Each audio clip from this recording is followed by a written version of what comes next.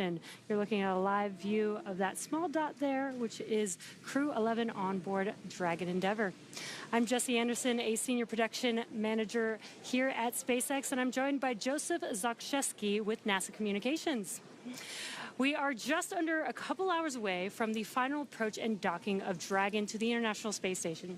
Overall, this will be Dragon's 49th visit to the space station and its 19th human spaceflight to the orbiting laboratory, including the Demo 2 flight test, 10 NASA Commercial Crew Program rotation flights, and 4 Axiom Space private astronaut missions. And this is SpaceX's 5th Dragon mission just this year. Now, as we continue to get those great views of Dragon making their approach to the International Space Station, let's look back over what their journey has been like these last 16-plus hours for them, as launch day preparations started early this morning for our crew members. About 4 hours prior to launch, the crew completed their final medical checks before joining the SpaceX team to get into their spacesuits. And there you can see that those preparations well underway, and after suit-up, NASA operations and checkout in the building, the crew walked out, waving some final farewells to their family and friends waiting outside. The next destination for the crew was then the launch pad, and that's where they would board their Teslas and take a short ride to Launch Complex 39A at NASA's Kennedy Space Center in Florida, where the Falcon 9 and the Dragon spacecraft were awaiting them. 2.5 hours prior to launch, the crew ingressed or entered the Dragon spacecraft, walking over that crew access arm and enjoying some of those last views of the Space Coast, heading into the White Room and eventually into the spacecraft itself. And at 8:43 a.m. Pacific time, or 11:43 a.m. Eastern, the 9 Merlin 1D engines ignited and Falcon 9 lifted off from Launch Complex 40, beginning Crew-11's journey to the International Space Station.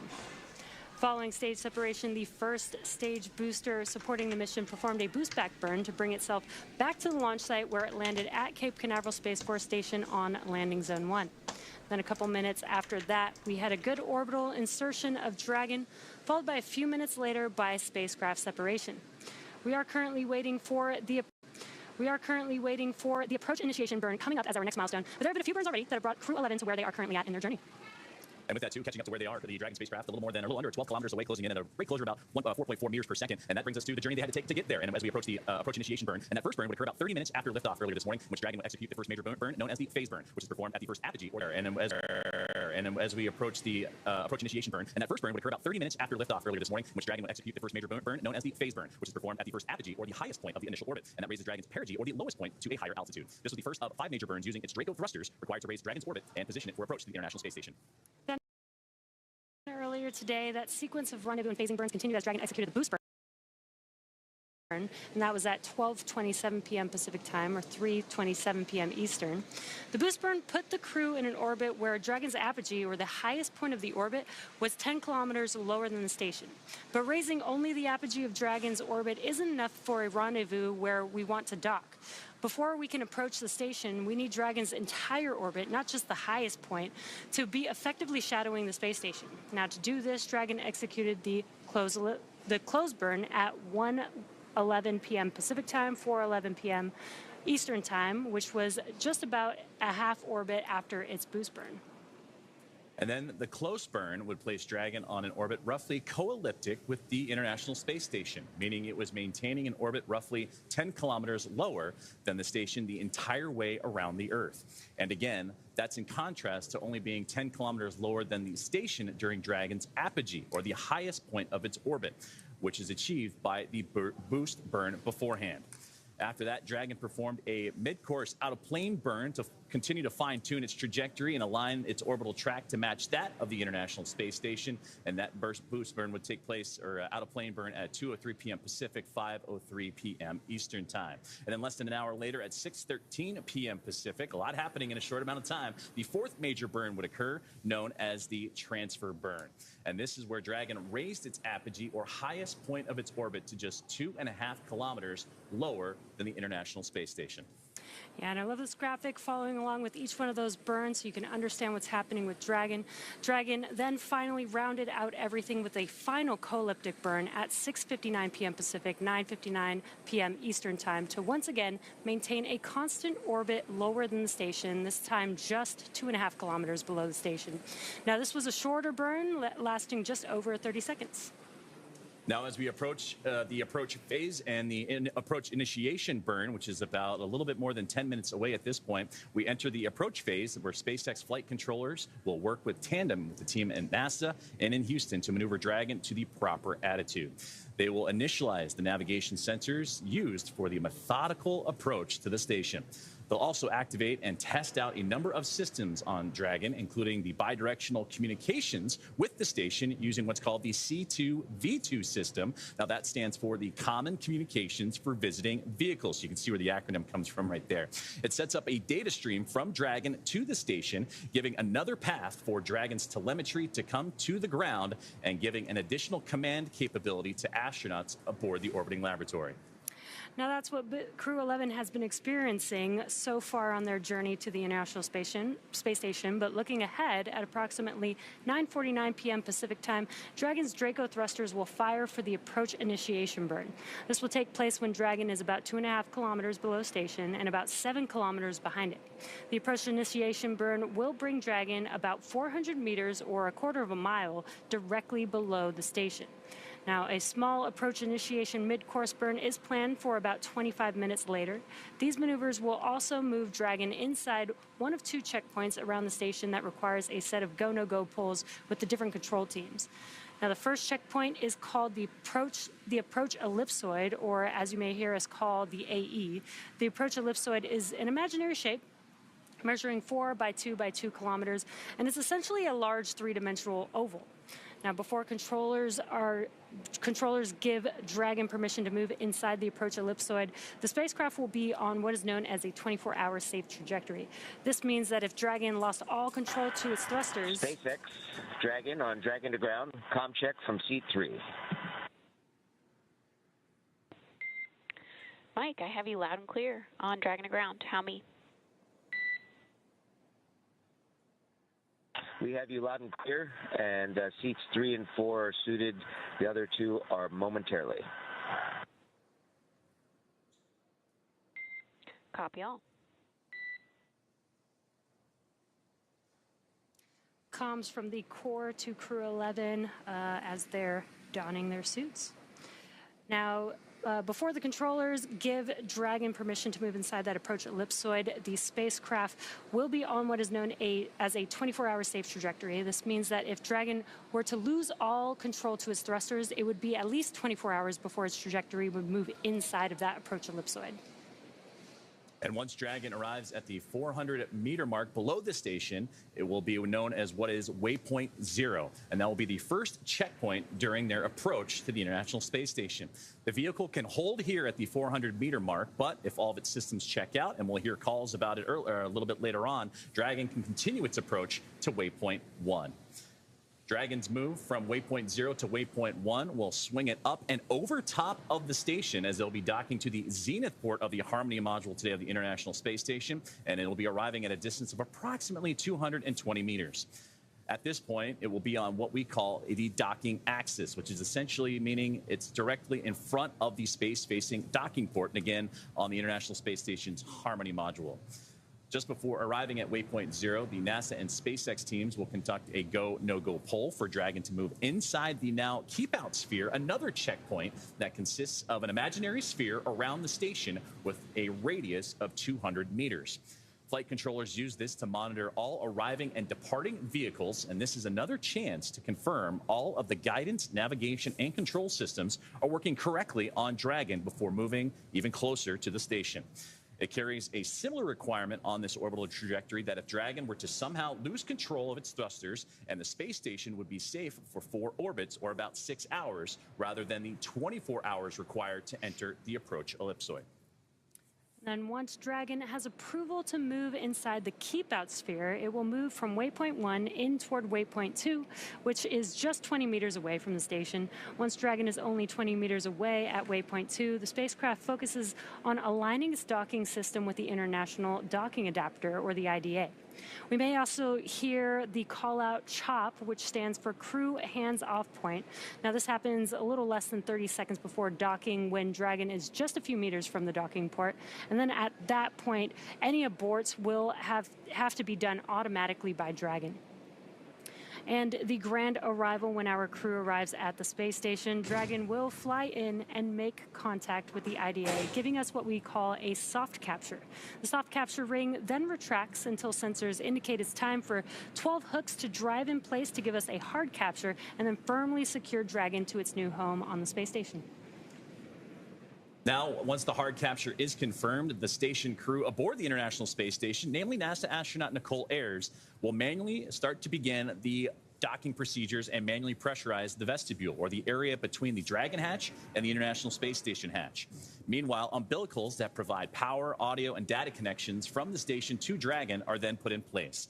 And then it's time for leak checks and hatch opening, which are currently timelined to come a little more than 2 hours following the docking. So right now we're continuing to track along, and we heard comms earlier between the ground and the crew. They're getting suited up to provide that extra layer of protection for them and pressurize those suits as we're entering another round of dynamic ops. It's been a busy day for Crew-11 after launch earlier this morning. So that approach initiation burn coming up in about 8 minutes or so. So we'll see and hear more communications as those crew members continue to get dressed up. Yeah, Crew-11 is currently coasting. They've got a couple more hours on their flight from launch this morning. And we did attempt a launch yesterday morning, but due to weather, had to move the launch this morning. But they're still docking around a similar time, which is great for them. They have a little bit of a shorter trip. Or I guess they could have had a longer trip on Dragon, which may have been a pro for them either way.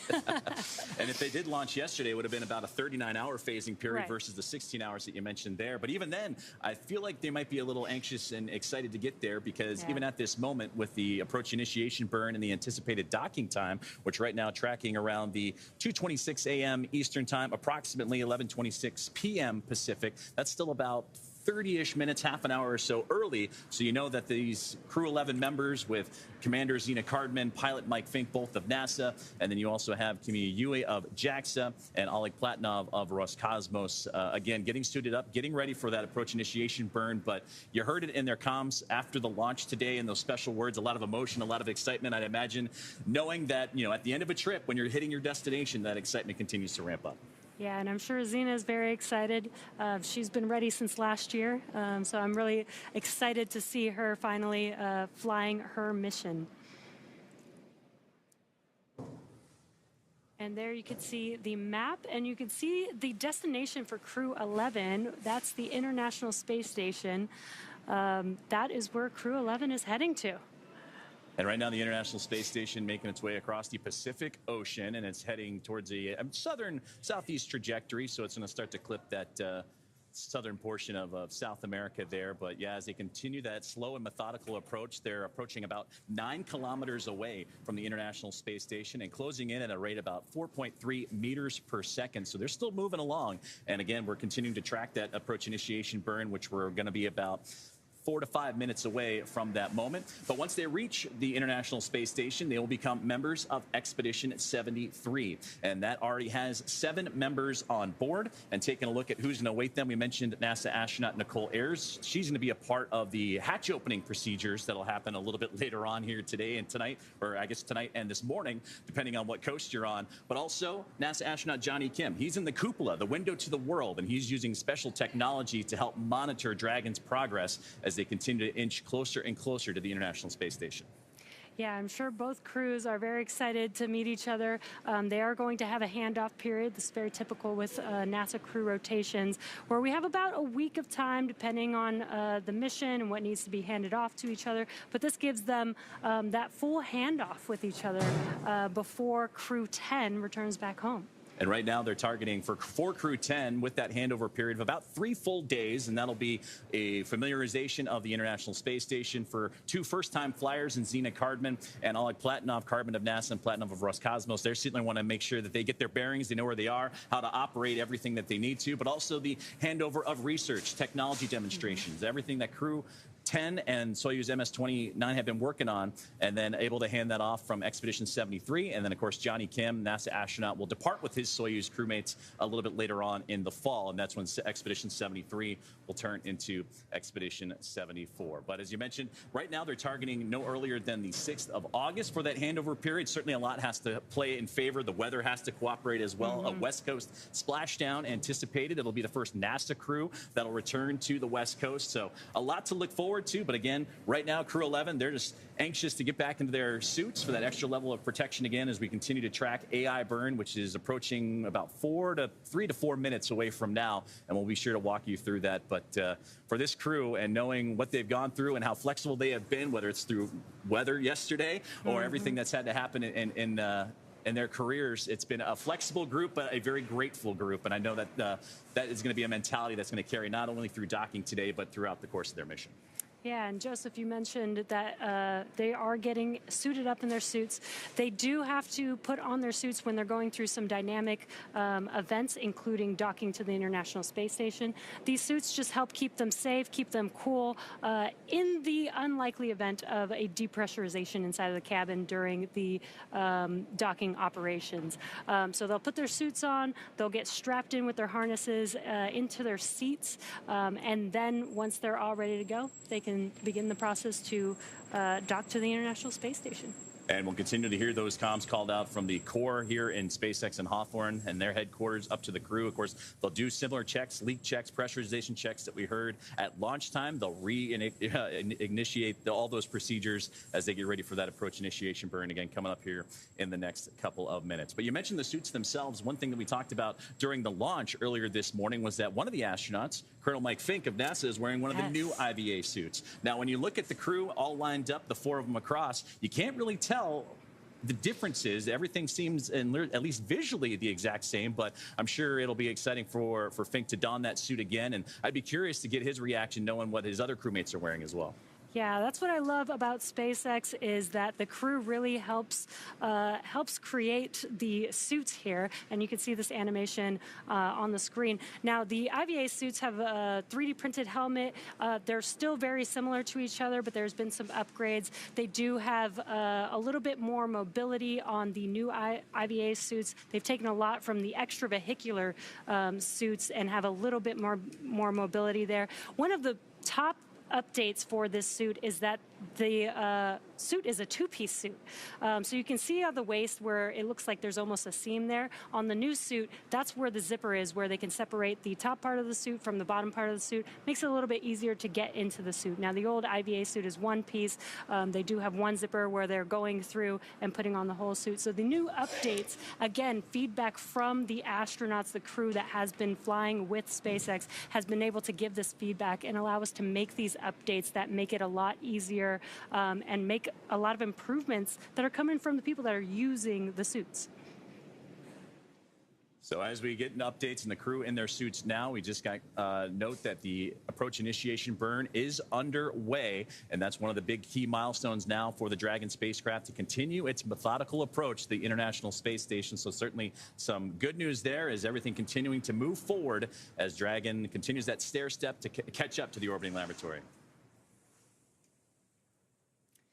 As we continue in towards docking, let's take a closer look at the Dragon spacecraft that is bringing Crew-11 to the International Space Station today. The Dragon spacecraft and its trunk stands over 27 feet tall. There are 2 windows on the spacecraft. The nose cone opens shortly after launch to expose the forward bulkhead thrusters and docking mechanism that will connect with the International Space Station to the IDA. Dragon's trunk holds solar cells, which power Dragon while it's in free flight, and the trunk can also carry unpressurized cargo, so there's a lot of space on the spacecraft. And Dragon has 16 Draco thrusters that can be used in space to help navigate the spacecraft to its destination, each providing 90 pounds of force. Now, that doesn't include the 8 Super Draco thrusters used for an abort, which are no longer active once the crew is in orbit. Yeah, Dragon has played a significant role in advancing our future in space by safely transporting crew to and from the space station. And there are currently 5 Dragon spacecraft supporting human spaceflight missions that have docked to the International Space Station already. Endeavor, Resilience, Endurance, Freedom, and Grace, which you could see there on your screen. Today's crew is flying aboard Dragon Endeavor. This is the first operational Dragon to carry crew on board during SpaceX and NASA's Demo 2 mission in 2020. Endeavour has been very busy since then, having also flown NASA's Crew-2, Crew-6, and Crew-8 missions, as well as the Axiom 1 mission. And in fact, this is the first Dragon spacecraft to fly for a 6th time. And with that, it's the 6th time they have completed the approach initiation burn, which just got wrapped up just a few moments ago. And now Dragon tracking to be a little bit more than 7 kilometers away from the International Space Station and moving about 4.8 meters per second. So it was a good burn and everything moving quite along and swimmingly for the NASA SpaceX Crew-11 team. Now, overall, this is Dragon's 49th visit to the space station and its 19th human spaceflight mission to the orbiting laboratory. Including Crew-11 on board right now, SpaceX has now flown 74 crew members to the space station since the Demo 2 mission in May of 2020. And actually hearing from the SpaceX team earlier today that this is actually the anniversary of the splashdown of Demo 2 and the return of astronauts from American soil. So Endeavour, which was that spacecraft for Bob and Doug, now docking the International Space Station on that 5-year anniversary.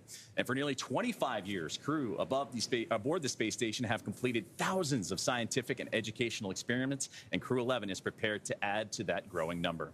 Crew-11 will conduct hundreds of science and experience and technology demonstrations during their mission, in which they will spend multiple months working aboard the orbital laboratory. Having more crew members on board significantly expands the amount of research that can be conducted, and this crew will conduct their new scientific research to prepare for human exploration beyond low Earth orbit and benefit humanity on Earth. And some of those will be directly intertwined with the Artemis campaign that'll send astronauts back to the moon and beyond, so it'll be fun to see what they're able to participate in during their long-duration stay. Yeah, always very exciting to see what these crews can do. Some of the more than 200 research and tech demonstrations Crew-11 will participate in include a set to study plant cell division and microgravity's effects on bacteria-killing viruses, as well as perform experiments to produce a higher volume of human stem cells and generate on-demand nutrients. Overall, the hundreds of research and tech demonstrations the crew will work with throughout their mission span a wide range of disciplines, from life and physical sciences to advanced materials, technology development, in-space production applications, and even some student-led research. And not only will all this research provide valuable insights for future deep space missions of exploration and help establish a market in low Earth orbit, it will also directly benefit humanity here on Earth. When astronauts engage with students worldwide via the ISS ham radio program, researchers will use the ham radio hardware to test software for Navigation and Communication Test Bed, or NAVCOM, that could help shape future lunar navigation, which is a personal favorite of Mike Fink.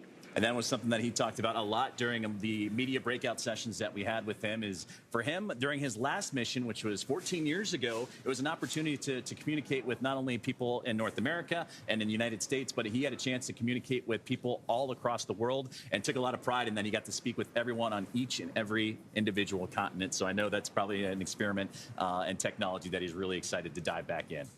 Expedition 73 is also scheduled to conduct a Bionutrients 3 investigation, and that's producing essential nutrients on demand in space using engineering microbes like yogurt and yeast and helping offset nutrient loss during long-duration missions. The study also tests food safety, including pasteurization, while exploring sustainable techniques for deep space travel. And that really ties into the Artemis campaign. As we do missions further and further out, you're going to need to have those opportunities to preserve your food and be able to produce food when you're a little further away from home.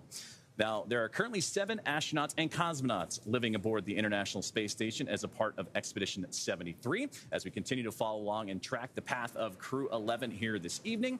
Following Crew-11's arrival today, the space station will have a total of 11 crew members, fitting Crew-11, 11 crew members aboard for just a few days.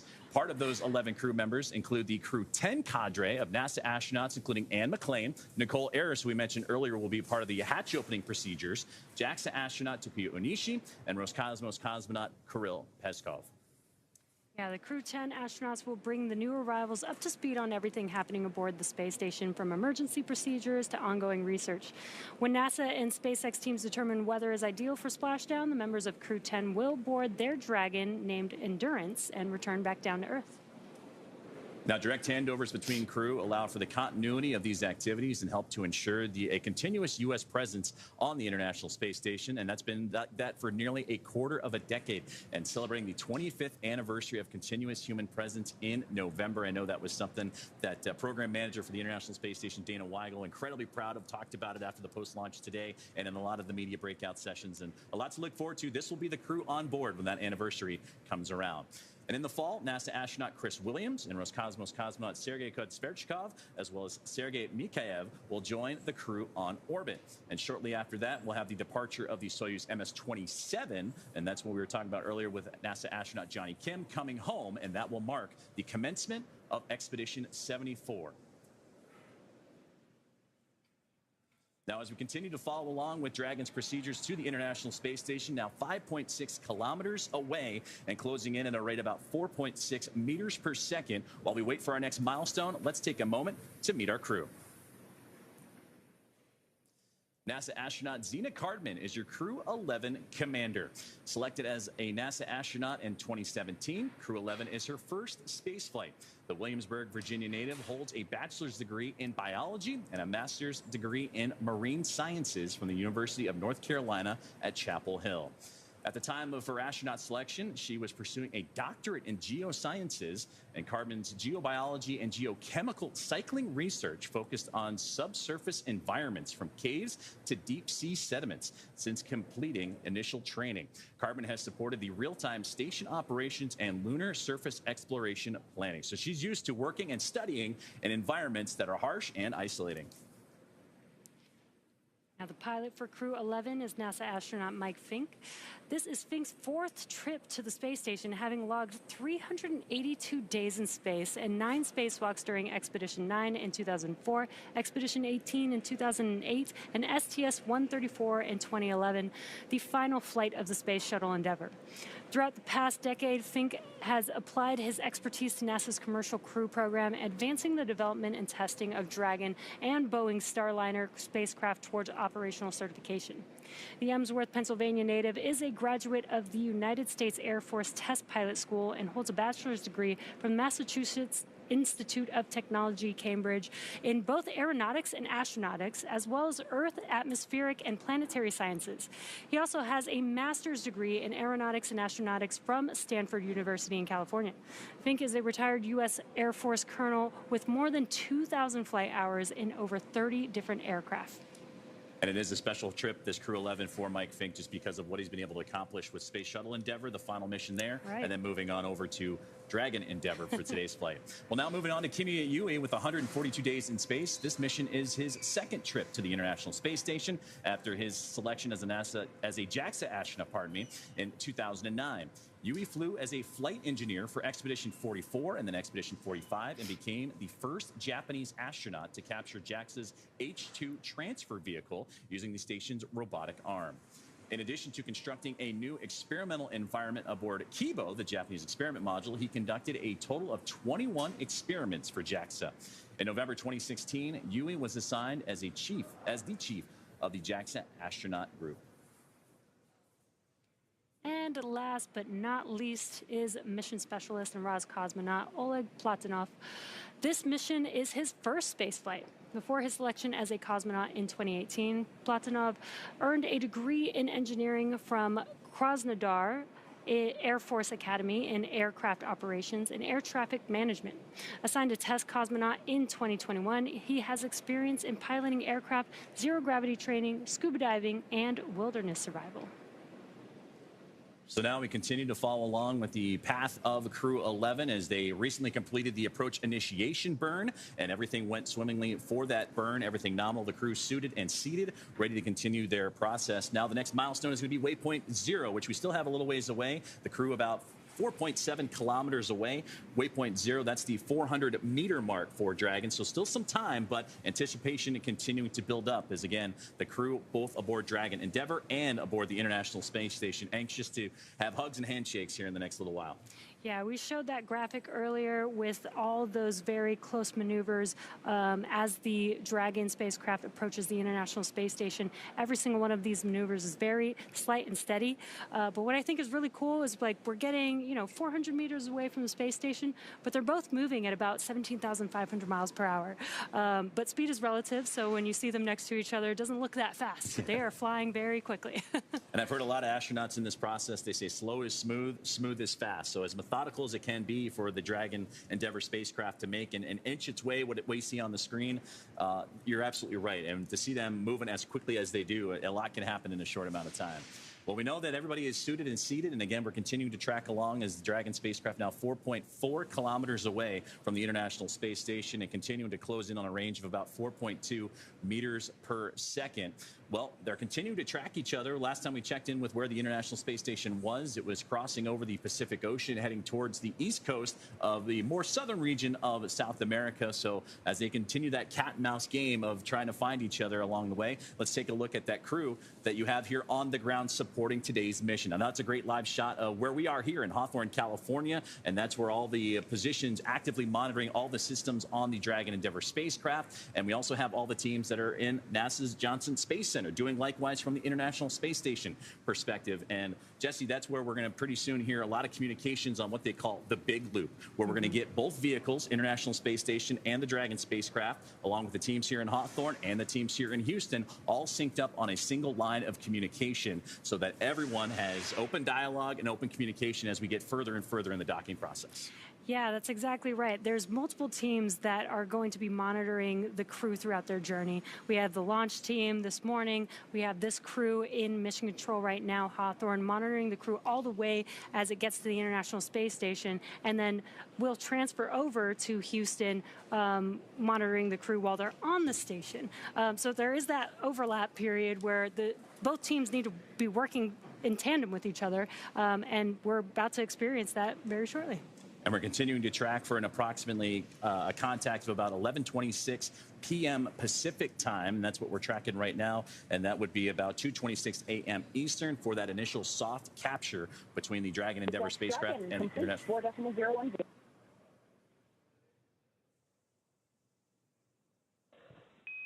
SpaceX copies on the big loop, 4.010 complete.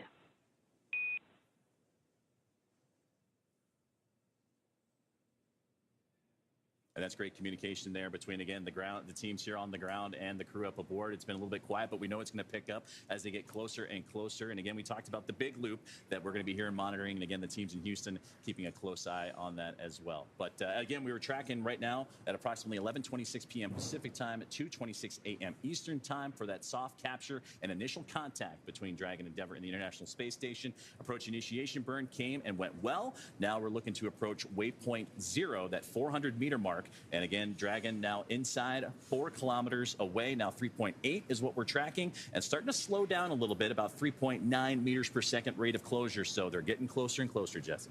Yeah, it's going to be a slow and steady approach as always, but there's going to be a lot of events happening. We're going to hear a lot of comms, as Joseph mentioned. We're going to hear the call-outs as they get from waypoint 0 to waypoint 1, waypoint 2, and then all the activity as the spacecraft approaches the International Space Station.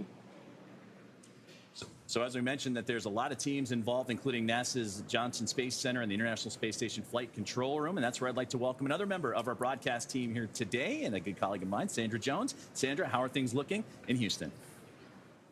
Hey, good morning, and welcome to the International Space Station Flight Control Room at the Johnson Space Center in Houston, Texas. We are gearing up for this morning's docking and looking forward to... SpaceX on the big loop. You are go to begin suit leak check procedure 4.011 when ready. Activating 4.011. We are go. And those communications just now between the ground and up to the commander of Dragon, that is Zena Cardman. They are going to begin working through some suit leak checks at this point, as they are now suited up in their spacesuits. But again, we are looking forward to welcoming Crew-11 on board the space station soon. Dragon's approach will be monitored both on the ground and from the space station's cupola, using special software to track Dragon's approach and make sure it stays in the expected zones. Once Dragon is docked, NASA astronaut Nicole Ayers members will be primed to start hatch opening operations, and they will start by opening the large hatch on Node 2 Zenith, or the space-facing port, which will give them access into the pressurized mating adapter. The crew will then pressurize the vestibule, which is a small space between the hatches on the Dragon and space station. This area was previously exposed to vacuum prior to docking, so the crew will need to fill it with air and make sure its pressure is nearly equal with the atmospheric pressure on Dragon and the space station. Heirs will then use a small valve on the station's hatch to slowly introduce air into the space station's vestibule. Flight controllers here in Houston will monitor and verify the pressure readings to make sure that everything is leak-free before we get ready to open up the hatches. NASA Flight Director Ronak Davey is the Mission Control Director for today's approach and docking, and to their right is their CAPCOM, or capsule communicator, who will be communicating with the crew aboard the space station. There are currently 7 astronauts aboard the International Space Station, and as we've discussed, that number will jump up to 11 once Crew-11 astronauts arrive on board.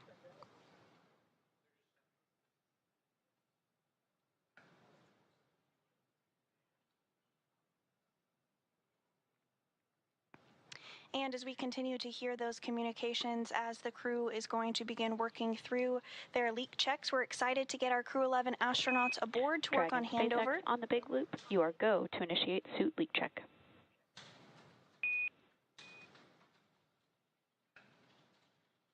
Go.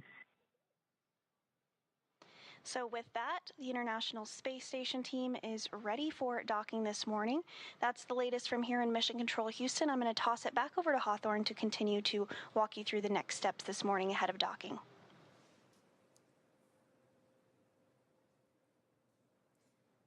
Thanks, Sandra. Now coming up, once Dragon arrives at 400 meters below station, it will be at what is known as waypoint 0. That will be the first checkpoint during our approach, and you can kind of see these movements here on your screen on the graphic. The vehicle can hold here at 400 meters, but if all systems check out, Dragon can just continue its approach to waypoint 1. Dragon's move from waypoint 0 to waypoint 1 will swing it up and over top of the International Space Station, arriving at a distance of approximately 220 meters. At this point, it will be what is called the docking axis, which is essentially means directly in front of the docking port. The crew are headed to the zenith port of the International Space Station, or the space-facing port, the Node 2 of the International Space Station. Dragon has docked to Node 2, also known as Harmony, for all of those crewed missions so far, because that's where both the international docking adapters are located.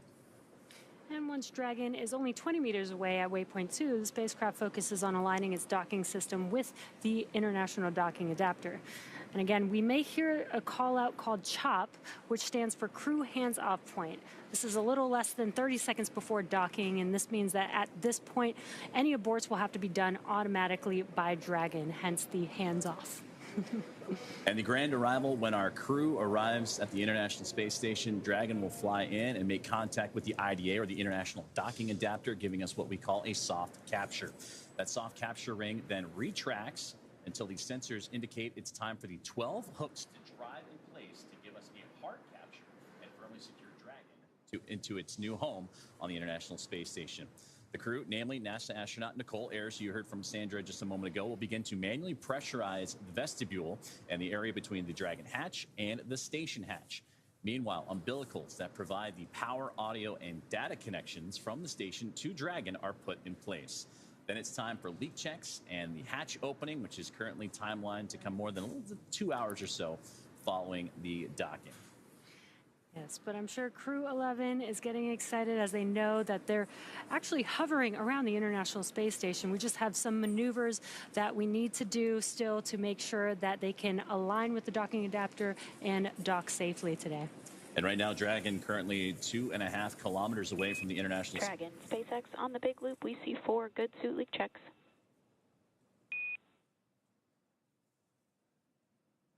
Dragon copies on the big loop, we see the same.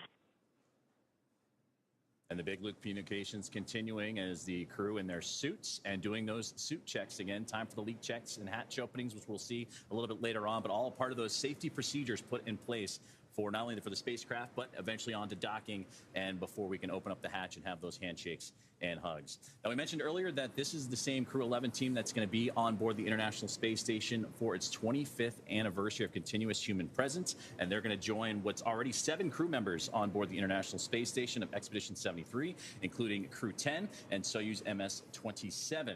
Now, the members of Crew-10, they launched back in March 12th, in fact, of 2025, and they have been up there for a little while, led by a NASA astronaut and commander of the crew, Anne McClain, first-time flyer, and NASA for the pilot of Crew-10, Nicole Ayers, Takuya Onishi of JAXA, and Kirill Peskov of Roscosmos. And also Johnny Kim, the NASA astronaut, a part of the Soyuz MS-27 crew that launched back in early April with Sergei Ryzhikov and Alexei Zubritsky. So for Zina Cardman, Mike Fink, Kimi Yui, and Oleg Platonov, excited for that reunion. And in fact, Zina Cardman, NASA classmates, a part of the Turtles class with Johnny Kim. So I know they're excited to catch up with each other as well. Kimi Yui onboarded and became an astronaut along with Takuya Onishi. And for Yui, that's his best friend. He's actually looking forward to going and reuniting with his best friend. And it's been a little while, about 4 years since the last time there were 2 JAXA astronauts on the International Space Station together. So impressive there. And then for Oleg Platonov, reuniting with his Roscosmos cosmonaut crew as well. So a lot of reuniting, a lot of happiness that'll be coming from this crew, but to be a part of this expedition and then also be the crew on board for 25 years of continuous human presence, all kinds of milestones to celebrate. Yeah, that's probably pretty exciting to go and meet your best friend in space. I think that's really cool that we are getting more crew in space, government and commercial crew in space, and maybe one day, you know, that'll be the phone call you make, like, hey, I'll meet you in space. And to that effect, too, just because of where they're docking today, again, that Zenith port, the space-facing port of the Harmony module, that was recently vacated just a couple of weeks ago from Axiom Mission 4, the 4th private astronaut to the International Space Station. So a lot of comings and goings and a lot of people on board station at any given point, but for them to come around and for the Dragon Endeavour celebrating its own milestones at 6th flight and its return to the International Space Station again after 5 years ago to this day, it was the splashdown and return of Demo 2, and there's some great views that we're now getting.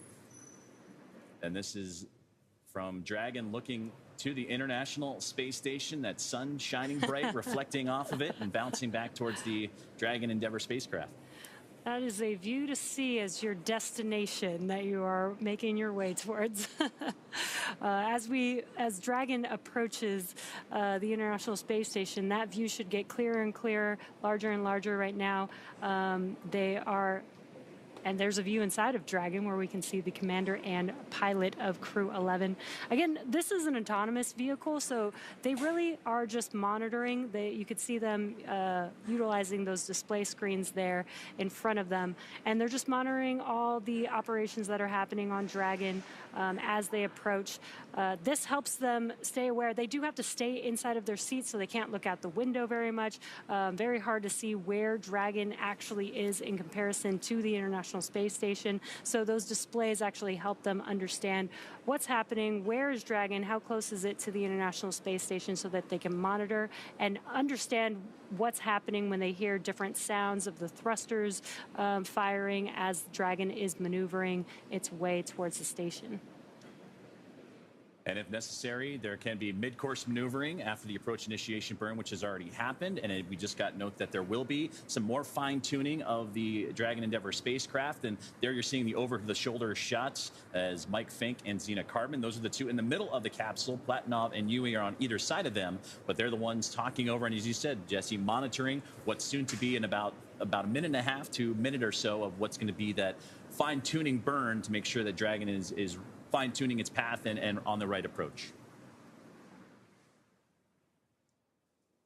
You can see the great numbers down there at the bottom of your screen, too, of how close Dragon is getting to the International Space Station. And there's the space station from Dragon once again, as they are 13 hours and 30 minutes into today's flight. Their flight from liftoff, which was earlier this morning at 11:43 a.m. Eastern, 8:43 a.m. Pacific time. So it's been a event-filled day for this Crew-11 team. Had they lifted off on the first attempt yesterday, it would have been a lot longer of a phasing, about 39 hours or so, a chance to get settled in.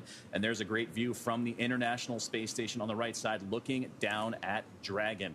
So they're inching their way slowly but surely as we continue to monitor the progress of the Dragon spacecraft. But again, we did catch word that there will be an out-of-plane burn, an adjustment burn to follow up, so they continue that fine-tuning process and make their way to the International Space Station. And some great views here on the left-hand side, inside of Dragon, with the crew on your right-hand side, again, from the International Space Station, looking at Dragon as it approached. And in the bottom right-hand of your corner, you could see the graphic showing the thrusters on Dragon, which I think is really cool.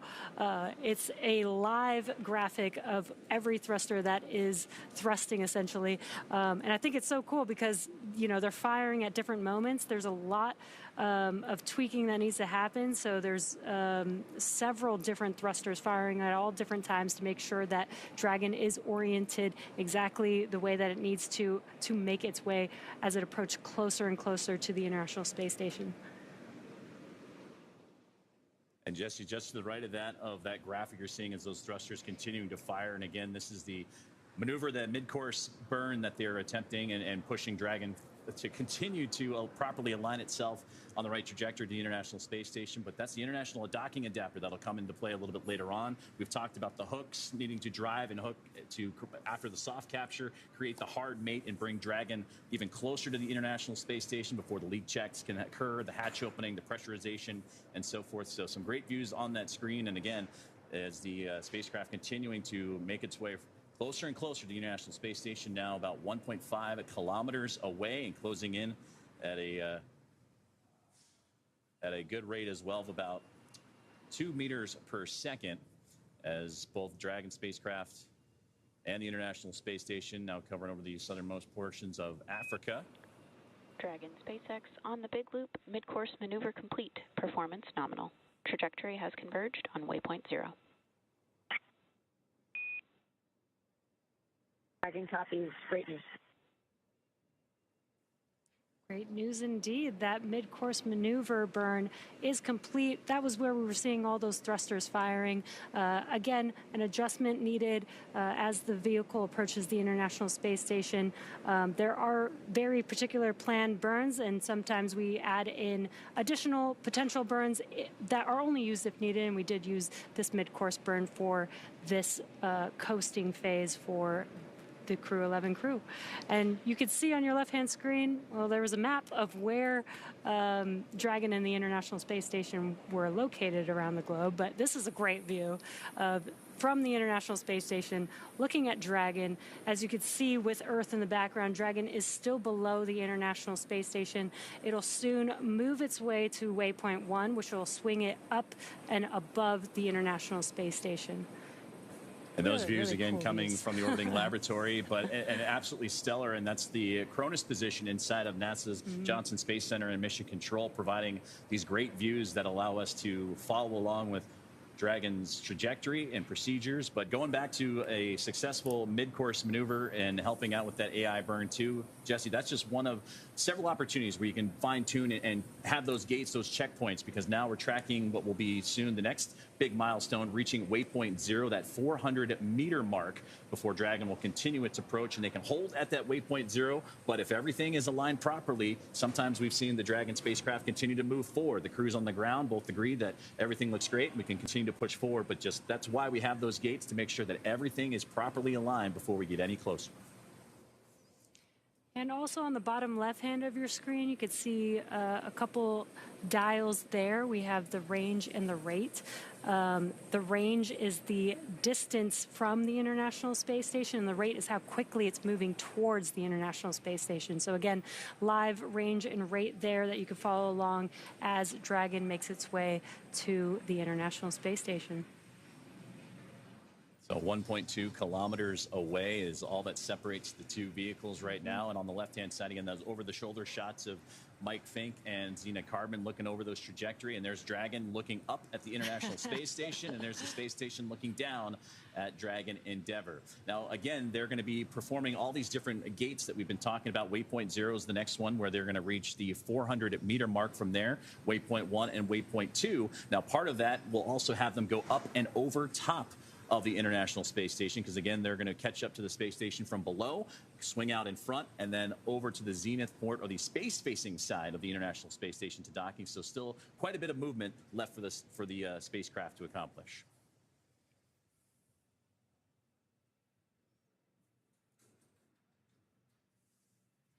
Again, as we've been mentioning, the crew is in their seats. The commander and pilot are both monitoring using those displays that are right in front of them. Again, just monitoring. Dragon is an autonomous vehicle, so essentially on autopilot as they make their way to station. And I love this view of the International Space Station. You know, you see pictures and sometimes models of the International Space Station, but when you get to see it live, like a live view like this, it is so cool to know that that is flying above the Earth at all times, and you get to see it a little bit up close. Even though we're down here on Earth, we get to see it live on these views. Especially as we get closer, all the hardware up close from the solar arrays you can see fanned out on either side. As we now just got word that there's going to be a go, no-go poll for whether or not the Dragon spacecraft can proceed past waypoint 0 or if they need to hold at that given point. So that's where everything will continue to be monitored from the teams on the ground as well as the teams inside the International Space Station and the Dragon spacecraft. The big loop, you've heard it when they call up, they say Dragon on the big loop. That's what they mean, the communications that everyone is a part of, whether it's here in Hawthorne, in Houston, on the International Space Station, or inside Dragon Endeavour.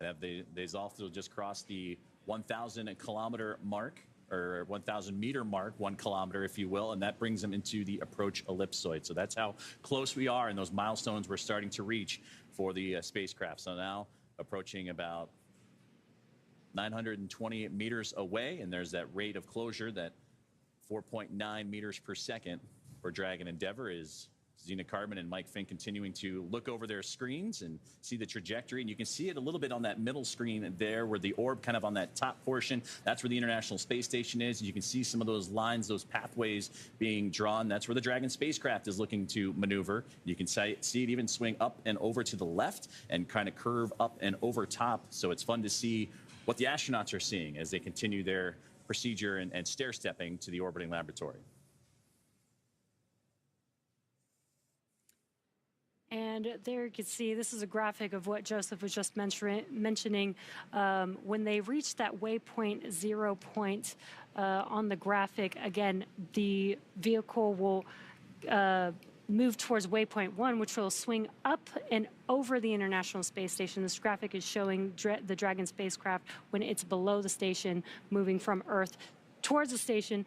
It's going to swing up and around, and again on the space-facing side of the International Space Station, there's a better view of that. So it's going to take that path up to waypoint 1 and then begin to approach, first align itself with the docking adapter that arrow is pointing to at waypoint 2, and then that where it says contact is where that IDA or International Docking Adapter is, and that's where Dragon is going to dock and have its home for the next few months for Crew-11.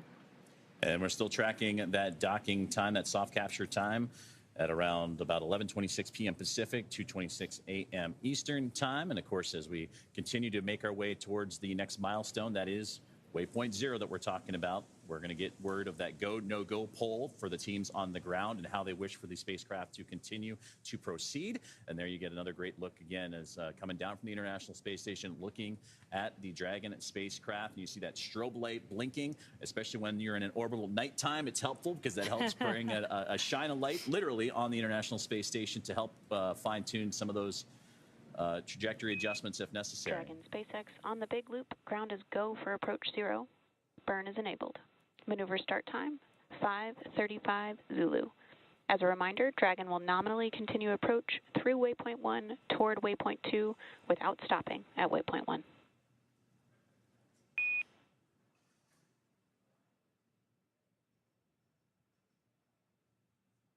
Dragon copies. We see the approach leg enabled flag is true. This will initiate at 0535 Zulu. Dragon will not stop at waypoint 1.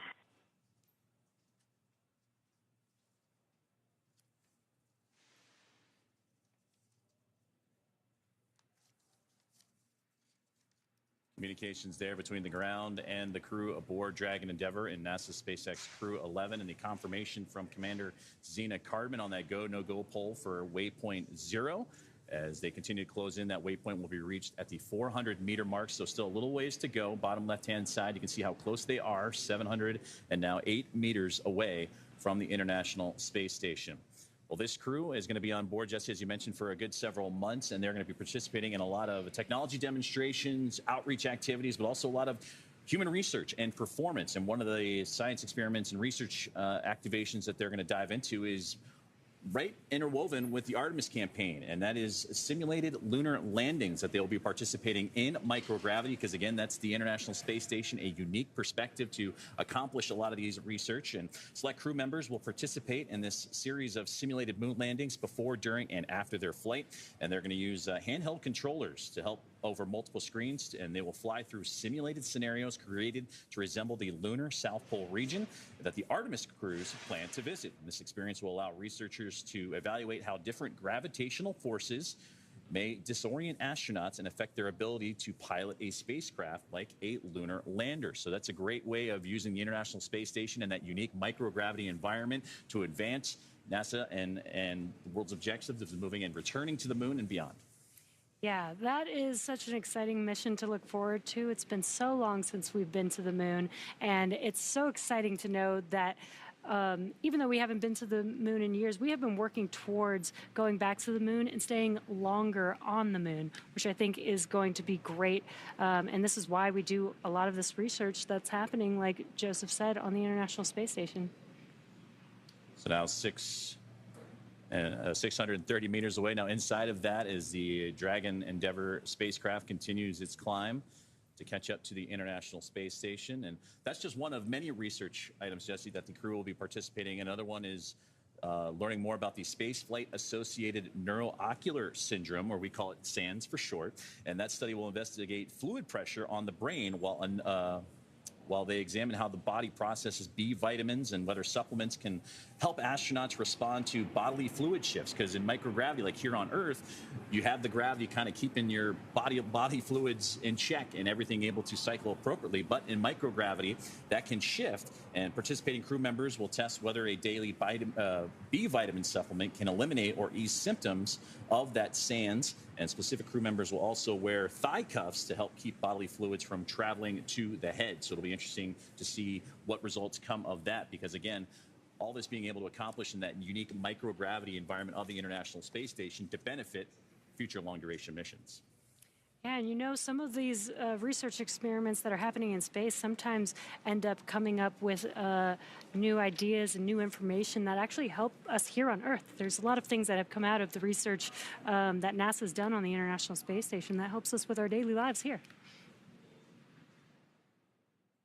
Now inside 570 meters away for NASA SpaceX Crew-11, as we have a transfer in communications there, and that's what was providing the live views from the International Space Station as they switch from different signals, different satellites to provide that data and the video feeds, again, coming from the Cronus team down at NASA's Johnson Space Center in Houston, Texas. But there's the team here in Hawthorne that continues to monitor the pathways for the Dragon spacecraft and Endeavour, and everything continuing to move along path as we get closer and closer to waypoint 0.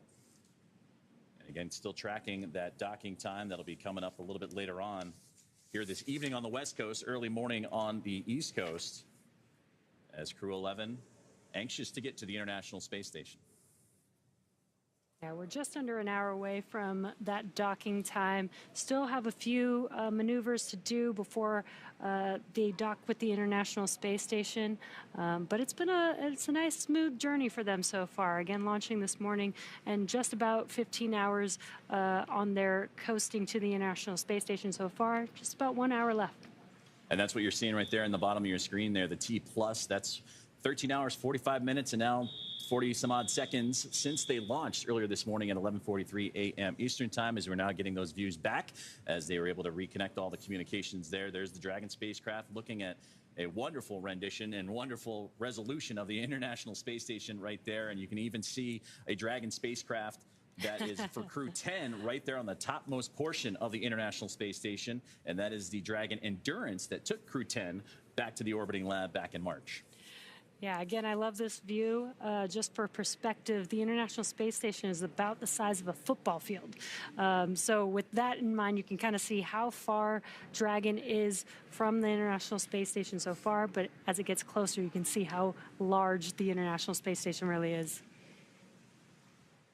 We're about 5 minutes away from reaching waypoint 0 as we're closing in about 100 meters in terms of distance until we reach that 400-meter mark, and that's where waypoint 0 is to begin the first of what is going to be 3 gates or 3 checkpoints for the Dragon spacecraft to reach: waypoint 0, waypoint 1, and waypoint 2.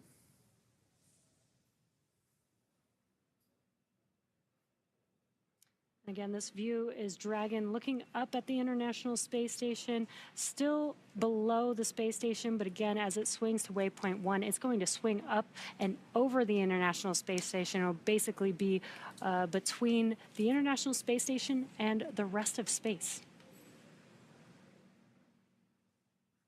We're still a few minutes away from reaching that waypoint 0 part, but it's good to see that gap continuing to close as, again, over-the-shoulder looks of NASA astronauts and Commander Zena Cardman on the left-hand side there, and that's Colonel Mike Fink, the pilot of the Dragon Endeavour spacecraft, on the right. And you can see similar views of what we were just looking at from the viewpoint of Dragon up to the International Space Station for Mike Fink and Zena Cardman. The screens on the far left and right-hand side. You can see the that viewpoint that they're looking at as well, and then all the telemetry data right there in the middle. You can see Dragon slowly but surely, a small dot making its way up at the bottom portion to that circle up towards the top of the screen. That is the International Space Station. And you can also see, Jesse, it's starting to slow down a little bit, that rate of closure. They were humming along for a little while there with all the key burns that they had to go through, especially those shortly after liftoff, but they're going to start making that slow and methodical approach towards that space-facing port of the International Space Station, but right now still below the orbiting lab and looking to swing up and over top of it here in the next little while.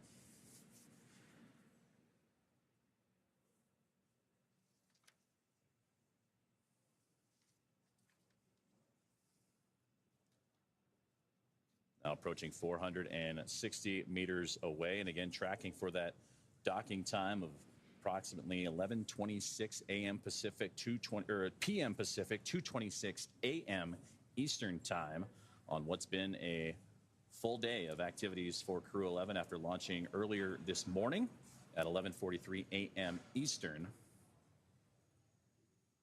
About a 16-hour and some change phasing, but they're arriving a little bit ahead of schedule at the moment, so anxious to get there. Yeah, and waypoint 0 again is about 400 meters away from the space station. So if you look at the bottom left-hand corner of your screen, that range dial there, that is showing how close the vehicle or the distance the vehicle is from the International Space Station. About 50 more meters to go to get to waypoint 0. 2.5 minutes is what they're estimating right now to get to that waypoint 0 mark, and we'll continue to hear communications from the big loop. That's the Dragon International Space Station, teams here in SpaceX in Hawthorne, and the International Space Station Flight Control Room in Houston, all communicating together as they continue to advance to that waypoint 0 milestone.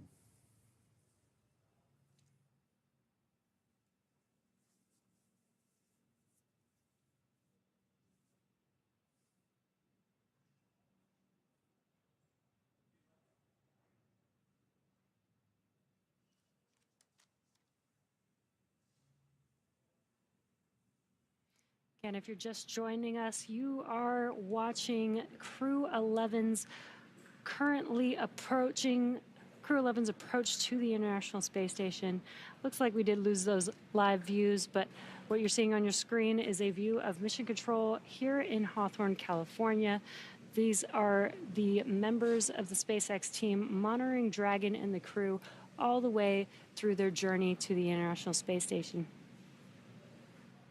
And those views continue to come and go, and that's perfectly normal. That's the communication shifting between different points of contact for the vehicles as they continue to orbit around the Earth, 17,500 miles an hour. You have to kind of pinpoint those communications. So there's little acquisitions of signal, AOS that you sometimes hear, or loss of signal, LOS, that you sometimes hear. So there's a great view of the teams inside of the SpaceX Mission Control here in Hawthorne as we await the acquisition of signal for both the Dragon spacecraft and the International Space Station to continue to bring those views. But right now we're coming up on about a minute away from reaching that waypoint 0 mark, and that's where those first of 3 gates will occur. So far, recapping what's happened, we mentioned that the launch was earlier this morning for NASA SpaceX Crew-11, and then shortly after launch, they would begin a sequence of burns, Jesse, that they would need to accomplish to stair-step their way, climb up higher, to connect and eventually catch up to the International Space Station, which they are still doing so today, and they have done so swimmingly. Everything has been going as planned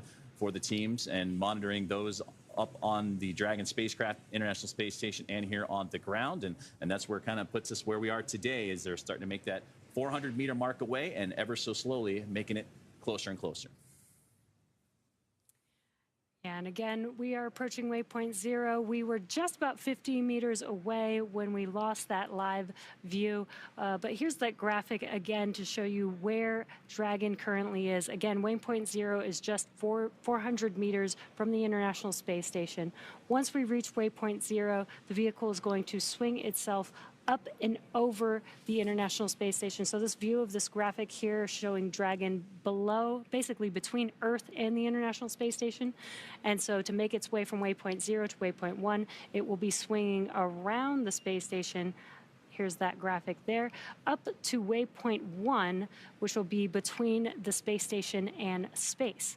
And then it'll align itself with that docking adapter and then make its way to dock with the International Space Station. It'll pass through waypoint 2, which is about 20 meters from the space station. Again, these are just checkpoints to make sure that the vehicle is healthy, that the International Space Station is ready for them to continue their approach, and then it'll eventually do a soft capture with the IDA and then a hard capture with 12 hard hooks that will safe the vehicle to the International Space Station for its home for the next few months.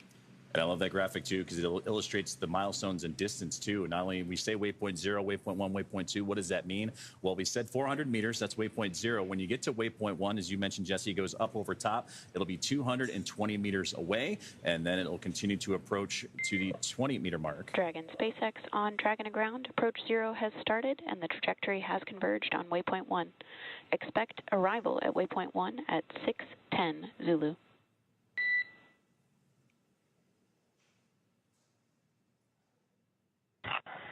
Dragon copies, expecting waypoint 1, 6:10 Zulu.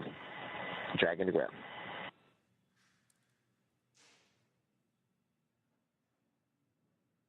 So with those communications, you just heard that the Dragon spacecraft has reached waypoint 0, which means it is 400 meters directly below the station. And that's what we've been following along. And we can see it in the views coming here shortly once we receive those communications and connections back from the spacecraft and the International Space Station.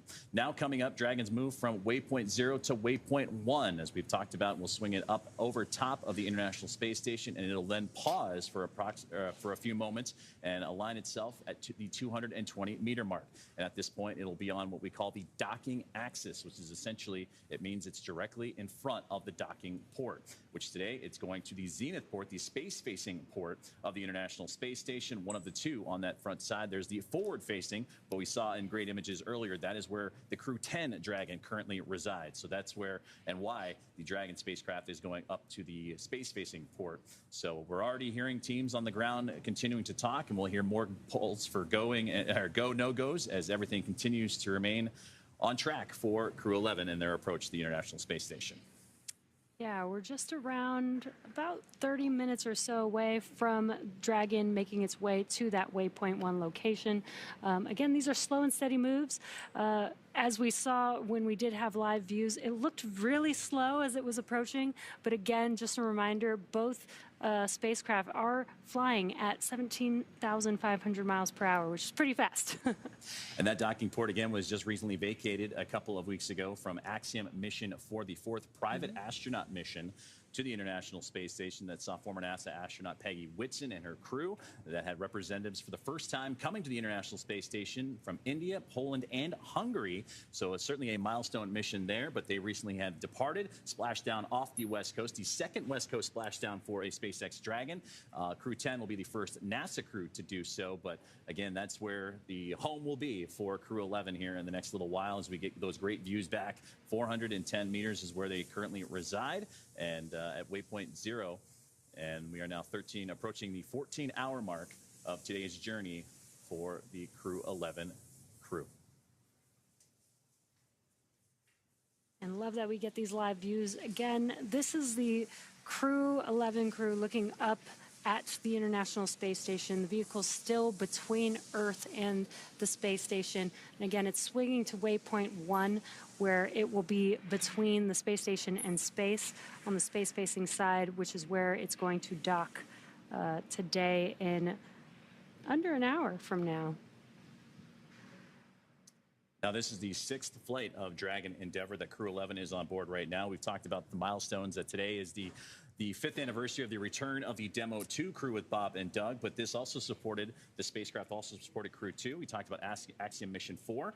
This spacecraft supported the first private astronaut mission, Axiom Mission 1, Crew 6, and Crew 8. So a great history, as this is, again, the first flight of this particular Dragon and the first Dragon spacecraft to have 6 flights under its belt.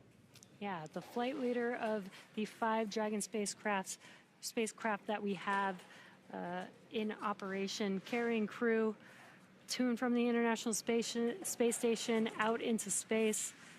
Just pretty incredible how far reusability has come with spacecraft. The fact that we are on the 6th flight of Dragon is mind-blowing to me.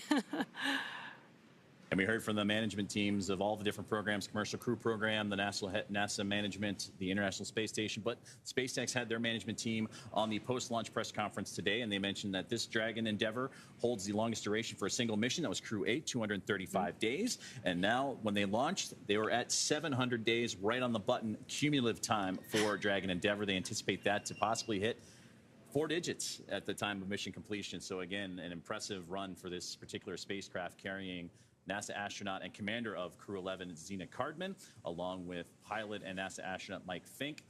And then you have JAXA astronaut Kimi Yui and Oleg Platonov of Roscosmos, the crew of 4, again, making its way slowly but surely to the International Space Station. Yeah, Joseph, you hit a lot of milestones that Endeavour has been accomplishing.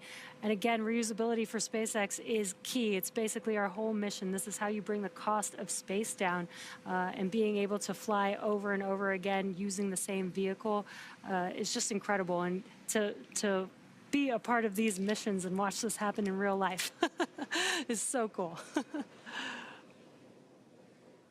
And we mentioned earlier in the broadcast that there are crew aboard the International Space Station that are helping, currently activating and helping out with the docking procedures for today, and that's namely NASA astronaut Johnny Kim and NASA astronaut Nicole Ayers. For Kim, he is located in the cupola, the window to the world. You've seen a lot of phenomenal imagery coming from now nearly 25 years of the International Space Station and continuous human presence from those great views. Well, he's using special equipment to monitor Dragon's approach to the International Space Station. And then Nicole Ayers will be on tap to help out with the hatch opening procedure. She did likewise for the Axiom Mission 4 team, so she has that experience to go, as ready to welcome in 2 of her own from NASA, and again, JAXA and Roscosmos astronaut and cosmonaut in tow as well. So again, it'll be a full day. I know this crew on board the Dragon, as well as the crew on the station, will be happy to see each other. They'll wind things down, but then they'll also begin handover procedures, which are going to get underway. About 3 days worth of full handover procedures, starting what I imagine be right tomorrow.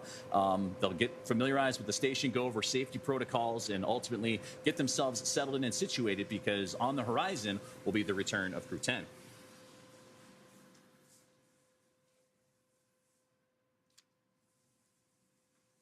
And if you look in your right bottom corner, again, you can see a graphic of the Dragon spacecraft with the locations of its thrusters. And you can see the thrusters are firing one at a time. Again, it's moving from waypoint 0 to waypoint 1, and it's flying autonomously, so the thrusters are firing exactly what it needs to continue to adjust to make its way to that waypoint 1 location. I think that's so cool that you could see that live there. We don't always get views of the Dragon spacecraft where you can see the thruster. Sometimes we do, but this graphic allows you to see it in real time, which is awesome. And we're about 26 minutes away from reaching that waypoint 1 mark, and about 15 minutes away from the next go, no-go poll. Again, these are all part of the systems and safety checkouts to make sure that Dragon is performing as it should. The International Space Station is ready to receive the spacecraft as well.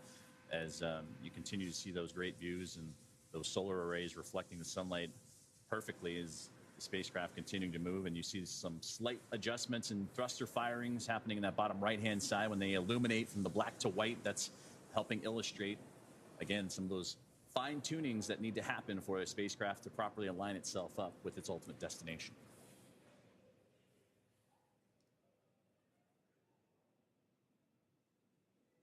So to recap what we've been seeing so far here this evening and what has been now just inside of the 14-hour mark of today's flight, earlier this morning, Crew-11, NASA SpaceX Crew-11, would launch from the Kennedy Space Center off the Florida coast at 11:43 a.m.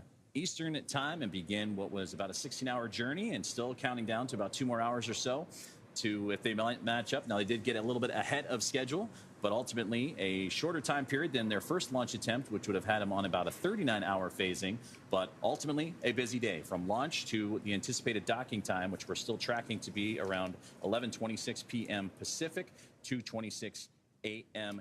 Eastern time. And as we mentioned earlier, we're a few more minutes away from the Waypoint 1 milestone, which will be 220 meters away, is all that separates the Dragon spacecraft and the International Space Station. And again, we're going to hear another round of go, no-go polls as the crew on board. You can see again Mike Fink on the right-hand side, Zena Cardman, she is on the left, working through their screens. And again, as you mentioned, Jesse, autonomously Dragon, the ability to dock, but if they do need to take over manual control, they can do so, but certainly following along with every step of their procedures. This is also a cool view. And of course, we lost the view right when I wanted to point out the spacesuits and the difference between Commander Zena's spacesuit and Mike Fink's spacesuit. When the view comes back, I'll try and point it out, but you could see the differences in the suits and the gloves and the cuffs on the arms.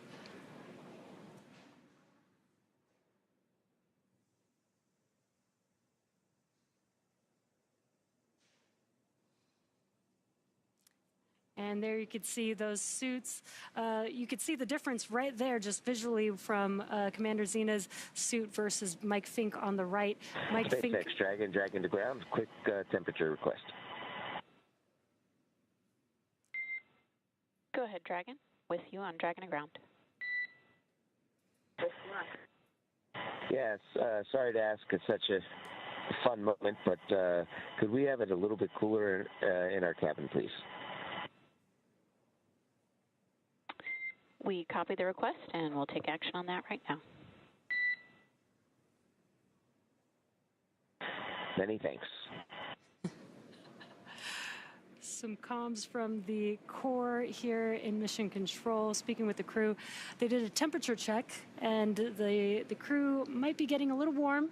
They are in their suits as they patiently wait docking with the International Space Station, and those suits actually help keep them cool. So they actually can control the temperature inside of Dragon as well as through the suits from mission control in Hawthorne, California.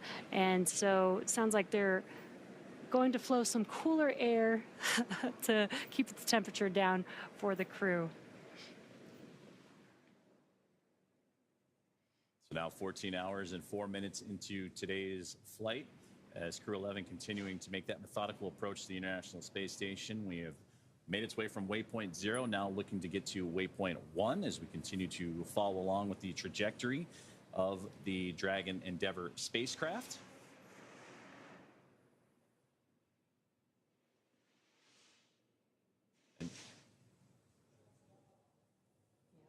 This is a slow approach to the International Space Station, but again, we have multiple checkpoints to make sure that the vehicle is safe, the crew is safe, as well as the International Space Station.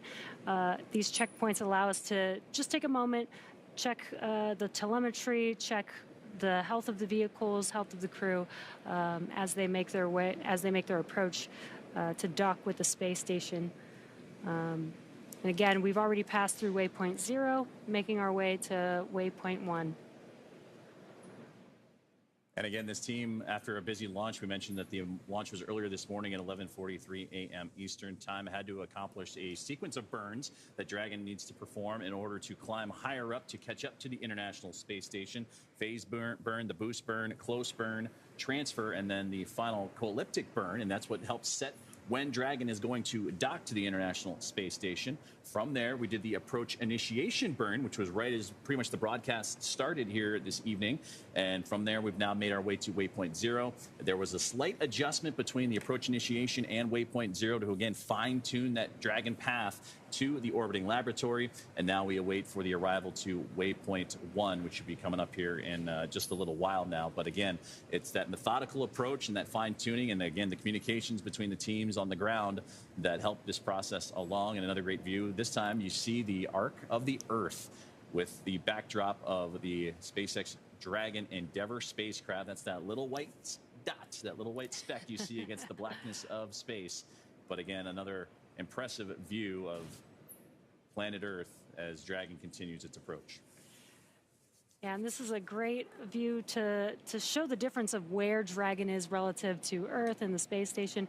Earlier, just about 20 minutes ago, when the International Space Station was looking at Dragon, you could see Earth in the background, so you could tell that Dragon was between the Earth and the space station. Now it's kind of almost approaching the side of the International Space Station, not quite there yet, but you could see this is the path that it's taking to move up and over the International Space Station to make it to the space-facing side. Right now, Dragon and the International Space Station, they're flying off the coast of Japan at the moment as they continue to try and catch up to one another, flying 17,500 miles per hour.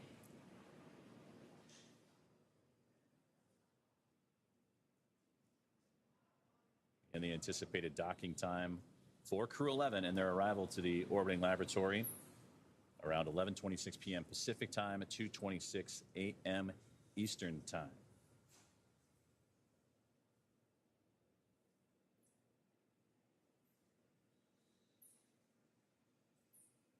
And that is the Dragon spacecraft right there, that white speck, and a great view from the ground teams and NASA's Johnson Space Center and Mission Control, the International Space Station Flight Control Room, the Cronus position, using those exterior cameras of the International Space Station to provide us with these spectacular views. And actually, when we get a chance, when we get to it, hopefully, we'll take a look at the Crew-11 patch, which has a nice nod to a view like this in the Voyager pale blue dot taken from the Voyager craft.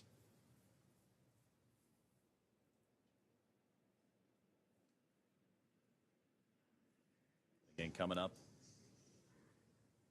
shortly on another go, no-go poll that'll have the Dragon Endeavour continue its journey towards the International Space Station, and from there, waypoint 1, which will be 220 meters away.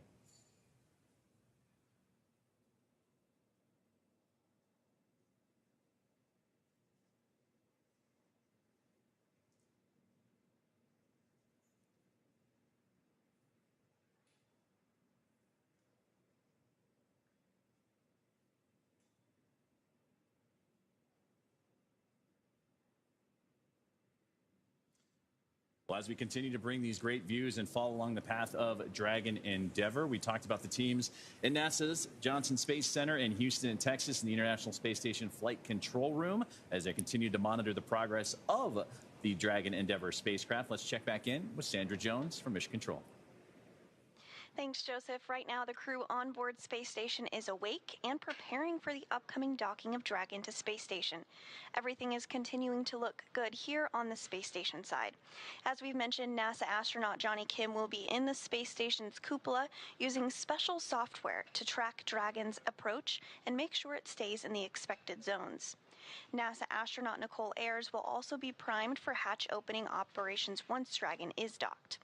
During these operations, they'll start by opening the large hatch on Node 2 Zenith, which is that space-facing port, to give them access into the pressurized mating adapter.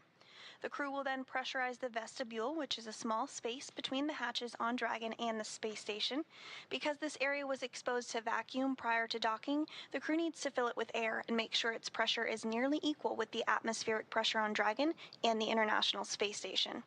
Heirs will use a small valve on the station's hatch to slowly introduce air into the station's vestibule. Flight controllers here in Houston will monitor and verify the pressure readings here to make sure that everything is leak-free before we get ready to open up the hatches. This entire process will take a couple of hours to complete. We are looking forward to docking today, still tracking 1:26 a.m. Central Time, followed by hatch opening about an hour and a half later. We'll round it all out with a welcome ceremony as Crew-11 officially joins the Expedition 73 crew currently aboard the International Space Station. Again, everything continuing to go smoothly from here in Mission Control Houston, so back over to Hawthorne. Thank you very much, Sandra. And yes, still a lot to come for the Dragon Endeavour spacecraft as they continue that methodical approach. You mentioned Johnny Kim continuing to monitor from the cupola, and Nicole Ayers, who will be on tap for the hatch opening procedures and pressurization checks, those leak checks once soft capture and then hard capture are completed. And then it usually takes about from soft capture and that initial contact to about 2 hours or so between hatch opening and welcoming the crew formally on board. And again, we'll hear all the communications and comms coming from all the teams involved, both here in Hawthorne and in Johnson Space Center and Mission Control. So again, that's a great view of the view from the International Space Station to the Dragon Endeavour spacecraft. This is a great view from the International Space Station, looking at Dragon as it's making its approach. And the sun is shining bright on Dragon, looking very bright there. We might be able to see some live thrust firings here from this view. There you go. And I like that you can see the reflection of Dragon in the lens. Yeah. It's a pretty awesome view. And there we're getting a sharper image. Very clear image of Dragon now. Very telling. Dragon SpaceX on Dragon to ground for cabin temperature.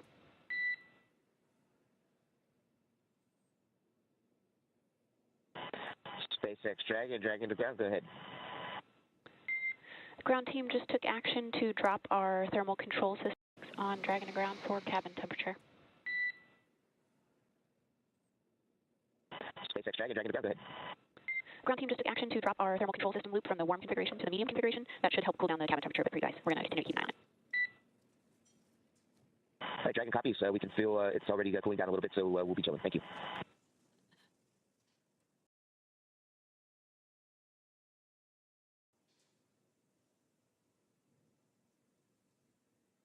And that's closing the loop on some communications that we heard from pilot Mike Fink of NASA on board the Dragon Endeavour spacecraft, talking to the crew on the ground. Looking to bring that temperature down just a little bit as they are in their suits.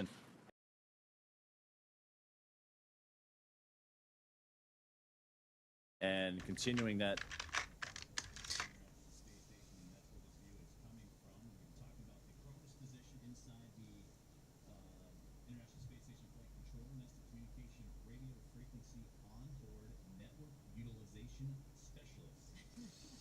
Сразу отвечу гению комментатору. Много запусков уже было, которые показывали одной камерой без каких-либо рыбьих глазов и всего вот, что ты написал. Не знаю, почему ты такого не видел.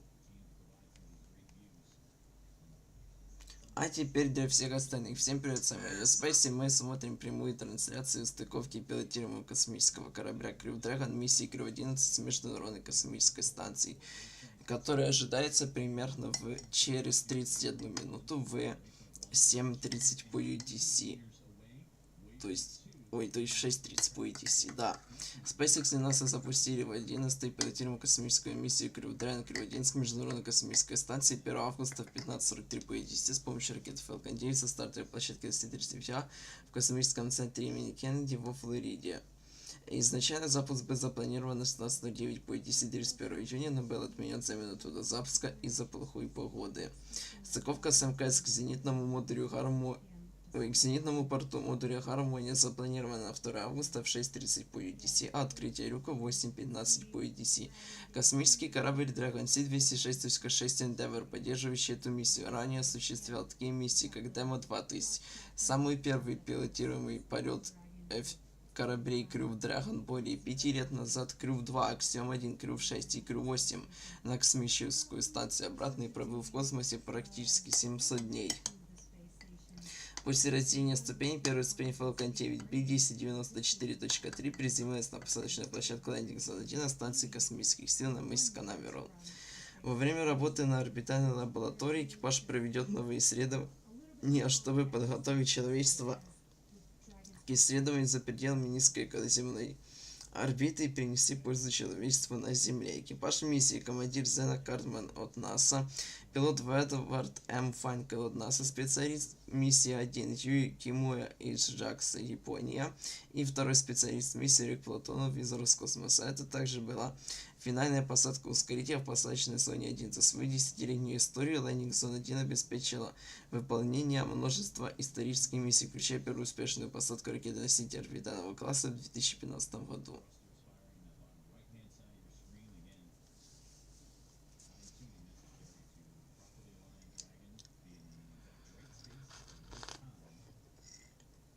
И вот расстояние до станции у нас остается 364 метра, я так понимаю. Скорость километр в час.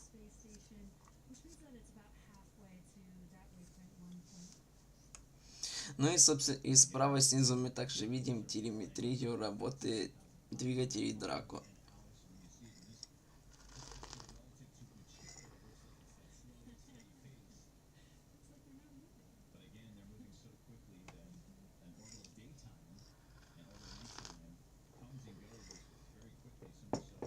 Dragon 2 это у нас класс частично многоразовых космических аппаратов, разработанных и изготовленных и эксплуатируемых американской космической компанией SpaceX для полетов Международной космической станции и частной космической миссии. Космический аппарат, состоящий из многоразовой космической капсулы. Одноразовый грузовой отсек имеет два варианта: 4-местный пилотируемый Crew-11 и грузовой Dragon, но грузовой нам сегодня не нужен, поскольку это не его миссия.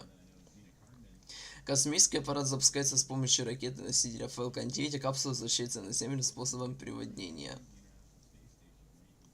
Стартовый вес капсулы составляет 12,5 тонн, ну то есть всего корабля, а сухая масса 7,7 тонн. Грузоподъемность на низкую орбиту 6 тонн, на МКС 3,3 тонны, также может вернуть 2,5 тонны на Землю. И 800 килограмм груза утилизировать, ну то есть мусора, вместе с грузовым отсеком при сгорании в атмосфере. Вмещает до 4 членов экипажа. Ну, про экипаж потом. Имеет объем под давлением в 9,3 кубических метра и без давления в 37 кубических метров в грузовом отсеке. Имеет шины постоянного тока на 28 и 120 вольт, солнечную батарею мощностью 1,5-2 кВт и 4 литий-полимерных аккумулятора. На низкой околоземной орбите может летать 10 дней в автономном полете, ни к чему не пристыкованный, или выше 210 дней пристыкованный к Международной космической станции. Сама же капсула имеет высоту 4,5 метра, а капсула вместе с грузовым отсеком, то есть весь корабль 8,1 метр высоты и диаметр до 4 метров. Все было построено 13 кораблей, с которых 7 пилотируемых, сейчас их эксплуатируется 5 штук, и все последующие полеты пилотируемых будут выполняться этими 5 кораблями. Первый запуск без экипажа был 2 марта 2019 года с экипажем 30 мая 2020 года на этом же корабле C206 Endeavour. Масса топлива составляет 2562 килограмма. На корабле установлено 16 двигателей Драко с тягой в 400 ньютонов и водяным импульсом 300 секунд, который работает на 4-коаксе азота и монолитной дрезины и используется для маневрирования в космосе и при возвращении на Землю. И при спуске уже по атмосфере также. И также установлено 8 двигателей Супер Драко. В качестве системы аварийного спасения с тягой 71 кН каждый, линейным импульсом 235 секунд, давлением в камере сгорания 7 МПА, временем работы до 25 секунд, для которых зарезервировано 1388 кг топлива.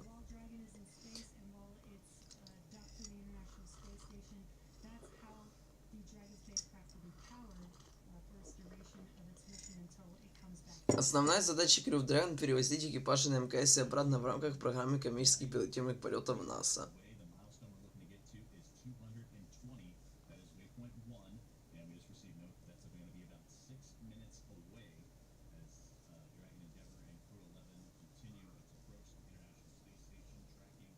Crew-11 способен работать автономно. SpaceX и NASA заявляют, что он способен перевозить до 7 астронавтов, но в обычных условиях экипаж составляет от 2 до 4 человек.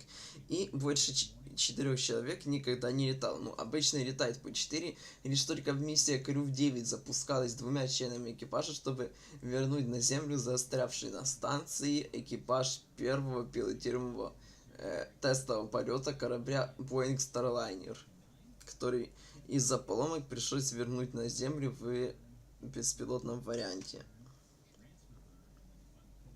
Crew-11 включает в себя интегрированную систему аварийного спасения с толкающей системой, 8 двигателей супердрака, которые могут отделить капсулу от ракеты-носителя в случае чрезвычайной ситуации в любой момент. SpaceX изначально планировала использовать двигатель супердрака для посадки Crew-11 на сушу, парашюта и приводнения в океан. Предполагалось использовать только в случае аварийного запуска. Но точная посадка на воду с использованием парашютом была предложена НАСА в качестве базового варианта. То есть изначально хотели делать посадку на реактивную на Землю на двигателях, но в итоге получилось полностью, кстати, наоборот. И посадка осуществляется на воду на парашютах, то есть приводнение обыкновенное. Но также недавно было разрешено в случае отказа парашютной системы использовать двигатель супердрака для посадки на воду. Но с тем, насколько Dragon безопасный корабль, и с тем, что ему на самом деле то осталось относительно не очень много полетов до полного перехода на Starship. Хотя, несколько десятков то точно, но все равно. Скорее всего, мы такой сценарий никогда не увидим.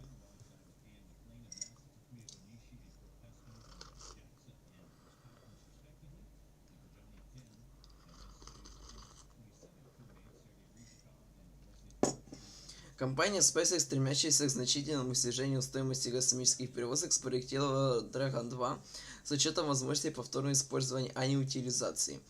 Он состоит из одноразовой капсулы и одноразового грузового отсека.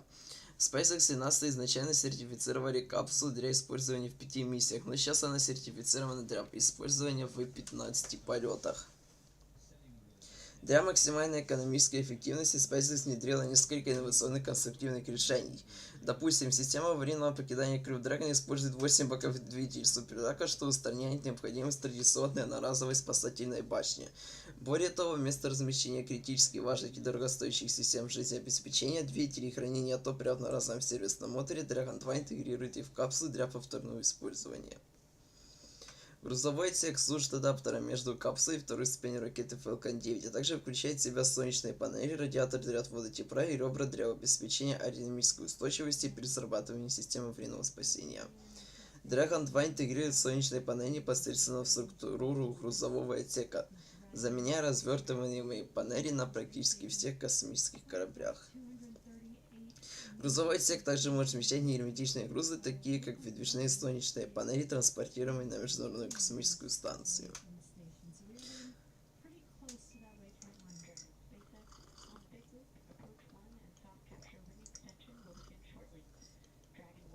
Типичная миссия Crew-11 включает 4 астронавтов, командира, который у нас сидит слева от нас, который руководит миссией и несет основную ответственность за управление космическим кораблем. Пилота, который сидит справа от нас и выполняет функции резервного пилота, и выполняет функции как командира миссии, так и оператора.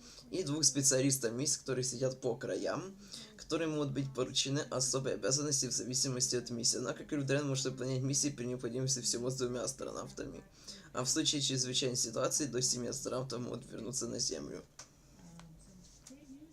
На Землю экипаж попадает через боковой люк. На Crew-11 над двумя центральными креслами, как мы видели, занимаемыми командиром и пилотом, расположена панель управления с 3 экранами. Под креслом находится грузовой поддон, где можно разместить около 230 кг грузов.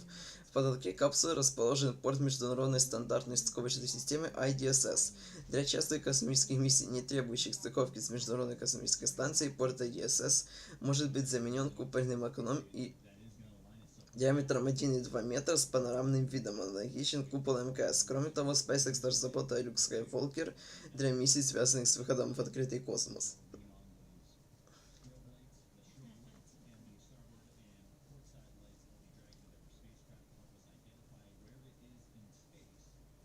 Космический корабль может работать в условиях полного вакуума, и экипажу нужно носить скафандры, разработанные SpaceX для защиты от быстрой разгерметизации кабины. Космический корабль также спроектирован так, чтобы безопасно приземляться при утечке диаметром до 6,35 мм. Носовой обтекатель космического корабля защищает стыковочный узел и 4 двигателя, направленных против движения во время подъема и входа в атмосферу. Этот компонент открывается в космосе для выполнения различных операций, для стыковки и если нужно включить те 4 двигателя. Топливо и гелий, необходимые для аварийного прекращения полета и орбитальных маневров, хранятся в титановых сферических баках с композитной углеродной оболочкой в основании капсулы, в зоне, известной как сервисный отсек. Для аварийного запуска капсула использует 8 двигателей супердрака, расположенных в 4 кластерах. Каждый двигатель состоит тягу 71 кN. 16 меньших двигателей драка, размещенных вокруг космического корабля, управляет его положением и выполняет орбитальные маневры. Когда капсула защитится на Землю, тепловой экран ПК-3 защищает капсулу во время входа в атмосферу. Dragon 2 использует в общей сложности 6 парашютов, 2 тормозных и 4 основных для торможения после входа в атмосфере перед приводнением.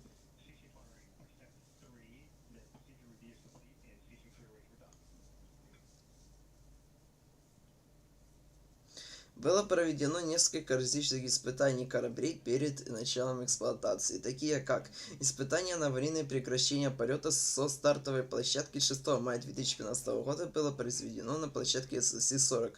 Dragon была поручена приземлиться в океан к востоку от стартовой площадки через 99 секунд после зажигания двигателей супердрака. Хотя испытание на аварийное прекращение полета проходило без ракеты Falcon 9, то есть тупо корабль со стартовой площадки запускали, все равно это принесло много полезных данных тогда. Далее был произведен первый беспилотный полет корабля Crew-11 к МКС, который начался... Подождите, а где?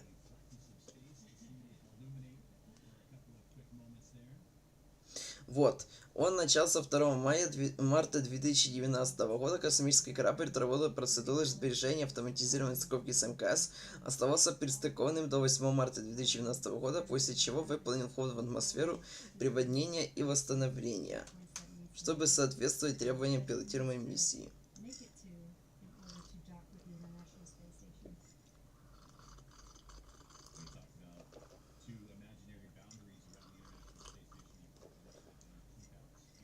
Испытание на аварийное прекращение полета Crew-11 было начато 19 января 2020 года в 15:30 по ETC с LC-39 по суборбитальной траектории для проведения сценария разделения и аварийного прекращения полета в тропосфере на околозвуковых скоростях вскоре после прокачания максимального аэродинамического сопротивления. Dragon 2 использовал свои двигатели супердрака, чтобы оттолкнуться от Falcon 9 после преднамеренного отключения двигателя, после чего Falcon 9 была взорвана системой прекращения полета. То есть для проведения вот прям максимально настоящего правдоподобного сценария прекращения полета они целый Falcon 9 взорвали.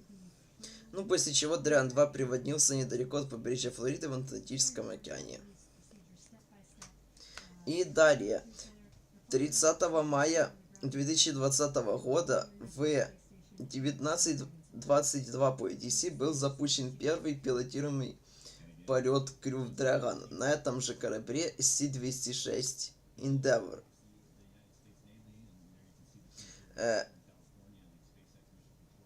Где это? А вот в миссии участвовали Бог Бенкен и Даг Хёри.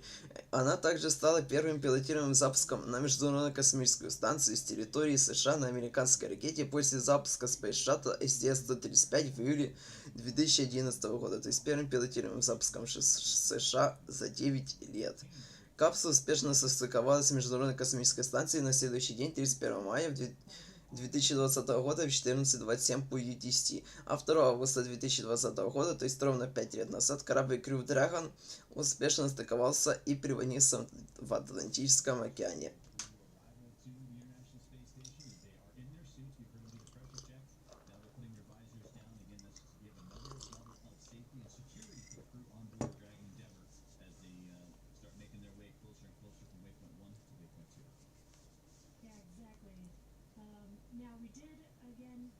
А я напоминаю то, что мы смотрим прямую трансляцию стыковки пилотируемого космического корабля Dragon C206.6 Endeavour, миссии Crew-11 с Международной космической станции, которая запланирована на 6:30 по UTC, то есть уже через 15 минут. To waypoint 2, which is located inside of the keep-out sphere, about 20 meters from the space station. And as mentioned previously, all these visiting vehicles take this phased approach to the International Space Station and stopping at these predetermined gates, all these waypoints that we've been mentioning. And that's for teams to run quick checks on vehicle performance before approaching the International Space Station. When it comes to bringing two spacecraft together, slow and steady wins the race, as docking operations require a great deal of precision to make sure we're keeping the spacecraft and the crew safe. At the 20-meter distance from station's docking adapter, Dragon SpaceX on the big loop, soft capture ring extension complete. Dragon copies. Ring extended. We see the same. and just some comms as the soft capture ring is preparing for Dragon to approach and dock with the International Space Station. Now, at the 20-meter distance from station's docking adapter, Dragon's approach will slow, and it will begin to align itself with the adapter to come in for the final approach. And you can see that there on your graphic. We've already passed through waypoint 1 and waypoint 2. We're now making the crew is making their way to waypoint 2, about 20 meters away. And then where you see contact, that is where the IDA, or the International Docking Adapter, is, and that's where Dragon will mate with the International Space Station. And you saw that rate of closure continuing to get slower and slower. We mentioned a glacial rate almost, because you don't want anything to happen too quickly for Dragon and the International Space Station to come together. You heard the soft capture ring, and that contact with the capture ring will then retract to bring Dragon in for the hard capture sequence.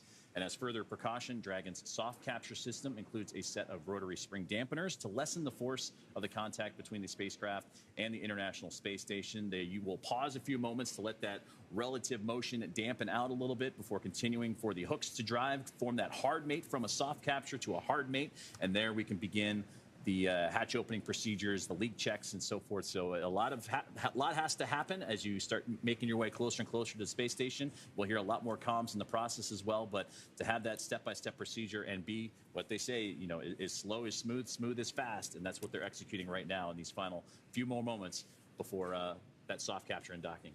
Yeah, Joseph, you've mentioning that slow and steady. Again, both vehicles are moving at 17,500 miles per hour, which is really fast. So even the slightest movement, even the slightest approach, is actually the spacecraft moving very quickly with each other. So relative to each other, it seems very slow, but that is one of the biggest reasons why the Dragon spacecraft needs to approach very slowly, is because they're both moving really, really fast at the same time.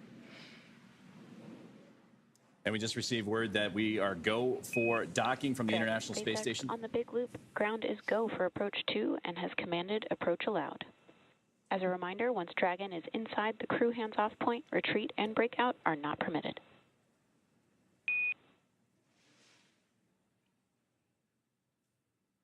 Dragon copies. Once they are inside the crew hands-off, we will go hands-off.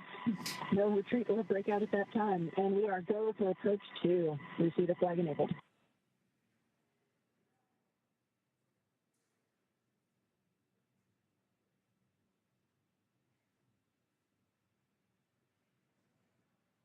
Communications between the team, as you see that rate closure continuing on now less than 68 meters away are all that separate Dragon, Endeavour, and Crew-11 from the International Space Station. A little more than a meter per second, and the great view there of Dragon from the International Space Station, that strobe light illuminating station to help out with the process. But you see those red and green lights as well, those navigation lights, similar to what you see on cruise ships or aircraft. Those red lights indicate the port, the left side of the spacecraft, while the green indicates the starboard or the right side. And these lights help with the orientation and safe navigation, particularly during moments like this, docking and undocking with the International Space Station. So great to see, but again, it's getting closer to the orbiting laboratory, now less than 56 meters away. And waypoint 2, the next milestone we're awaiting, and that'll be the 20-meter mark. And we've heard communications from the teams here on the ground to the crew that they expect to have that waypoint 2 mark to be a hold. They'll analyze, make sure everything is where it needs to be in terms of the alignment and trajectory before proceeding to docking. But we also heard that the ground is go and the International Space Station is go for those procedures, and we'll continue to follow along as the crew makes that methodical approach to the orbiting laboratory. Yeah, and we are expecting docking to occur at about 11:26 p.m. Pacific time, which is about 6 minutes from now. Again, it's going to be a slow approach.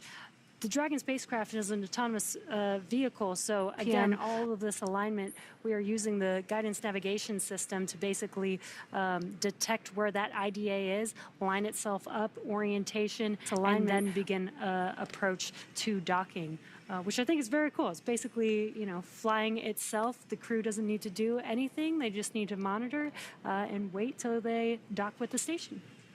As we get closer to that 20-meter mark, that waypoint 2, which is at 20 meters, so you're at less than 15 meters away. И мы продолжаем. Собственно, вот так у нас выйдет космический корабль Crew-11. И вот первое, это у нас парашюты сбоку расположены прямо под боковым люком. Ну вот, собственно, боковой люк для доступа членов экипажа и других людей к кораблю на Земле. Один из кластеров с двумя двигателями драка для маневрирования в космосе. Вот 4 кластера по кругу корабля и 4 двигателя также вот тут установлено наверху корабля против движения. Один из 4 кластеров двигателей суперрака. Вот также 4 кластера по 2 двигателя суперрака для системы аварийного спасения. Топливные баки, стыковочный узел, вот, собственно, сам носовой обтекатель. Панель управления, вот те самые 3 экрана, места для экипажа, грузовой поддон, система контроля окружающей среды, тепловой экран, ну и грузовые отсеки, вот эти вот типа плавники. Вот, солнечная панель, считай, тупо наклеены на грузовой отсек. Сравнение с другими Драгона с другими космическими кораблями. Ну вот, если брать из орбитальных, тяжелее лишь только Боинг Starliner, то совсем чуть-чуть. А если брать именно из самих капсул, то Dragon самый тяжелый, Орион не нужно считать, потому что он не для миссий на МКС, а в первую очередь для полетов на Луну.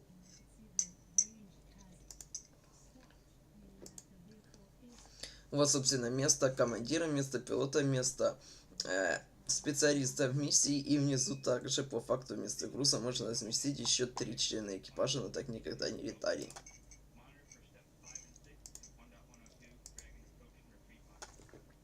А вот этот тест на систему аварийного спасения со стартовой площадки SpaceX 6 мая 2015 года. Ну, а это Dragon после приводнения. Видно, насколько сильно корабль меняется после прохождения через... Ну, становится весь такой обгоревший после прохождения через слои атмосферы на практически орбитальной скорости и температуре до 2000 градусов.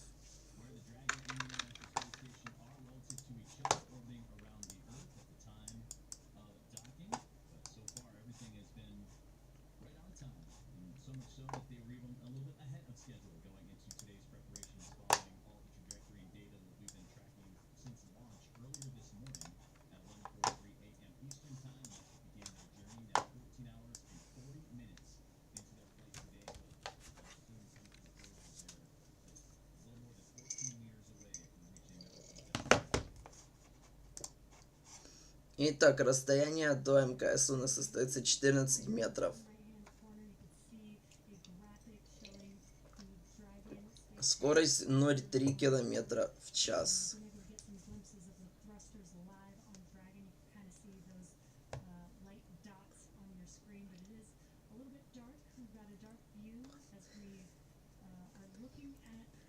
Dragon spacecraft from the International Space Station. Dragon is up and above the space station, between the space station and outer space. Received note that we're a little less than 3 minutes away from capture. А я напоминаю то, что мы смотрим прямую трансляцию стыковки пилотируемого космического корабля Crew-11 миссии Crew-11 с Международной космической станцией. У нас остается 9 метров до космической станции, скорость 0,3 км в час. Я напоминаю то, что SpaceX и NASA запустили 11-ю пилотируемую космическую миссию Dragon Crew-11 Международной космической станции вчера, 1 августа, в 15:43 по ETC с помощью ракеты Falcon 9 со стартовой площадки LC-39, а в Космическом центре имени Кеннеди во Флориде. Хотя изначально запуск был запланирован на 31 июля в 16:09 по ETC, но был отменен за минуту до старта из-за погоды. Стыковка МКС к зенитному модулю, к зенитному порту модуля «Гармония» запланирована сегодня 2 августа в 6:30 по ETC, то есть уже через 4 минуты. А открытие люков через 1 час и 45 минут в 8:15 по ETC. Космический корабль Dragon C206.6 Endeavour, поддерживающий эту миссию, ранее осуществлял миссии Demo-2, то есть абсолютно первый пилотируемый запуск серии кораблей Crew-Dragon более 5 лет назад, а также миссии Crew-2, Axiom-1, Crew-6 и Crew-8 на космическую станцию и обратно, и пробыл в космосе практически 700 дней. После рождения ступени первой ступени Falcon 9 B1094.3 приземлилась на посадочную площадку LC-1 на станции космических сил на мысе Канаверал. Во время работы на орбитальной лаборатории экипаж проведет новые исследования, чтобы подготовить человечество к исследованию за пределами низкой околоземной орбиты и принести пользу человечеству на Земле. Экипаж миссии, командир Зена Кардмарант НАСА, пилот Эдвард М. Файнкел, НАСА специалист миссии 1 Джуикима Джакса, Япония, и также второй специалист миссии Олег Платонов из Роскосмоса. 1 meter.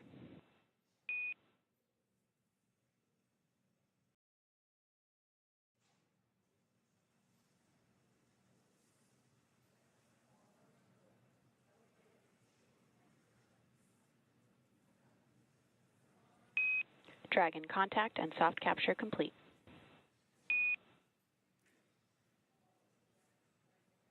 Dragon captured. And there's the call.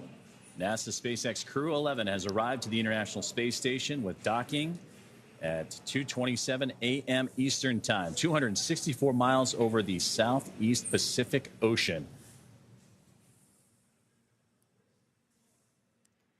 You can also see in the bottom right-hand corner the graphic furthest to the right showing the docking adapter previously said. Ring retraction in progress. Copies. That graphic previously said soft capture. Now it says hard capture, so it's following along with all the action with the docking adapter, and we did hear that call out. We heard the capturing. We are going to also have a sequence of 12 hooks, 6 at a time, that are going to lock in to that docking adapter, and then the umbilicals will then attach after that. So we should hear those call outs here shortly as well. And if you're just joining us, NASA SpaceX Crew-11 has reached contact with the International Space Station, docking at 2:27 a.m. Eastern Time. They were 264 miles over the Southeast Pacific Ocean. And you heard the soft capture retract, now looking to form that hard mate, as you mentioned, Jesse, all part of those docking procedures. And once the hooks drive, then you can start making your way into the pressurization and hatch opening procedures and being able to follow along. But again, it'll be some time before they do all the leak checks and system checks needed to begin that procedure. But again, great to see that NASA SpaceX Crew-11 has come home to the International Space Station. It's home for the next few months.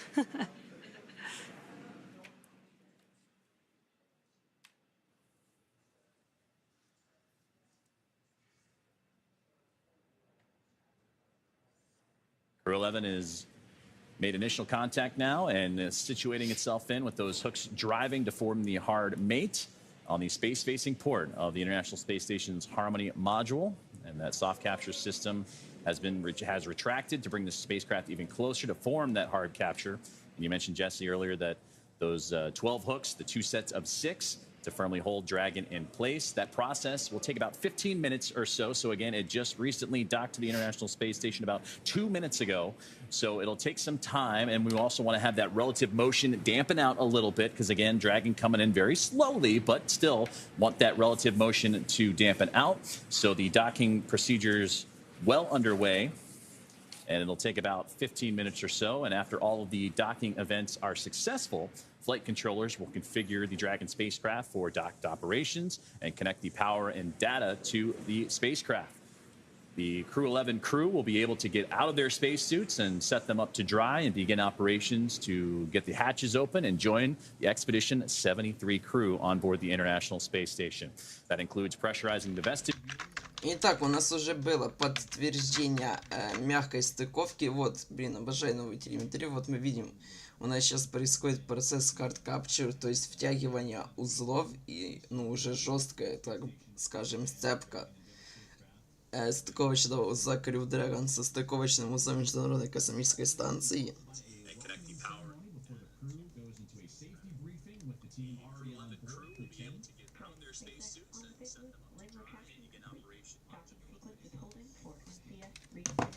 Так, пока сделаем вот так. Ну, это может продлиться чуть-чуть долго, поэтому вот пройдемся пока по этому. Это вот этот корабль, собственно, Dragon C206 перед, ну, во время доставки в ангар для сборки с ракетой Falcon 9 перед миссией. А это он уже при выкатке на стартовую площадку.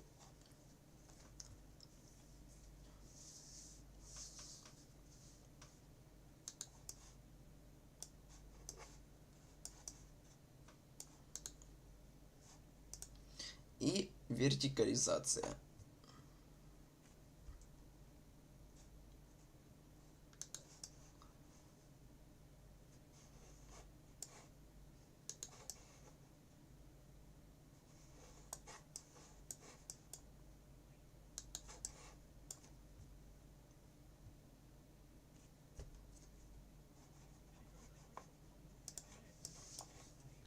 Am I too early? But I feel like I'm calling that this static fire attempt had just been scrubbed.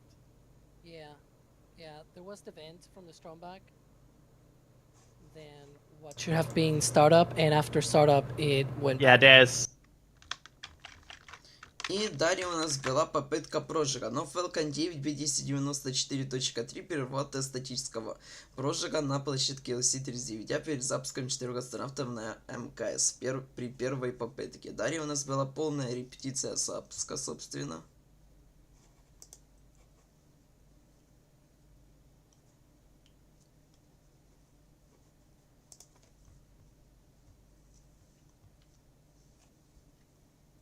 То есть первая попытка прожига у нас была 28 июля. Далее было объявлено то, что следующая попытка прожига была запланирована на 29 июля.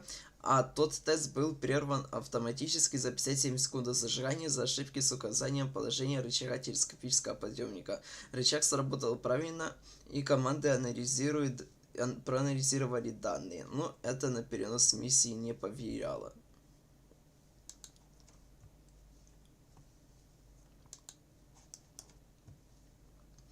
Далее также Биллом и SpaceX было подтверждено, что Crew-11 стал последней посадкой на площадке Landing Zone 1.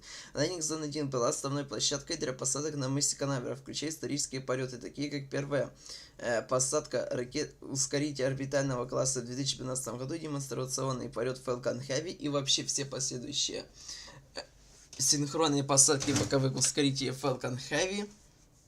В целом, о сроках вывода этой площадки из эксплуатации не сообщалось, и Landing Zone 2 также продолжит использоваться SpaceX.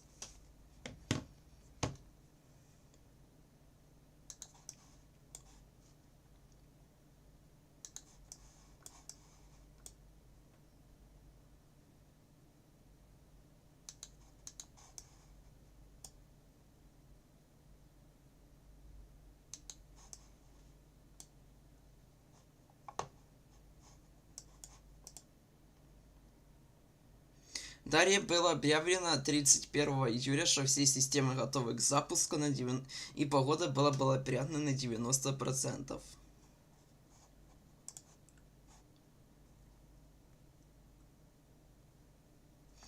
И, кстати, как думаете, куда теперь будут сажать второй бустер Falcon Heavy? Но вот, вместо LZ-1 и LZ-2 SpaceX построит новые посадочные площадки в периметрах стартовых комплексов LC-39A и SLC-40, а площадка Landing Zone 1 уйдет в использование компанией Viaspace и Phantom Space. Кстати, предположительно говорят некоторые источники, то что Landing Zone 2 также осталось всего лишь примерно одна либо две посадки, поскольку посадки на суше сейчас происходят довольно редко, практически все на плавучие платформы в океане. Также на МКС вместе с Crew-11 полетело пиво. Точнее, специальный эксперимент Crew-1 по изучению влияния микрогравитации на процесс ферментации пивных дрожжей. Уже после доставки на МКС специальный колбок смешаются замороженные дрожжи в жидкости с сахаром, чтобы запустить процесс брожения. Дегустация продукта на орбите, к сожалению, не предусмотрена, но образцы доставят на Землю для изучения. Сам эксперимент является частью по созданию долгосрочной инфраструктуры для будущей марсианской колонии, ведь ферментация участвует во многих процессах. Так что вместо яблонь увидим на Марсе пиво.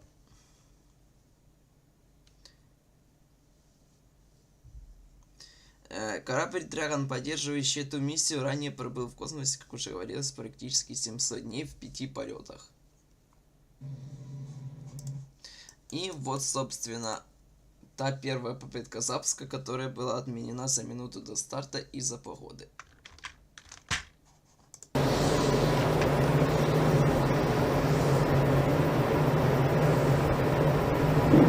On countdown, hold. We are standing down for violation of weather rules. All traffic is aborted.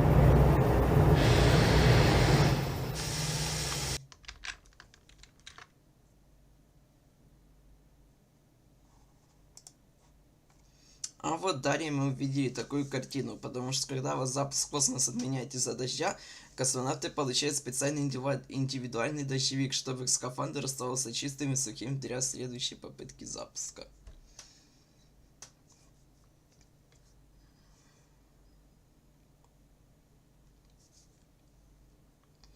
И наконец-то вчера, 1 августа, было объявлено то, что Falcon 9 и Dragon выглядят хорошо для запуска на космическую станцию. И хоть и вчера прогноз погоды составил всего лишь 60% 60% против 90%, позавчера запуск вчера все-таки состоялся. FTS T-minus 10, 9, 8, 7, 6, 5, 4, 3, 2, 1. Ignition. Ignition's full power and liftoff. Go Falcon, go NASA, go Crew-11. Together we rise as NASA's SpaceX Crew-11 heads up to the International Space Station. Vehicle is pitching downrange. 1.7 million pounds Stage of thrust. 1 propulsion is nominal. Propelling Falcon 9 as the vehicle pitching downrange and making its way up the East Coast. And will soon join Expedition 73 aboard the orbiting laboratory. So far, getting good callouts on that first stage. FTS has saved. Stage 1 landing leg deployed.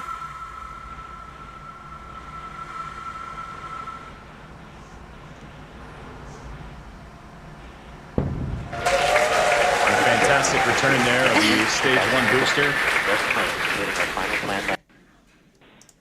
Right now we have a great view on our screen of the Dragon heat shield, actually, which is made up of similar materials And there we have that Dragon and stage 2 separation. Morning, Saturday, August 2nd at 3 a.m. Eastern Time, 12 a.m. Pacific, to the space-facing port of the station's Harmony module. Now, between now and then, Dragon will perform a series of burns as it catches up to the space station. And that first burn you heard him talking about is the phase burn, and that happens about 30 minutes or so from now. So we'll continue to monitor.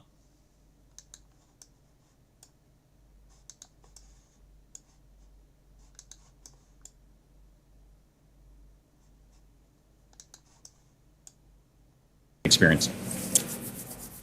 Yeah, I literally love this view. This is so awesome to see the International Space Station with Earth in the background. Again, Dragon.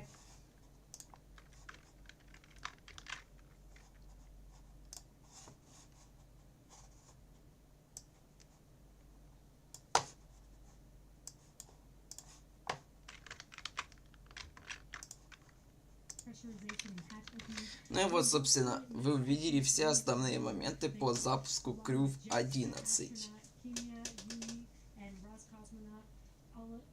Теперь пройдемся более подробно сейчас по самому экипажу.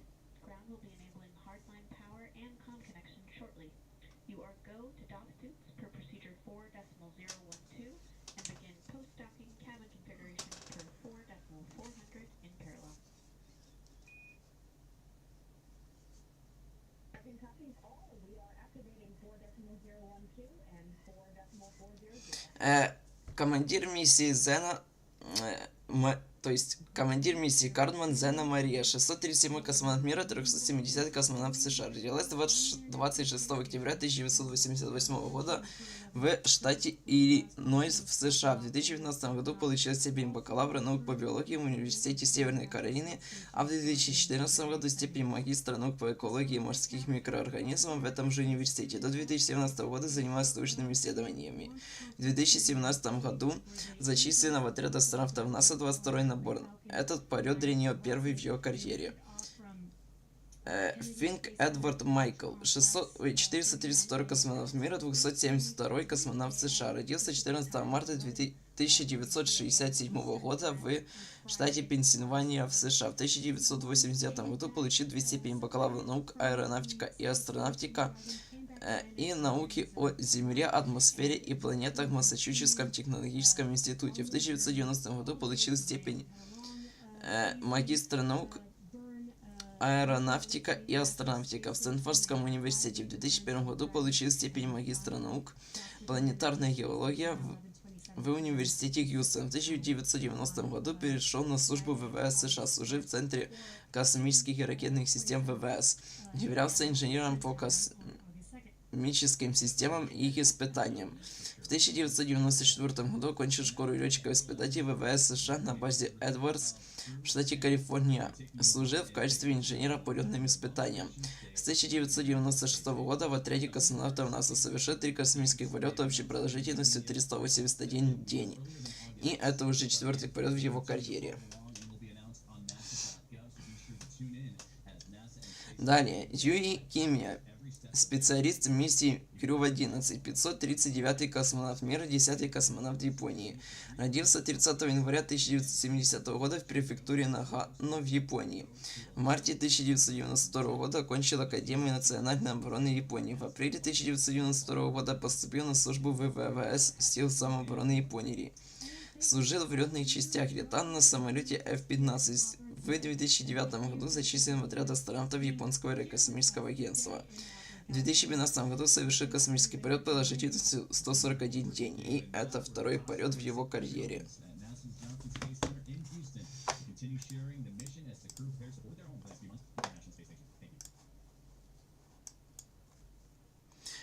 И далее, второй специалист миссии Crew-11 это Платонов Олег Владимирович, 638-й космонавт мира, 139-й космонавт России. Родился 27 июня 1986 года в Челябинске. В 2008 году окончил Краснодарское высшее военное авиационное летное училище. В 2016 году окончил Дальневосточный федеральный университет. С 2008 по 2017 году служил в авиационных частях ВКС России.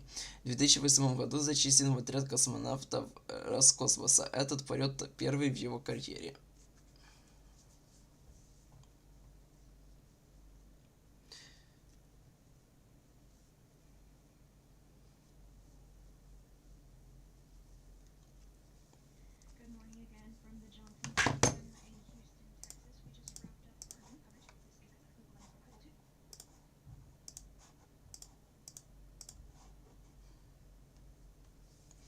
Ну и, собственно, ожидаем открытия люков, который произойдет у нас примерно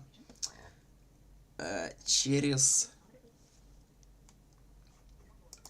30... Нет, подождите. Сколько?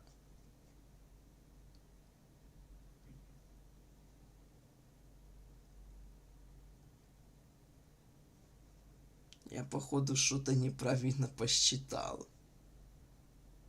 А нет, все правильно. 6, 7:30, 8:15 по UTC. Да, открытие люков будет 8:15 по UTC, то есть через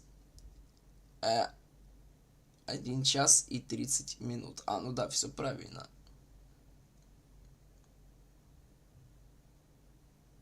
Это всего 15 минут после стыковки прошло, я думаю, больше уже прошло. То есть до открытия люков у нас еще примерно 1,5 часа. Сейчас я проверю, может появилась более новая информация какая.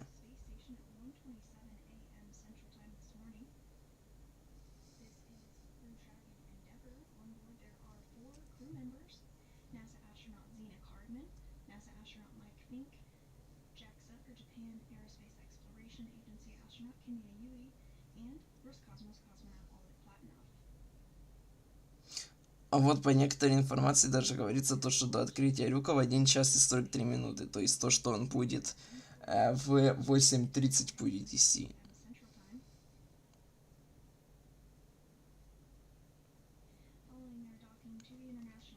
Ну и другой информации никакой нету.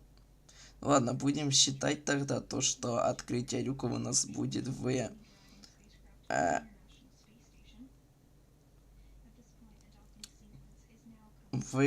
8:15 по UTC, то есть через 1,5 часа, и все. Я вас опять-таки оставляю самих здесь и вернусь уже примерно за 10 минут до открытия люков.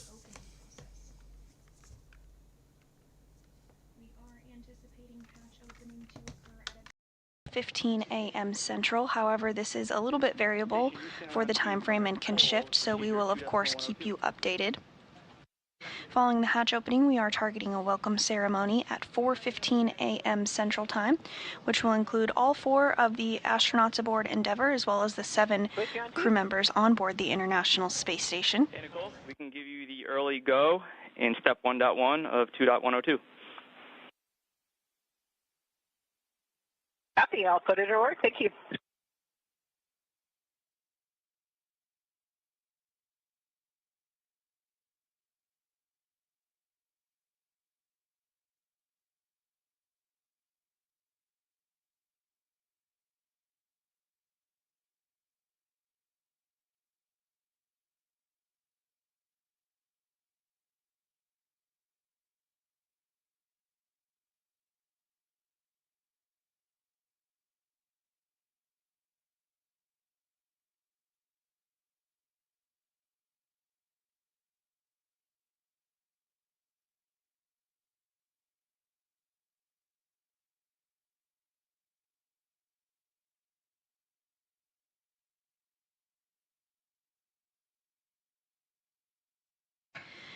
Now that Endeavour is docked, NASA astronaut Nicole Ayers is working to secure some hardware that will move into the hatch operation procedures.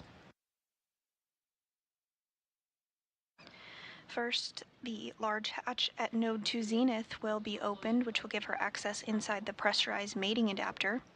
And then we'll have to pressurize the vestibule, which is the small space between the hatches on Dragon and the International Space Station. Because this area was exposed to vacuum prior to docking, we need to fill it with air and make sure its pressure is nearly equal with the atmospheric pressure on Dragon and the space station.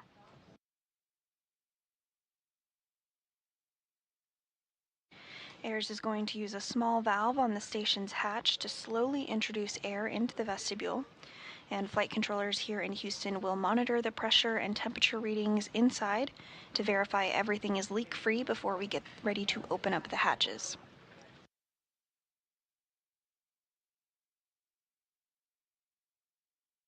So again, we are targeting that hatch opening this morning around 3:15 a.m. Central Time. And about an hour after hatch opening, we are expecting a welcome ceremony to occur at 4:15 a.m. Central.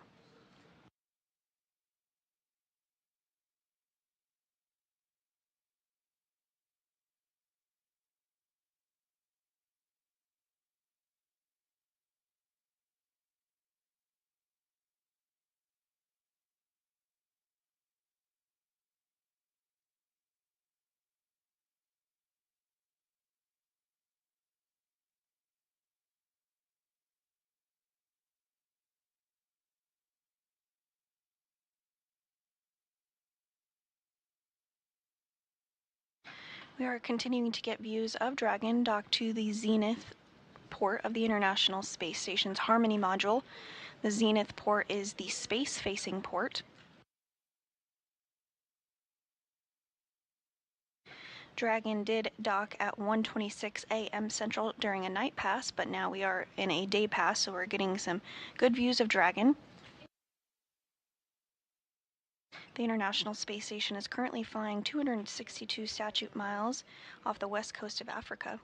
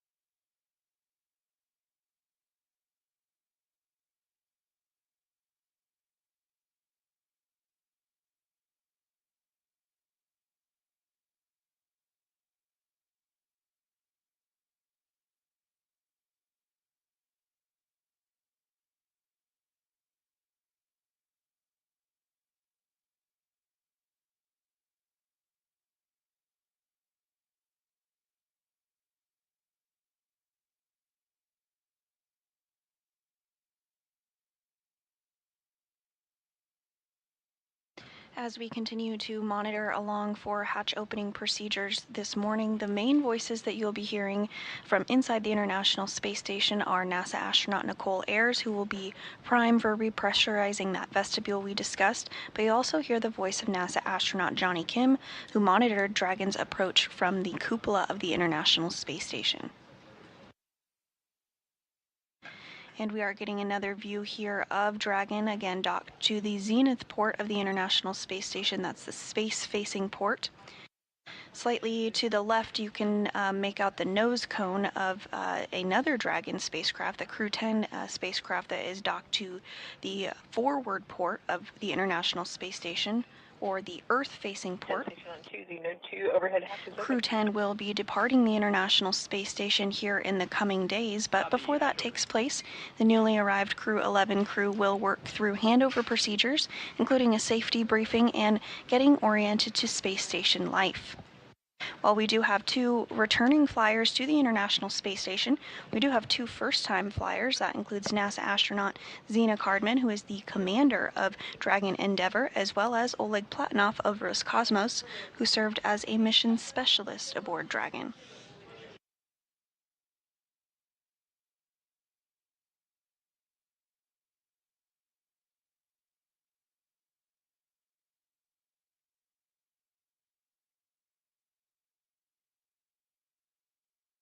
Once Crew-10 undocks from the International Space Station, they will splash down off the coast of California.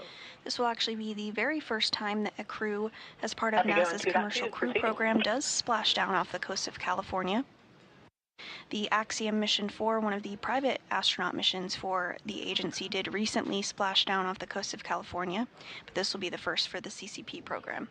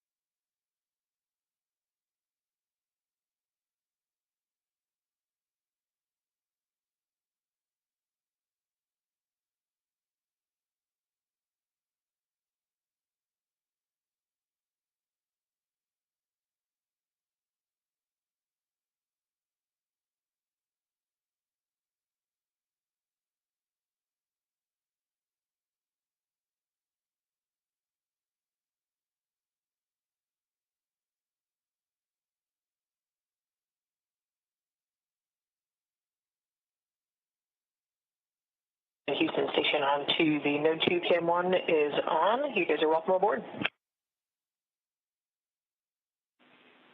Copy all. We'll put that in work.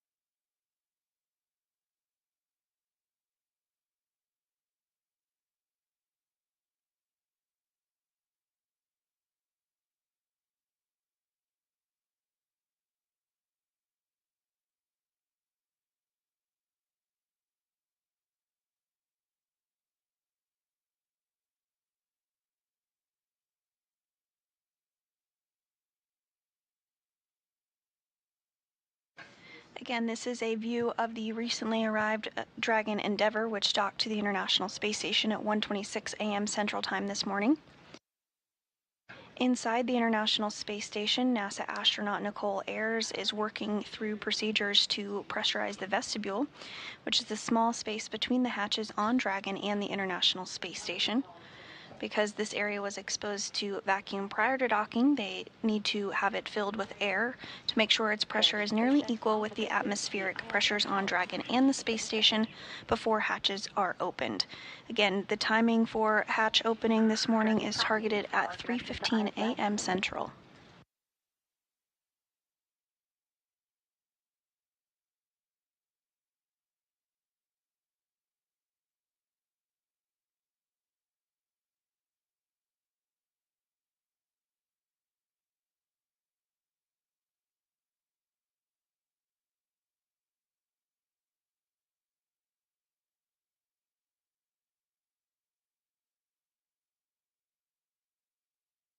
Station on to for step 2.4, GMT time 0657. Copy 657.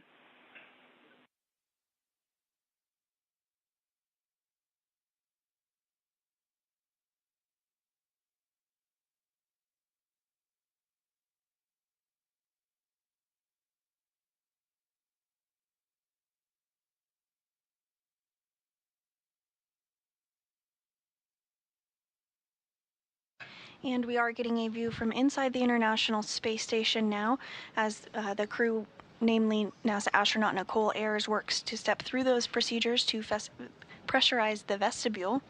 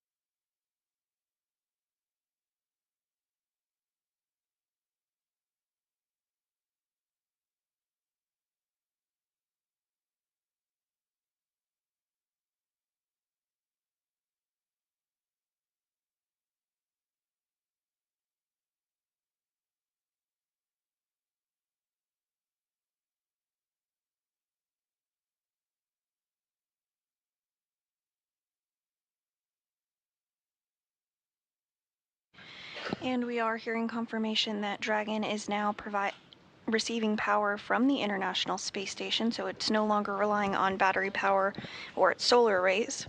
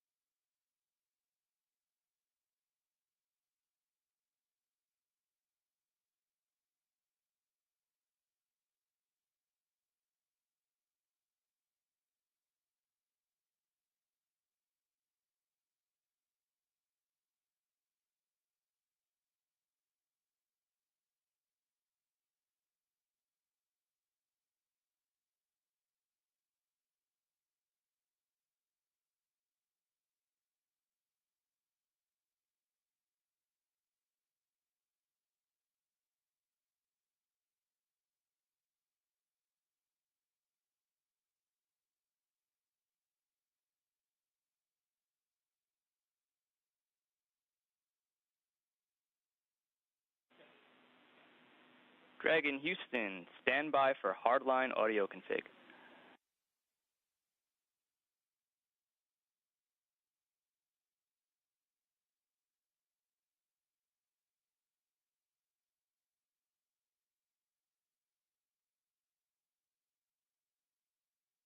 And Dragon copy, standing by. And a view back inside the International Space Station. Again, NASA astronaut Nicole Ayers is going to be prime for the responsibility of the hatch opening procedures today. You can see that zenith hatch there on your screen. The white circular portion that's a little deeper into the hatchway, and that pathway is called the pressurized mating adapter. It's the white hatch right there around it. That is called the APAS hatch, or the androgynous peripheral attach system. The international docking adapter, which is on the other side of the hatch, just right behind there, has been exposed to vacuum and the harsh conditions of space, including that intense sunlight and sunsets plus 200 degrees Fahrenheit plus or minus in the sun and shade respectively. So because of this, this introduces some significant thermal constraints and thermal conditions, as you might expect in that vestibule.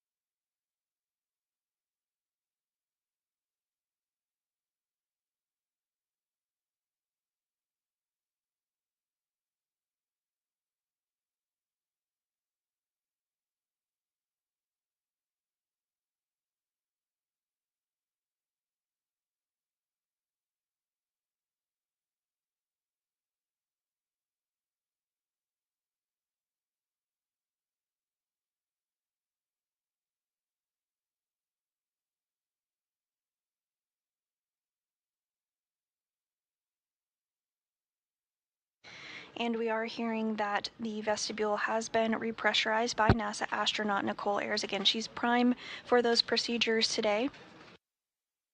So next up, there will be a series of leak checks that occur. The pressurization needs to be equal to the pressure on board the International Space Station, which is about 14.7 pounds per square inch. Once that pressure is equalized, they'll be able to open up the hatches between Dragon, Endeavour, and the International Space Station, and the newly arrived Crew-11 will be able to float aboard at that point. Shortly after their arrival on board the International Space Station, we will have a welcome ceremony. We're again targeting that for 4:15 a.m. Central Time this morning.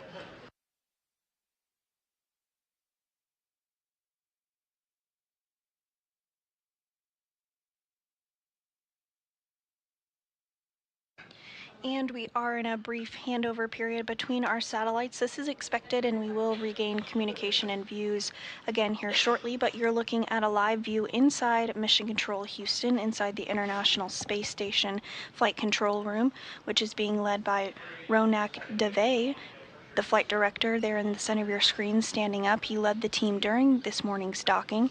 That docking occurred at 1:26 a.m. Central Time. And sitting directly to his right is the Capcom, or capsule communicator, who is prime for communicating with the crew on board the International Space Station as they step through the procedures this morning for the docking and hatch opening.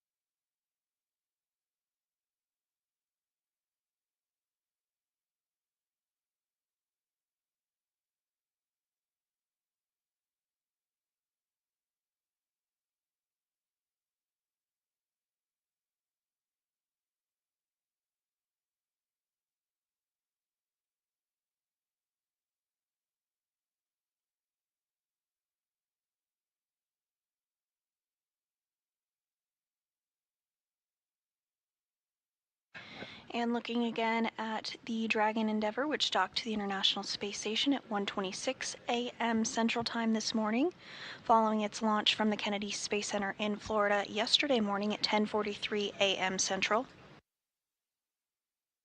Inside, again, that docking occurred at 1:27 a.m. Central Time this morning. Inside Dragon Endeavour are NASA astronauts Zena Cardman and Mike Fink, as well as JAXA, or Japan Aerospace Exploration Agency astronaut Kimi Yui, as well as Roscosmos cosmonaut Oleg Platonov.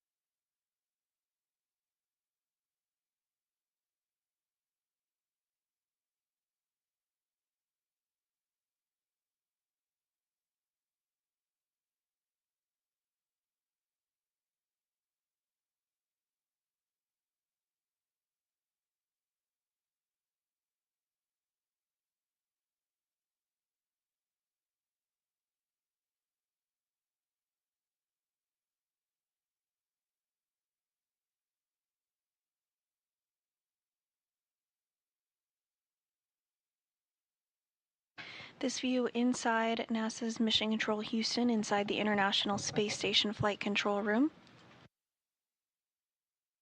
We'll get views of Dragon and inside the International Space Station here shortly.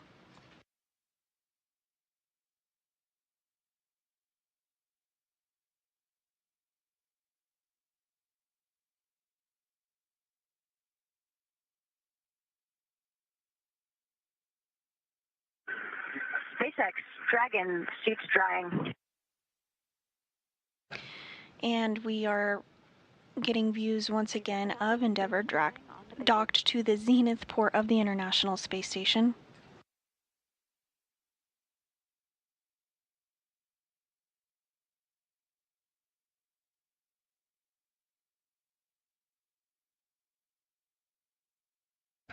Dragon is now getting power from the International Space Station, so no longer is reliant upon its solar arrays, which you can see at the top of your screen. There's the black portion on the Dragon's trunk.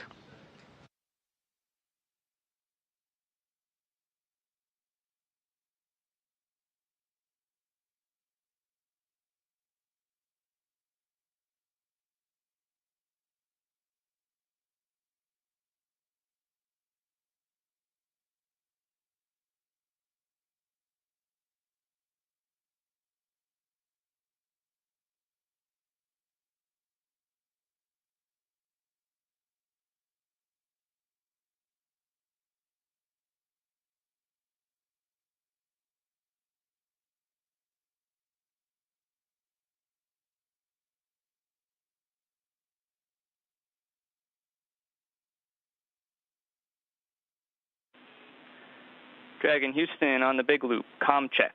Hardline audio config complete.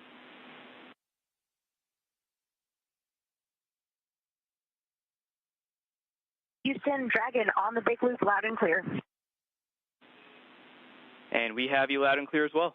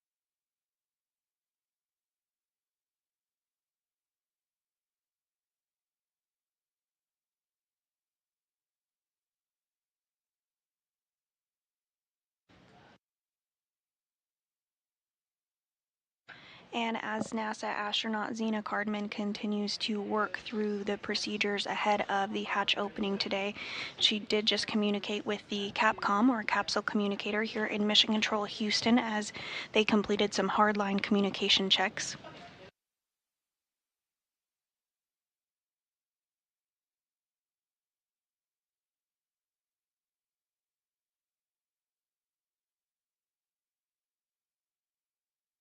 All of this ahead of a targeted hatch opening at 3:15 a.m. Central Time this morning, so just about an hour out from that milestone.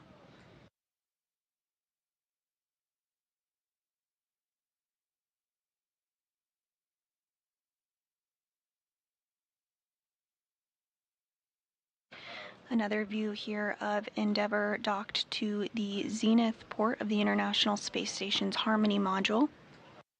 Can really see a good view of those black solar rays there at the top of your screen, which helped provide power for Endeavour on its ride uphill following launch from the Kennedy Space Center at 10:43 a.m. Central Time just yesterday.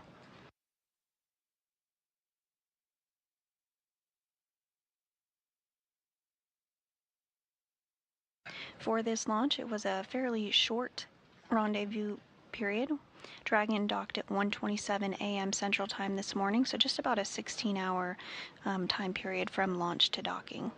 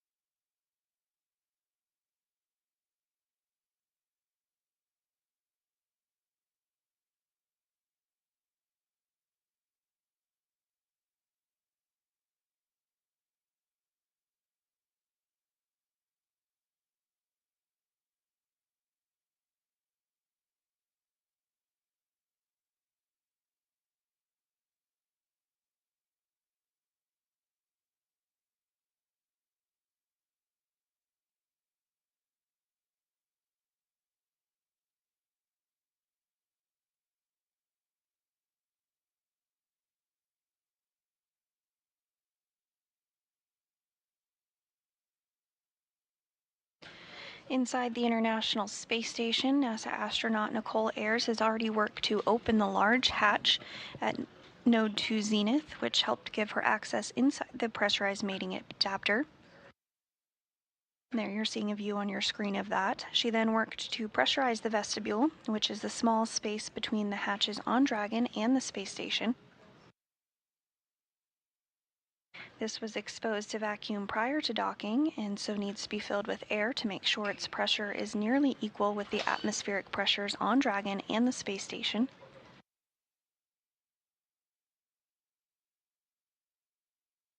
So Ayers used a small valve on the station's hatch to slowly introduce air into the vestibule, and flight controllers here in Houston are now monitoring the pressure and temperature readings and completing a leak check to verify that everything is leak-free before we get ready to open up the hatches.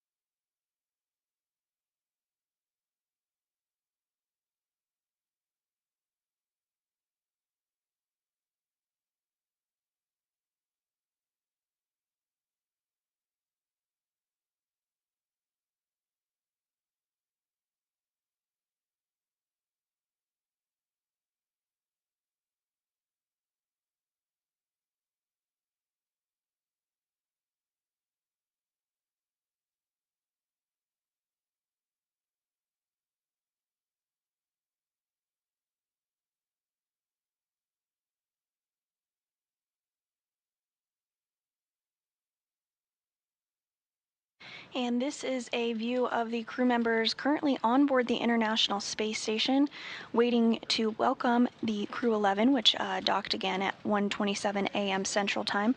Starting on the lower left of your screen is NASA astronaut Nicole Ayers, then Roscosmos cosmonaut Kirill Peskov, NASA astronaut Johnny Kim, Roscosmos cosmonaut Sergei Ryzhikov, and Alexei Zubritsky, as well as JAXA, or Japan Aerospace Exploration Agency astronaut Takuya Onishi, and finally NASA astronaut Anne McClain.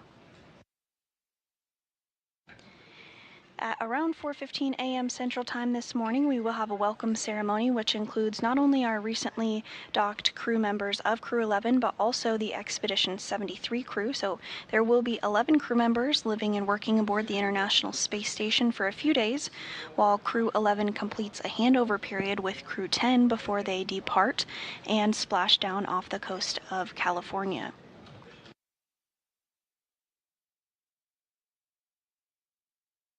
Along with the 11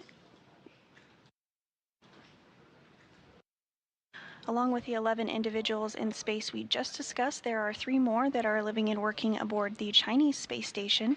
So there currently are 14 people in space as we speak.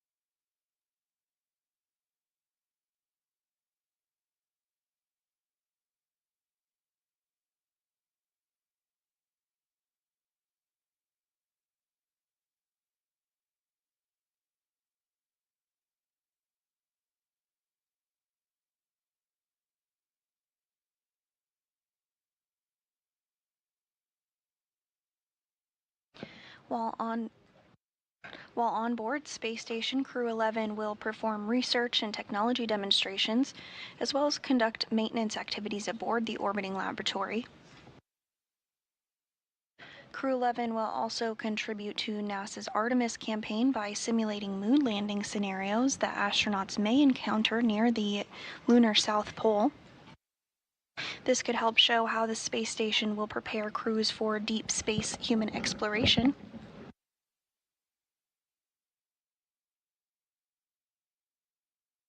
The simulations will also be performed before, during, and after their mission using handheld controllers and multiple screens to identify how changes in gravity affect spatial awareness and an astronaut's ability to pilot spacecraft like a lunar lander.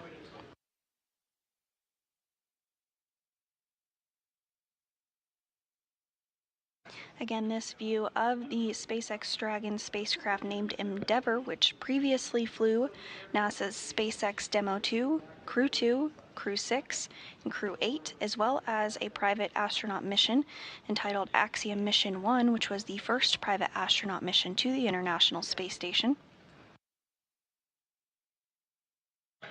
This flight is the 11th crew rotation mission with SpaceX to Space Station as part of NASA's Commercial Crew Program, and overall the Crew-11 mission is the 16th crewed Dragon flight to the Space Station, including Demo 2 in 2020 and 11 operational crew rotations for NASA, as well as 4 private astronaut missions.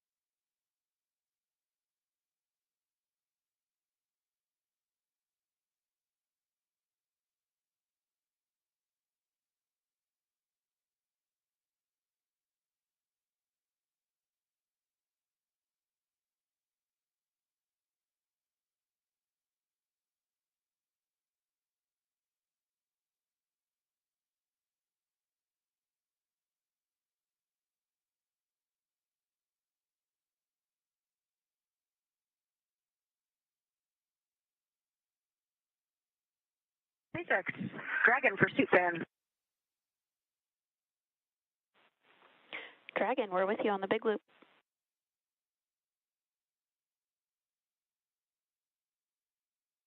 Hey, we are 15 minutes into our suits drying. The suit fans were on, and the suit fan just suddenly turned off. I heard it audibly and verified in 5 alpha decimal 7 that the suit fan is off.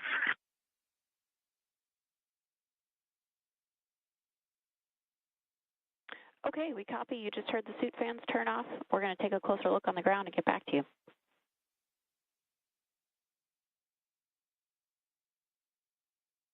Copy, thanks.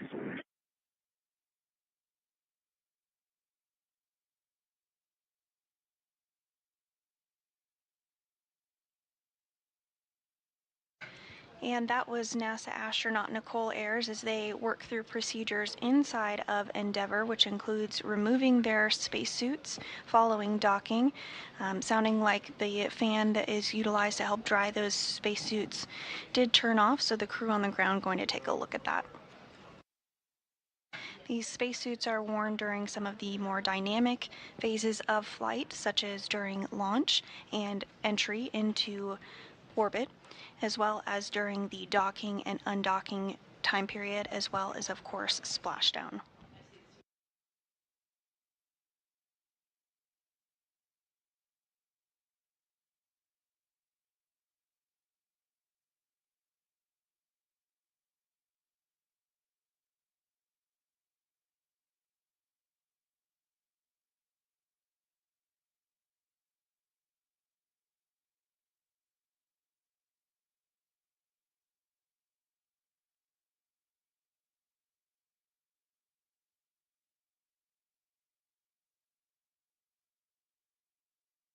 Station on 2. We are ready for 2.102 on your go.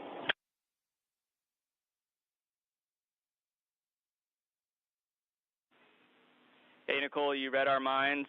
Good leak check. You're a go for step 3.1. Awesome. Go in step 3.1. Thanks.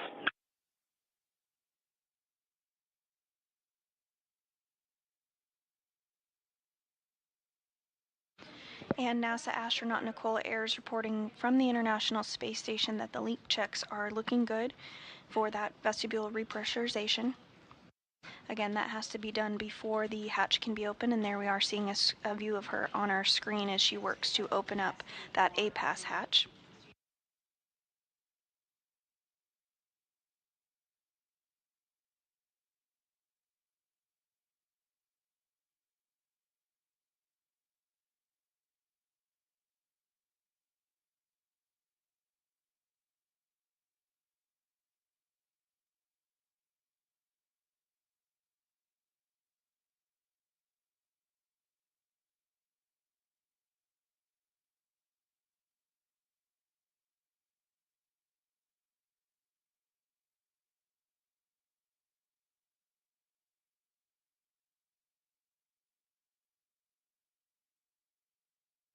This is the first space flight for NASA astronaut Nicole Ayers. She launched on Crew-11 on March 14th.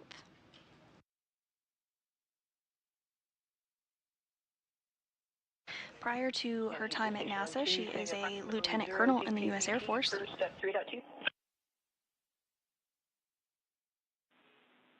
And we concur. 0 DPDT.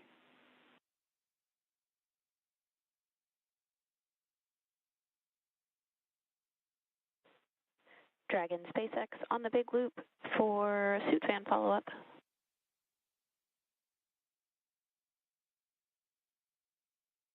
Ready to copy. We took a closer look on the ground, and we do see that the suit fans are still running and have nominal telemetry. We did see that the waist fan turned off around the time of your call. Could that have been what you heard?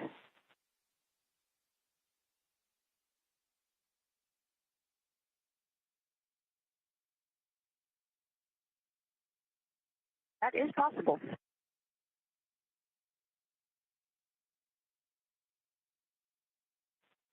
So we're tracking about 19 minutes into the suit drying period now.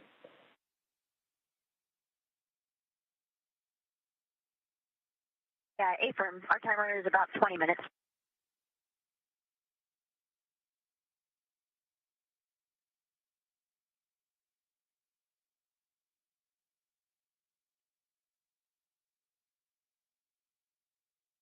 And this view of NASA astronaut Nicole Ayers as she works to open up the A-Pass hatch following the vestibule repressurization and leak checks, everything looking good. On the big group, inventory report.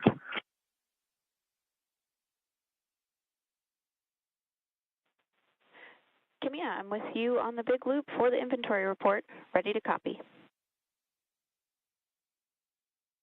Okay, first, water. 203, 1 remaining. 204, 4 remaining. I copied 203, 1 remaining, 204, 4 remaining. That's a good copy, and that's including the flashing this room. And next for the food, 302, 2 remaining. 304, 3 remaining.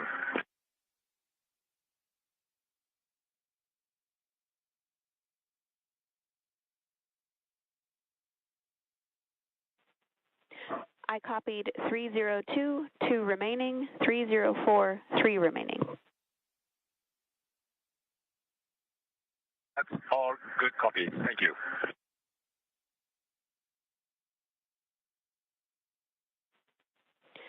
And Kimia, can you report number of waste system uses?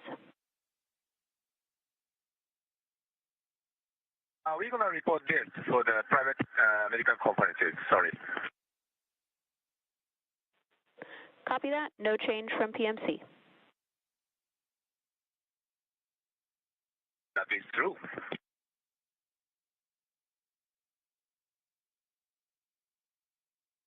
Sorry, not that's true. We used a little bit more, but we're going to report during the PMC. Sorry. Okay, copy additional uses and we'll report during PMC. That's good copy. Thank you.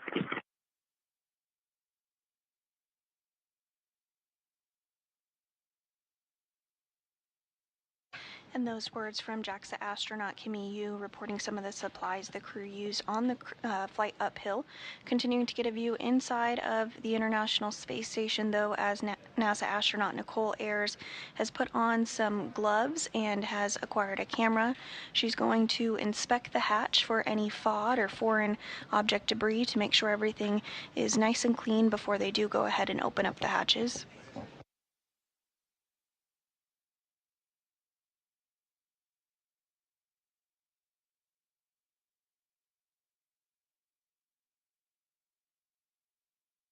This is a very choreographed set of procedures. Dragon SpaceX on the big loop for a follow-up question on water bottle inventory.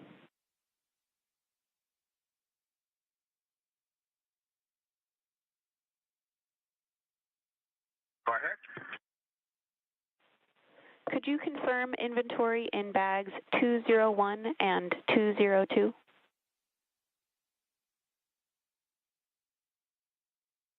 So we're going to confirm 202, 201 and 202, but we didn't use that. So I'm going to confirm that. Okay, we copy no consumption from 201 or 202, and 203 and 204 were as reported. That is correct.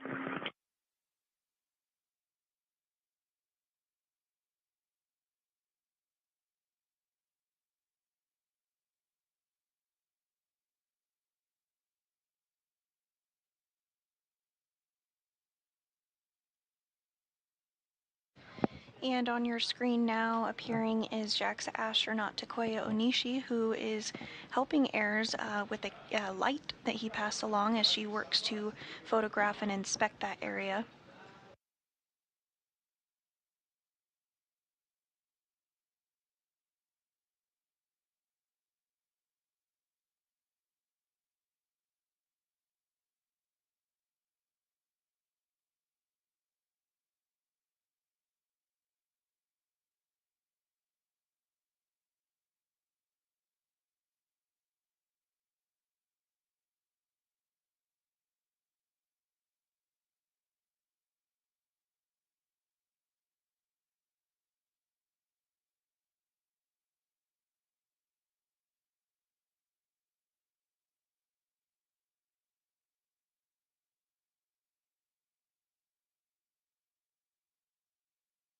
And we do see that hatch open now. Again, AIRS is going to continue to inspect the area, take some photographs, and we'll send this down to the ground for further analysis ahead of the completion of hatch opening.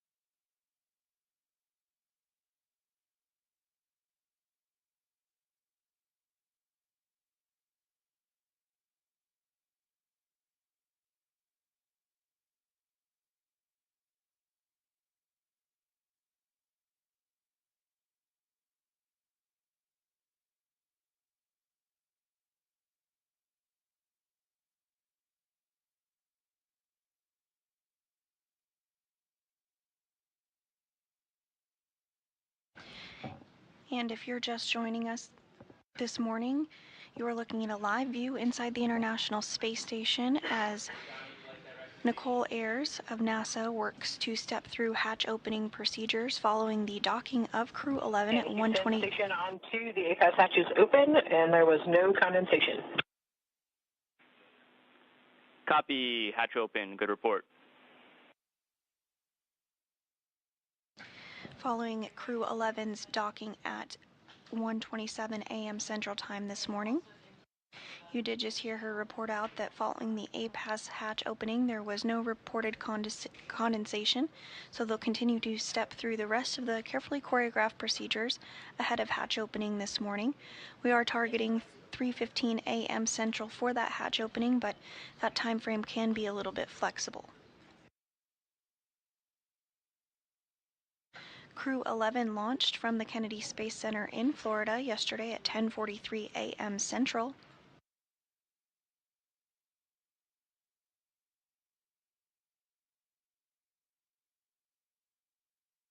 Once the hatches are open and Crew-11 floats on board the International Space Station, we'll have a welcome ceremony this morning at 4:15 a.m. Central Time.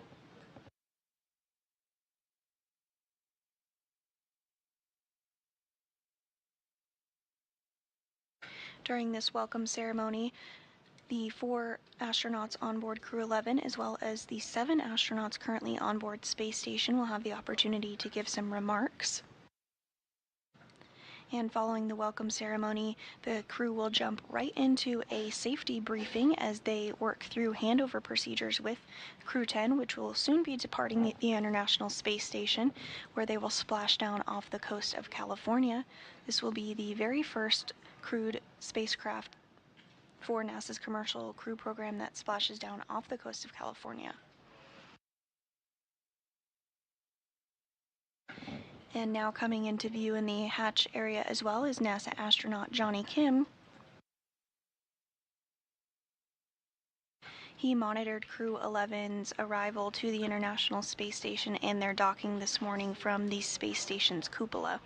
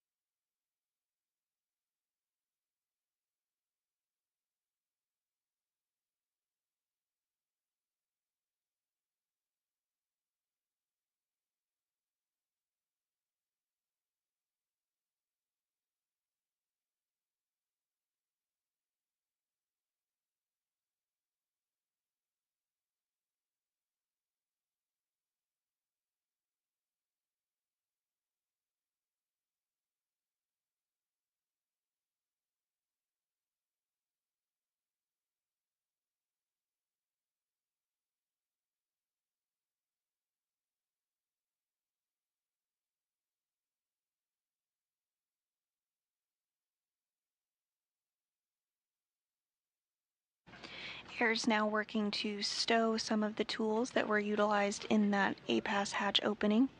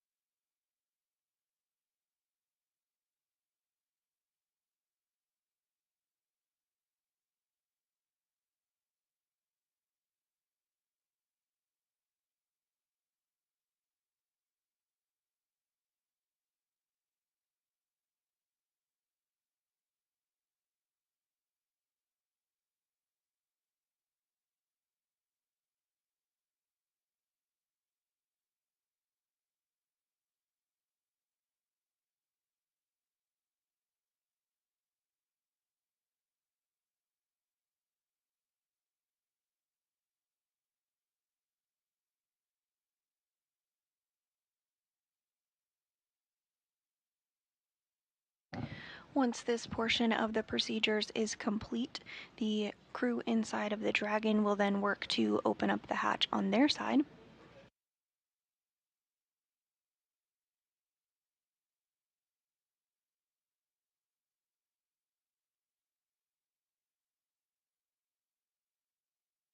Following this, the IMV ducting that you saw, some of that orange and white hose-looking hardware will work to be further installed as well.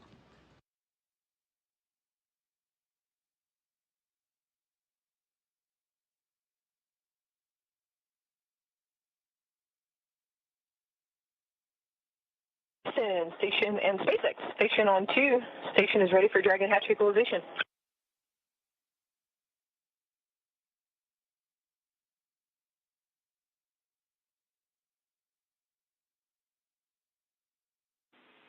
SpaceX copies on the big loop. And Houston copies on the big loop.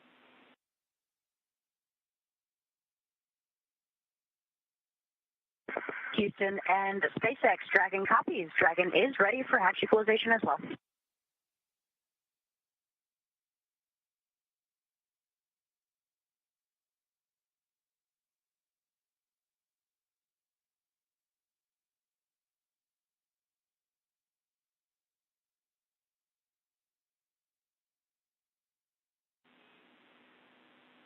Station and Dragon, stand by for equalization. Expected to take 1 to 2 minutes.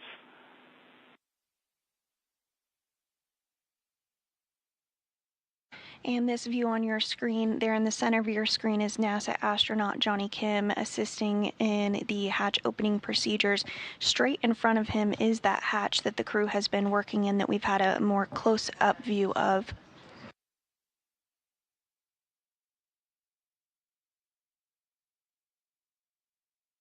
And there is NASA astronaut Ann McClain.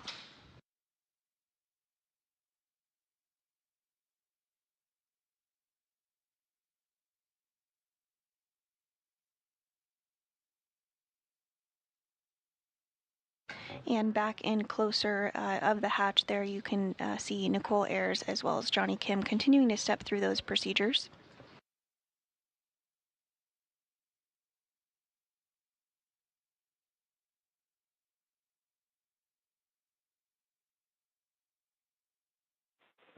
Dragon SpaceX on the big loop, looking for permission to bring cameras back on board before we open the hatch.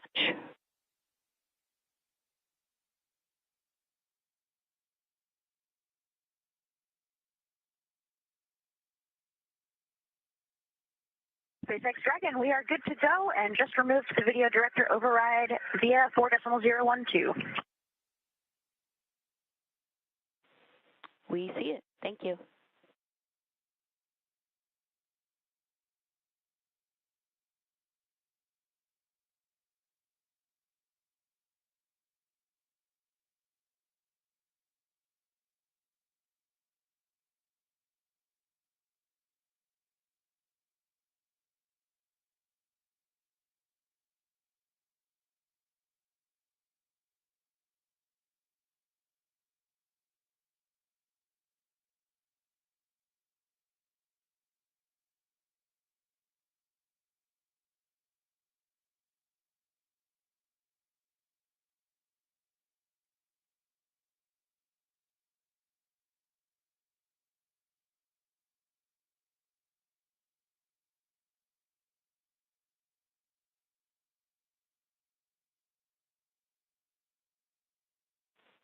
Dragon SpaceX on the big loop, you are go for hatch opening per the decal, followed by the remaining actions in 4.400.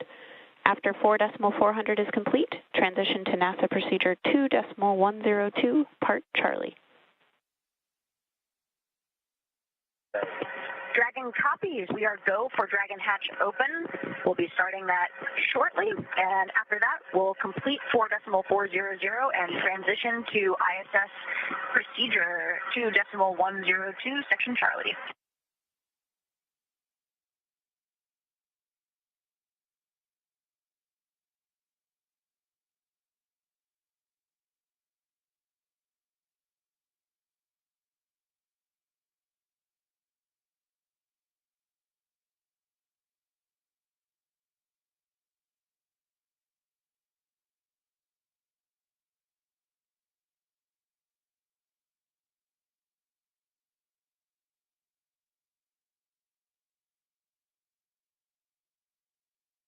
And you're looking at our first views inside of Dragon as the crew got out of their spacesuits and put them in a configuration to dry as per the procedures following docking. They're now working to open up the hatch on the Dragon Endeavour before they float on board the International Space Station. Again, 2 of them for the very first time. That will be NASA astronaut Zena Cardman and Roscosmos cosmonaut Oleg Platonov. This will be NASA astronaut Mike Fink's 4th time on board Space Station and the 2nd for Kimi Yui.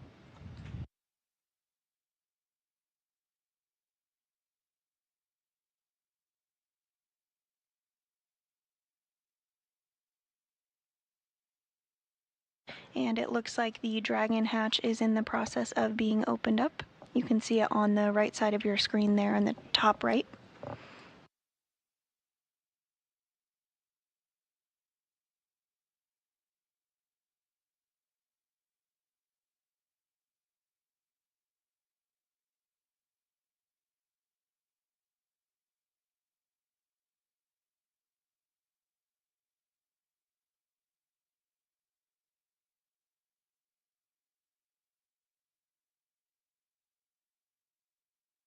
Houston, SpaceX, Dragon hatch is open. Houston copies, hatch open.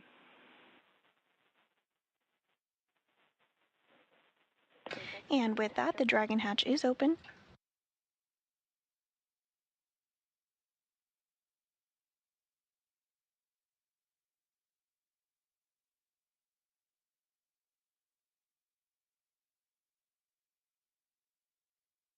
That hatch opening occurring at 2:46 a.m. Central Time, following a docking at 1:27 a.m. Central Time this morning.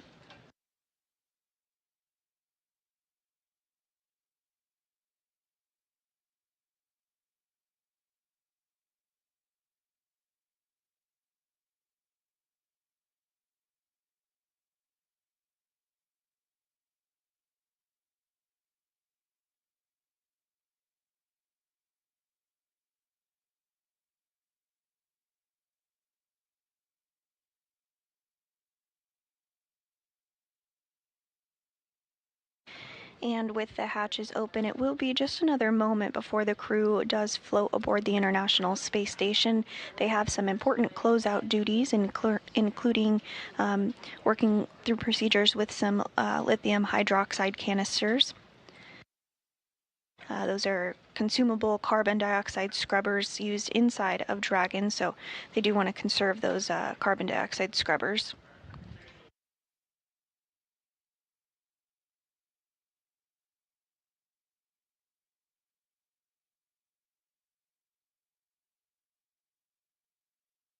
And back inside the International Space Station, on their hatch side, you see Johnny Kim there waiting to take some photographs of the crew as they float aboard. A little further in the hatch, I believe that is NASA astronaut Nicole Ayers, who's stepping through those procedures for hatch open. Step 6.1 of 2.102. IMV duct installation is complete. We are go for IMV fan activation.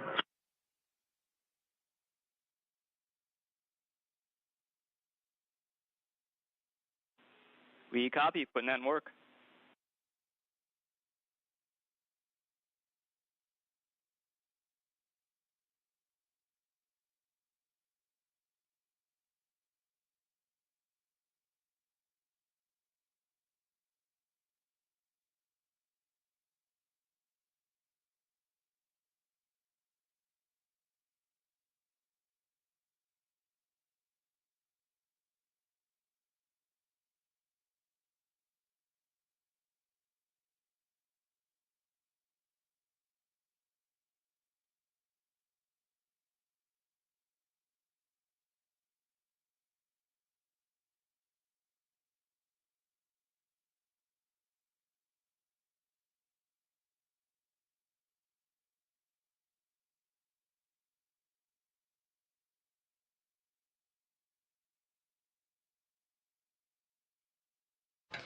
And back inside Dragon, the crew is stepping through those final preparations ahead of floating on board Space Station. Dragon SpaceX on Dragon aground. The S-band will be deactivated shortly, so Dragon aground will no longer be available for comms. Please verify the push-to-talk destinations are set to ISS.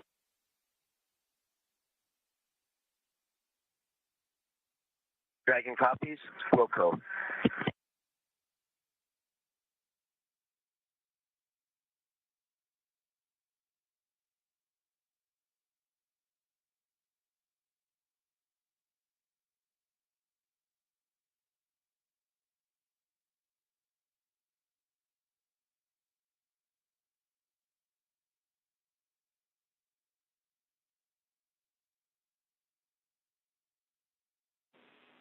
And Dragon Houston on the big loop. When you get to step 6.3, you are go. And Dragon copies, Houston. We are ready for 6.3. We're opening location 23 at this time.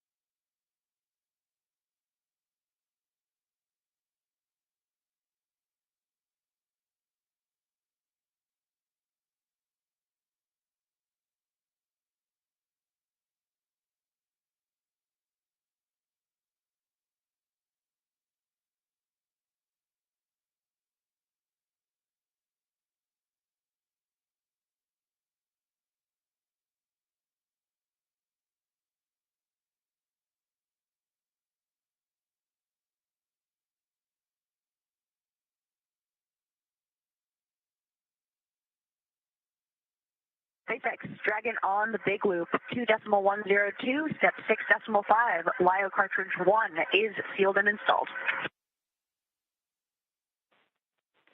SpaceX copies on the big loop. LIO cartridge is sealed and installed.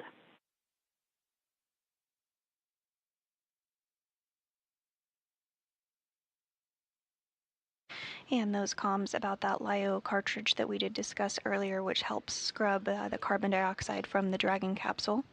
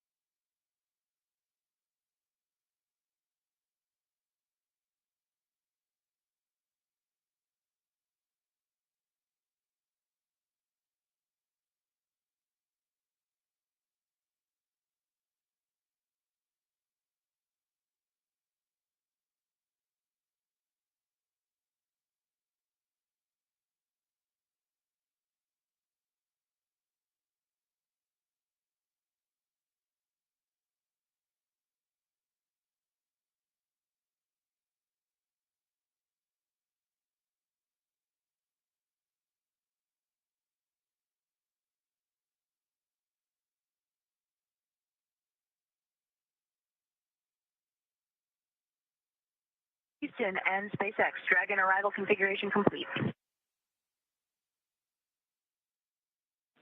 Houston copies. And SpaceX copies.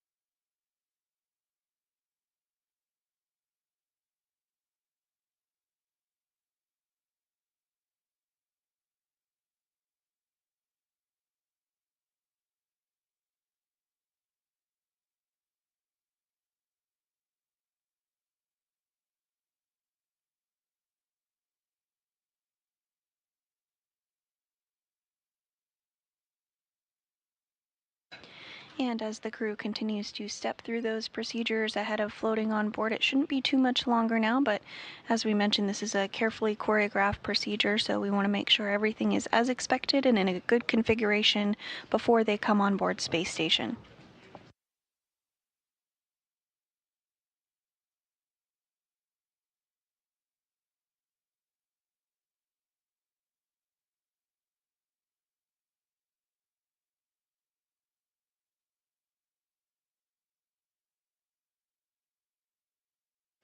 And this view inside of the International Space Station Flight Control Room, showcasing the team that has been working to step through the procedures with the crew for docking.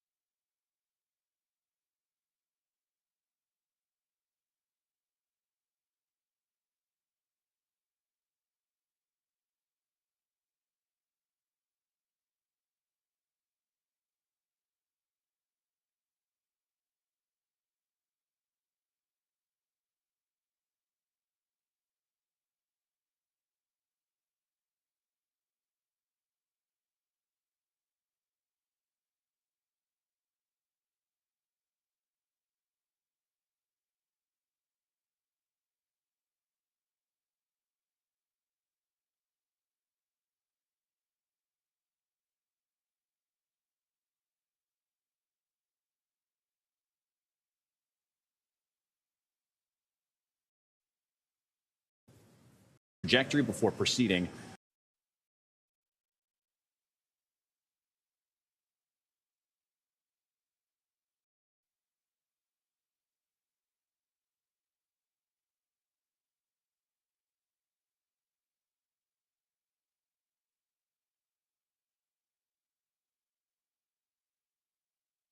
And if you're just joining us, we are awaiting Crew-11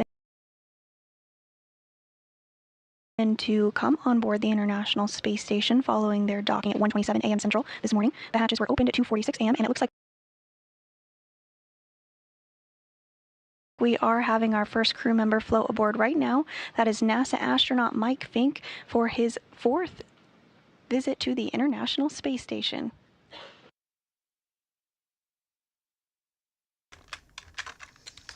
И опять всем привет, я напоминаю то, что мы продолжаем смотреть стыковку и открытие люка между пилотируемым космическим кораблем Crew-11 и Международной космической станцией. Как часто бывает, люки были открыты в итоге раньше графикой. Вот, но я в целом вовремя перешел, как раз первый человек,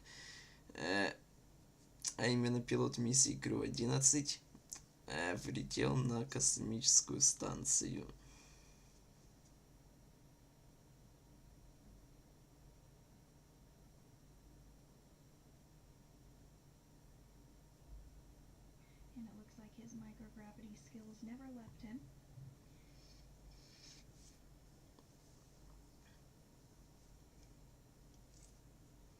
Joining in the hatch is NASA astronaut Nicole Ayers, who has helped step through all of the hatch opening procedures. Так, или погодите, может я что-то действительно пропустил, что там было-то вообще.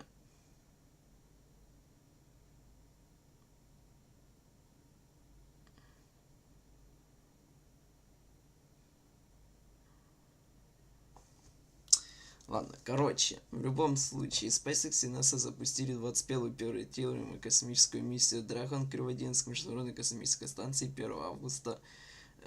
Вчера, 1 августа, в 15:43 по UTC с помощью ракет Falcon 9 со стартовой площадки C-39 в Космическом центре имени Кеннеди во Флориде. Хотя изначально запуск был запланирован на день раньше, в 16:09 по UTC 31 июля, но был отменен за минуту до запуска из-за плохой погоды. Стыковка с МКС к зенитному порту была произведена... к зенитному порту модуля Гармония была произведена сегодня, 2 августа, в 6:30 по UTC, а открытие люков несколькими минутами раньше. Пару минут назад, то есть буквально. Скорее всего.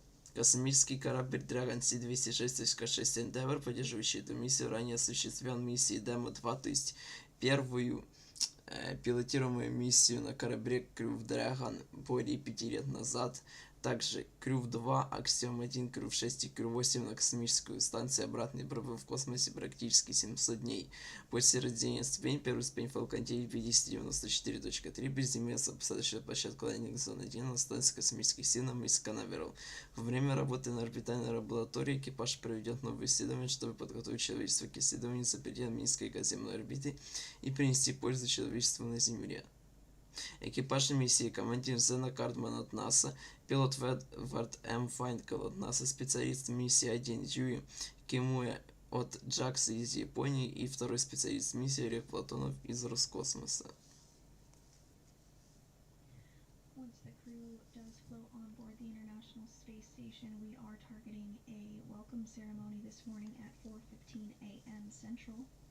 Вот, контакт между стыковочными кольцами Dragon и космической станцией произошел в 6:26:56 по UTC.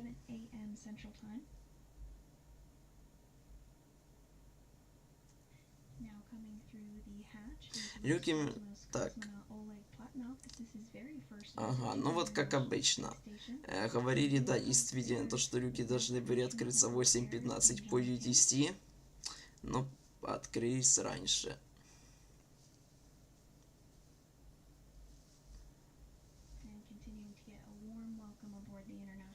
А у нас уже, я так понял, почти весь, если даже не весь состав Crew-11 влетел на станцию. Это у нас орех... Нет. Да, все уже влетели на космическую станцию.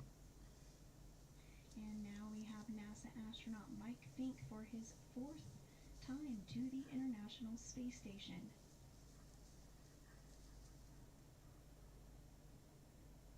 And now coming into view is Zena Cardman. Again, her first time on board the International Space Station as well. Lots of smiles and hugs.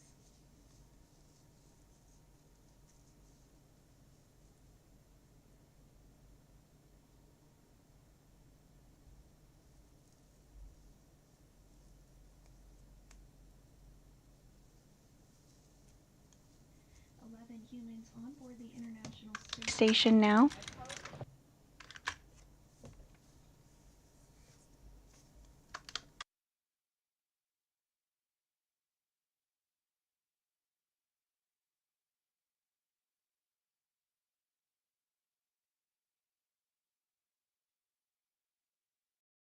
Dragon copies.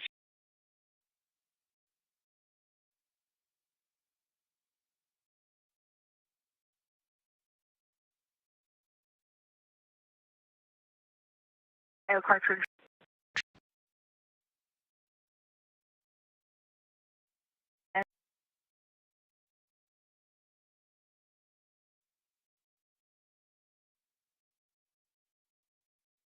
Now, but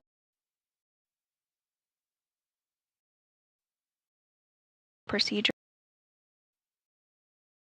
with the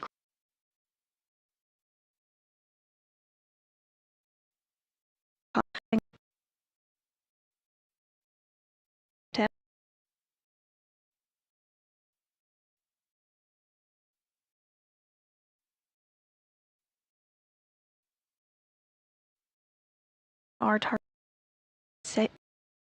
leg there and immediately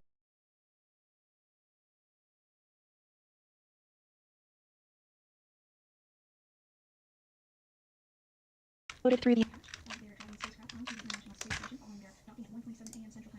They did launch yesterday at 10:43 a.m. Central from the Kennedy Space Center in Florida. Итак, да, я просмотрел, у нас действительно весь экипаж Crew-11 уже влетел на космическую станцию. Сначала влетел командир, потом пилот, второй специалист миссии и первый специалист миссии.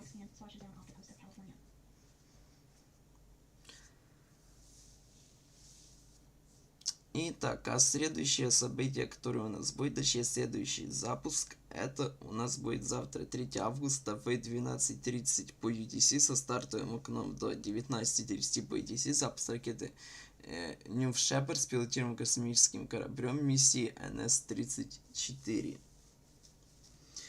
Далее, 4 августа в стартовое окно с 4:11 по UTC по 8:11 по UTC запуск ракет Falcon 9 с миссией Starting Group 10:30. Затем, также 4 августа в стартовое окно с 10:20 по 10:42 по UTC запуск ракеты Long 2012 миссии Satnet Leo. Также 5 августа в стартовое окно с 3:45 по UTC по 5:15 по UTC запуск ракет Электрон с миссией The Harvest Goddess Thrives.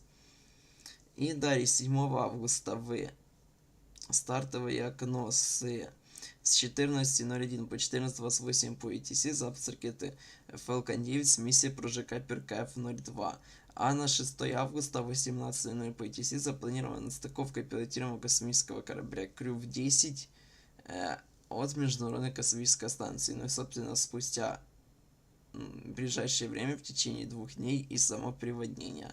Но, к сожалению, все из этого, кроме запуска New Shepard, я постримить не смогу.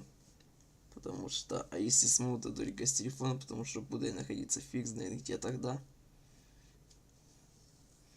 А вот далее, вот из интересного, что я обязательно постримлю, это 11 августа в стартовое окно с 00:07 по UTC по 2:12 по UTC запуск ракеты DLA с миссией, запуск ракеты DLA Вулкан Центавр версии VC4S-103 запуск ракеты Вулкан будет с миссией SCF-106 NTC-3 и ОЗР.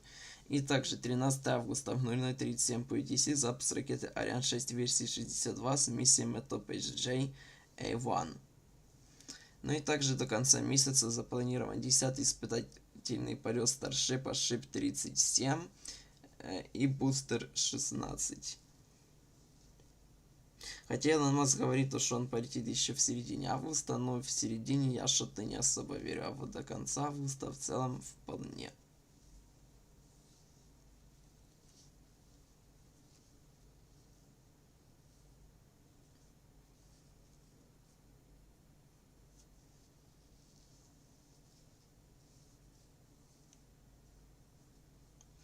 А я напомню, то, что мы смотрели стыковку и открытие люков между пилотируемым космическим кораблем Crew-11, миссией Crew-11 и Международной космической станцией. И все, всем спасибо за просмотр и всем пока. Трансляцию это я еще не закончил, но я, скорее всего, уже не вернусь на нее.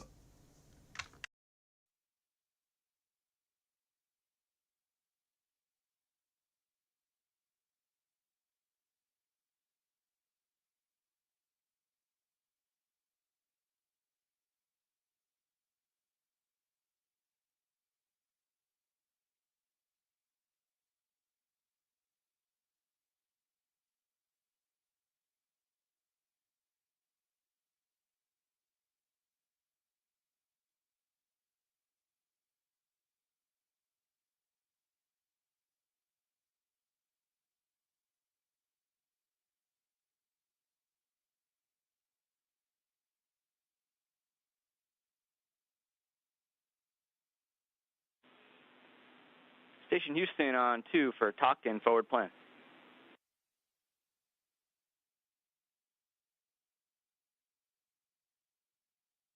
Go ahead on 2, Matt.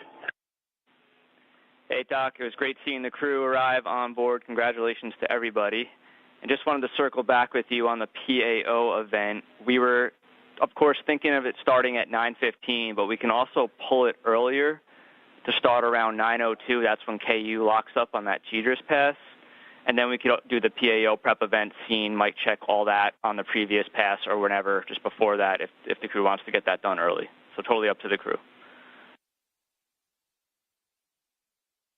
Let's keep it at 9:15 because I already told the cosmonauts that way, so let's keep it. Hey, that totally works for us. And while I have you, after the PO event, we can have another discussion on all the other days' activities, whether or not we're going to keep them scheduled as is or pull them forward to get you guys done early. So we'll have that conversation afterwards. With that, basically we want to move everything earlier. Thank you. That makes sense. Appreciate it.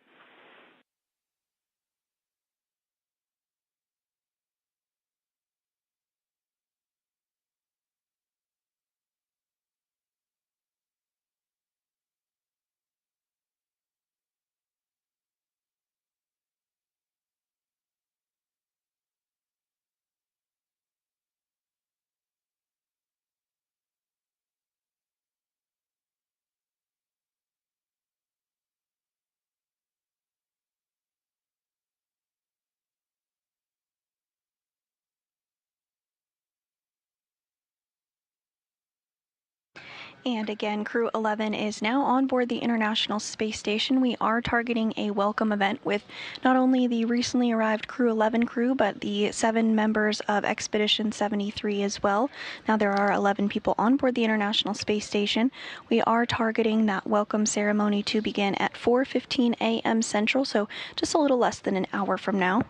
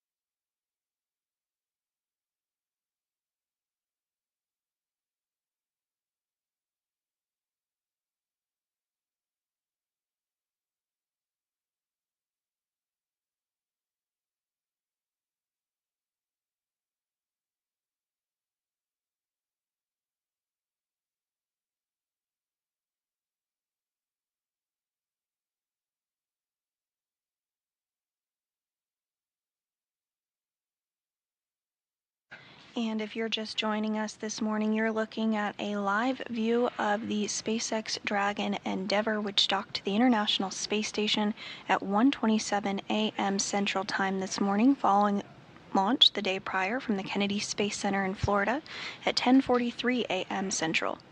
This morning, hatches were opened at 2:46 a.m., and we are now awaiting a welcome ceremony with all 11 crew members on board the International Space Station to begin at 4:15 a.m. Central Time this morning.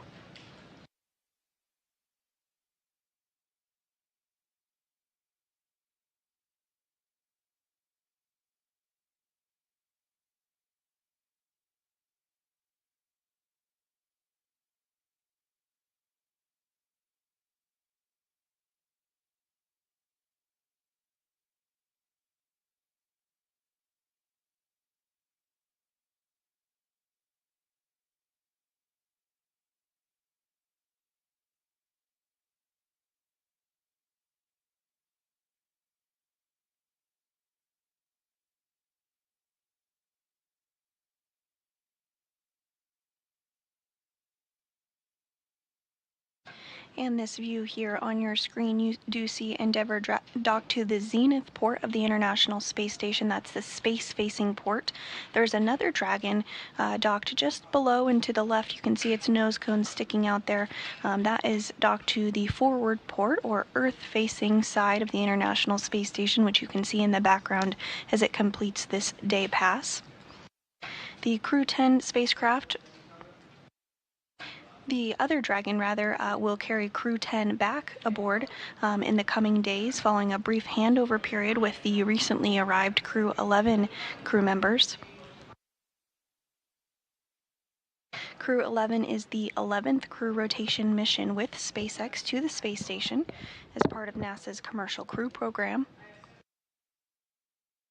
And overall, the Crew-11 mission is the 16th crewed Dragon flight to the International Space Station, which includes Demo 2 in 2020 and 11 operational crew rotations for NASA, as well as 4 private astronaut missions. While on board Space Station for their science mission, the crew of Crew-11 will perform research, technology demonstrations, and conduct maintenance activities aboard the orbiting laboratory. And they'll also be on board Space Station for a very special milestone later this year. In November, the International Space Station will celebrate 25 years of continuous humans living and working aboard the International Space Station.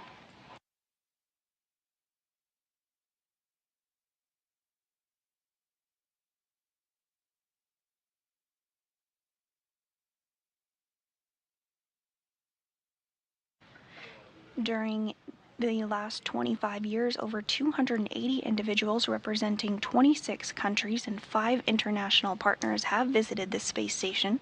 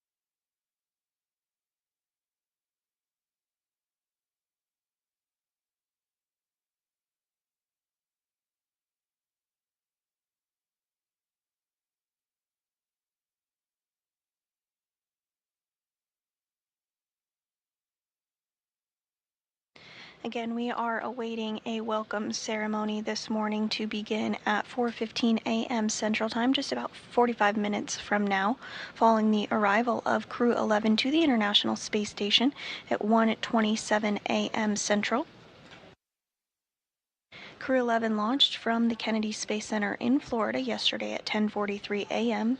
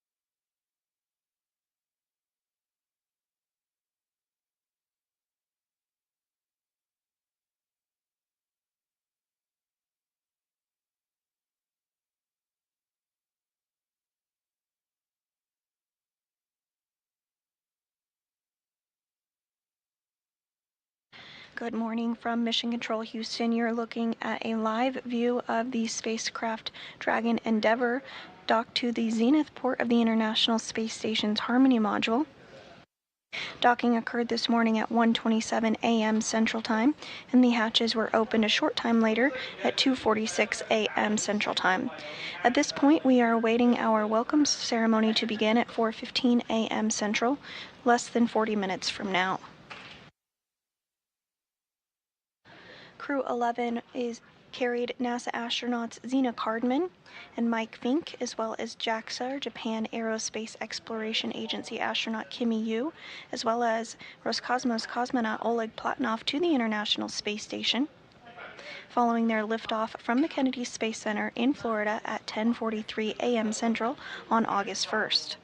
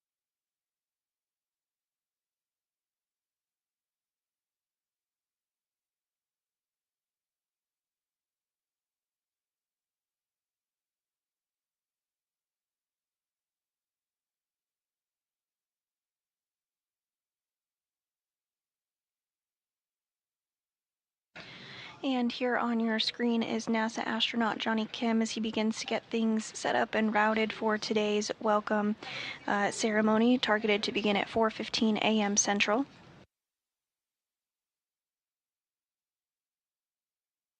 Johnny is completing his very first mission aboard the International Space Station after launching on board the Soyuz MS-27 spacecraft on April 8th.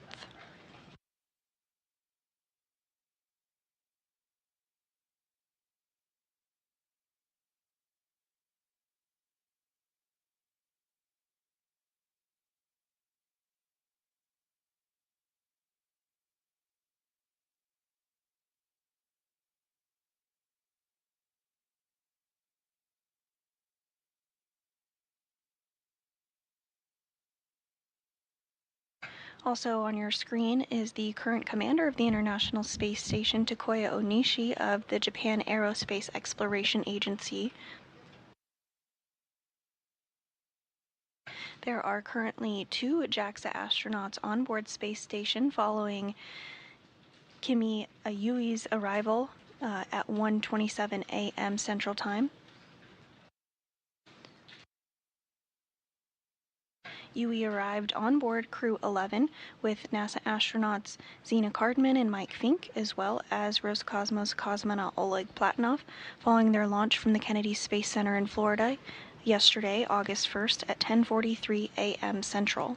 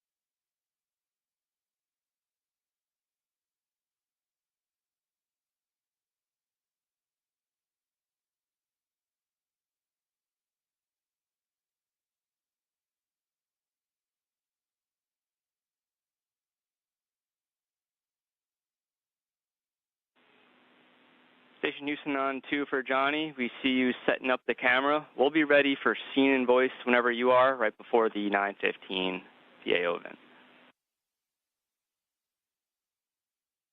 Okay, copy. I'll catch you on the other side of this handover. Sounds like a plan.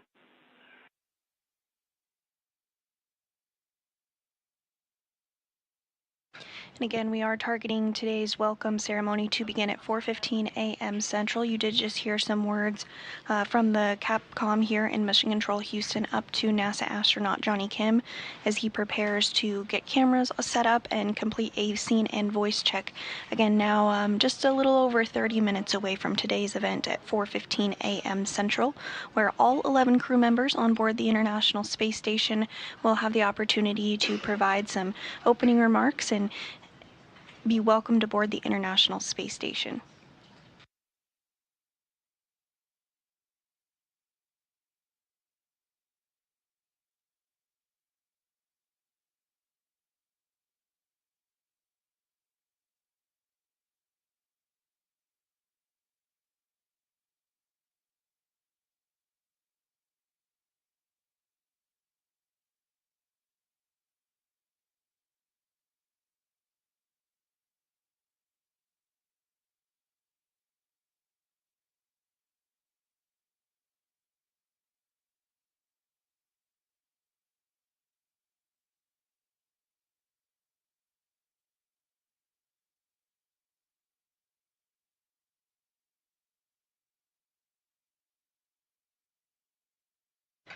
And we are in a brief handover period between our satellites, but you're getting a live view inside of Mission Control Houston at some of the team that did work the shift this morning for docking.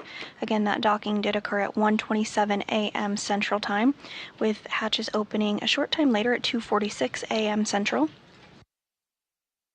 Crew-11 launched from the Kennedy Space Center in Florida on August 1st at 10:43 a.m. Central.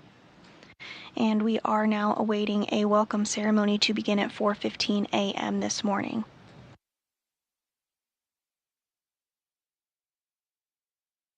The team inside Mission Control Houston this morning has been led by Ronak Dave, the flight director on console, and sitting directly to his right is today's capsule communicator, who has been prime for communicating with the crew on board the International Space Station as they stepped through all of the hatch opening procedures.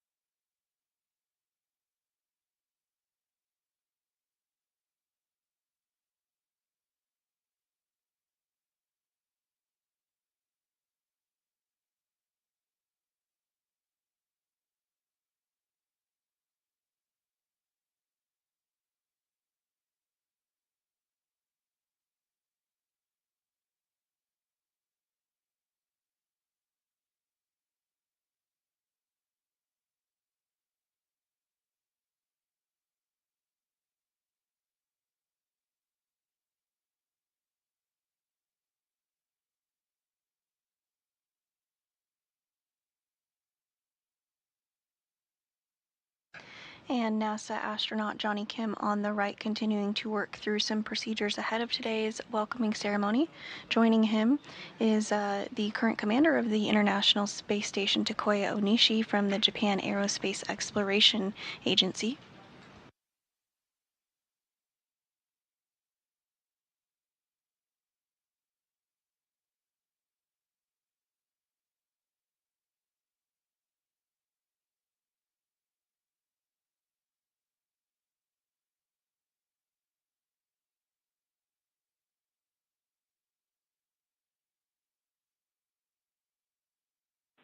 And Johnny, no response required as you're cleaning up.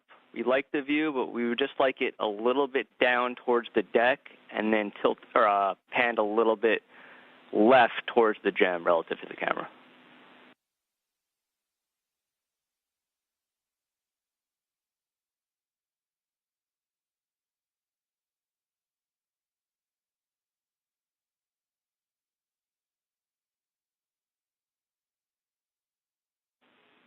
We like the scene. Thanks, Johnny.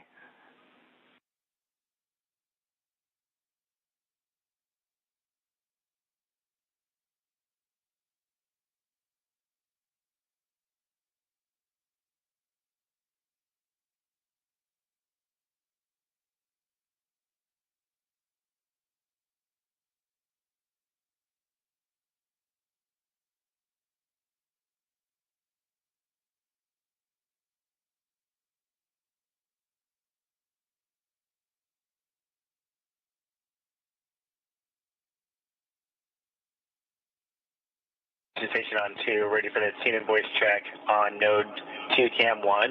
Of note, we also have node 2 cam 2 set up as a backup option in case cam 1 goes down. Hey, we see both. Sounds like a plan.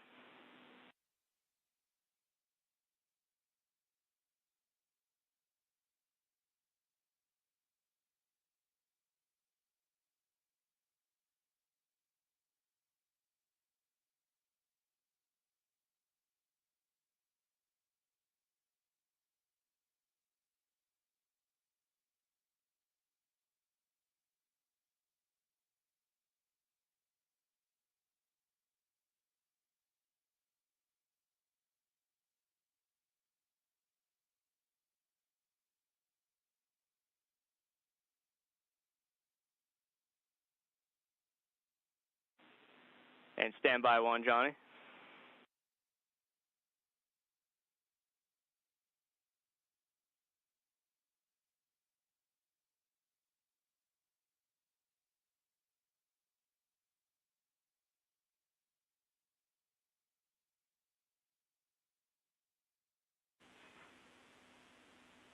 And Johnny, that was a good voice check. We'll sync up with you guys for the event at 9:15.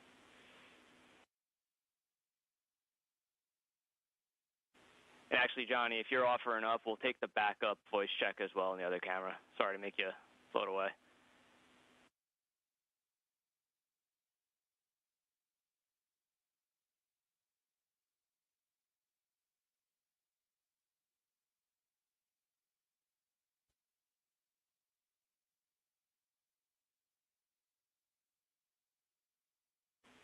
Yeah, and Johnny, we're not hearing you come down on that one. And Johnny, we don't need the troubleshoot. We like the primary, so no worries there. Copy, thumbs up.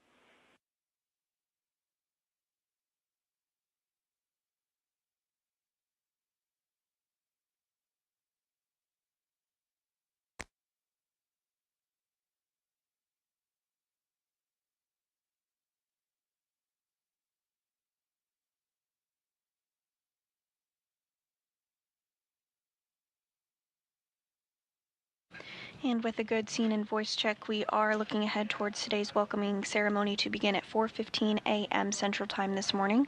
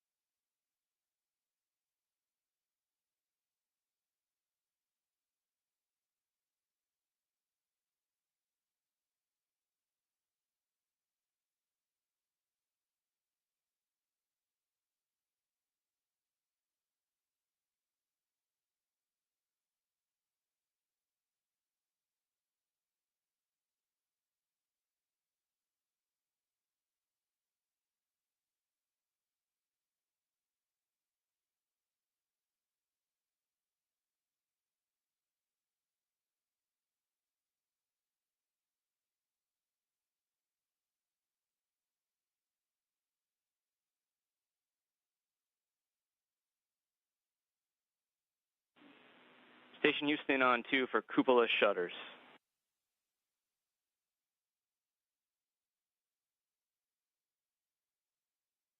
1-2.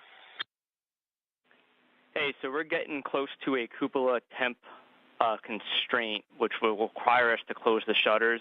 The last thing we'd want to do is interrupt you guys during the PAO event to do so. So we're going to ask you to go ahead and close those shutters. And we definitely apologize to our new crewmates who are probably looking out at the views right now, but we'll make it up to you guys on the back end.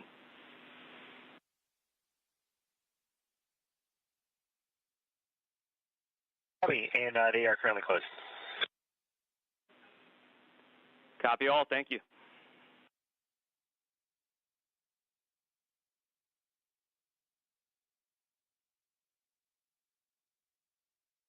And we did just hear some communications there about the cupola shutters. The cupola is the portion of the International Space Station that is lovingly known as the window to the world. Essentially, it's an area that crew members are able to look outside the window and take amazing photography of our home planet. They do have a set of protective shutters outside of the windows of the cupola that can be opened and closed for protective reasons, and so that call up to the crew to go ahead and preemptively close those cupola shutters was what that communications was about.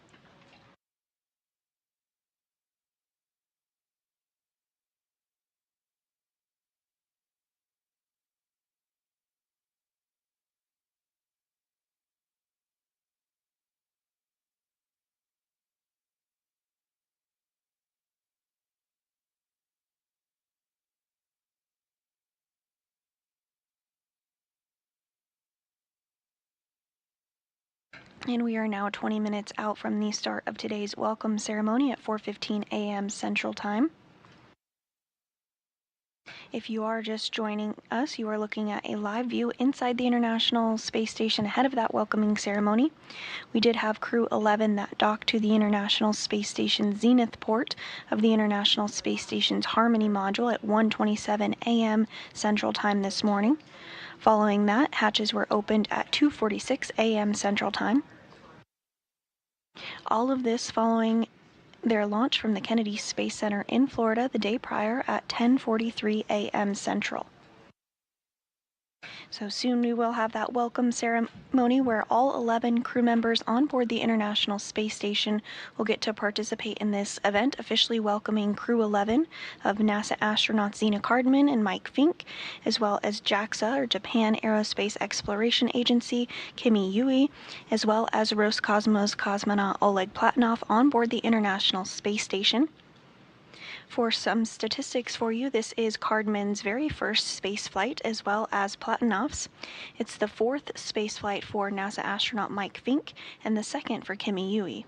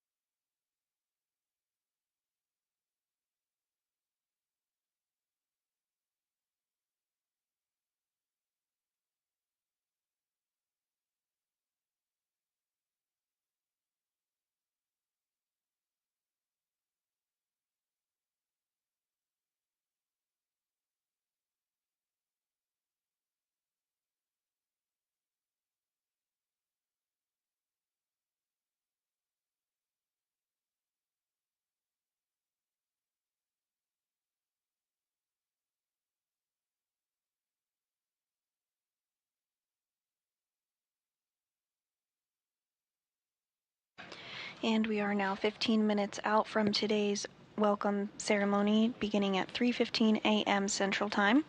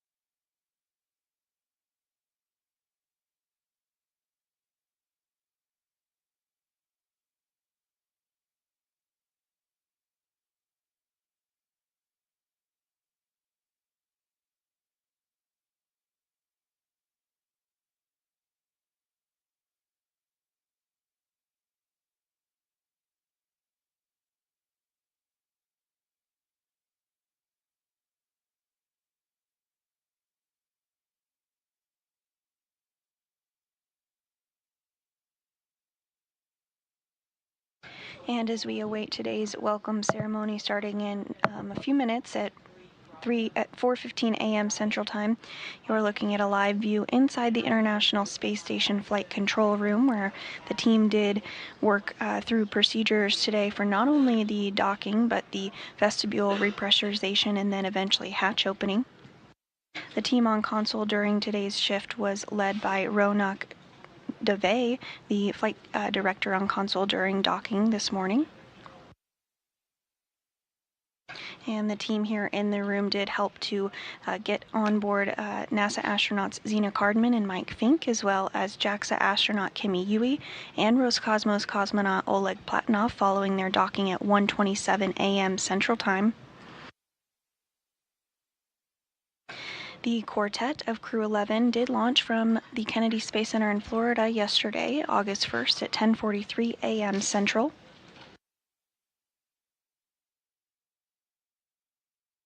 And you're looking at a view there of the Endeavour spacecraft docked to the zenith port of the International Space Station's Harmony module. To the lower left of the Endeavour spacecraft is another Dragon that will actually be returning Crew 10 back to Earth in the coming days. Crew 10 is going to work on a handover with Crew 11 that of course just arrived again this morning at 1:27 a.m. Central Time. Following that handover period, Crew 10 will undock and splash down off the coast of California, and this will actually be the very first time that humans splash down off the coast of California as part of NASA's Commercial Crew program. Just a few weeks ago, Axiom 4 did splash down off the coast of California as part of NASA's a private astronaut mission aboard the International Space Station.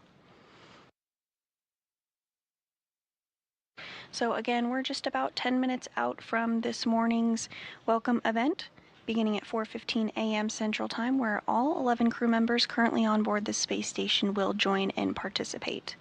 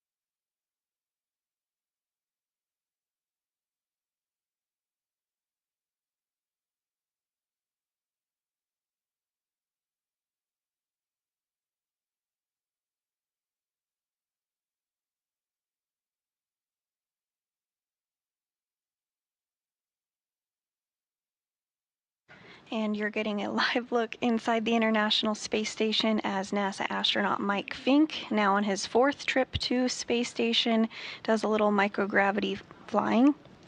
We are targeting our welcome ceremony to begin here in just a few minutes at 4:15 a.m. Central Time, so we'll start to see all 11 crew members come into frame.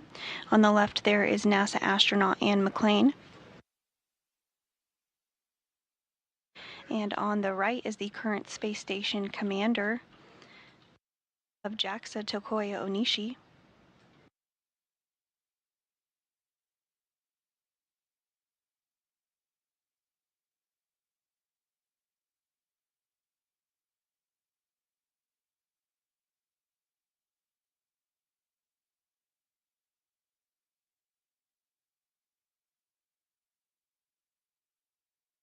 And now joining in the frame is JAXA astronaut Kimi Yui.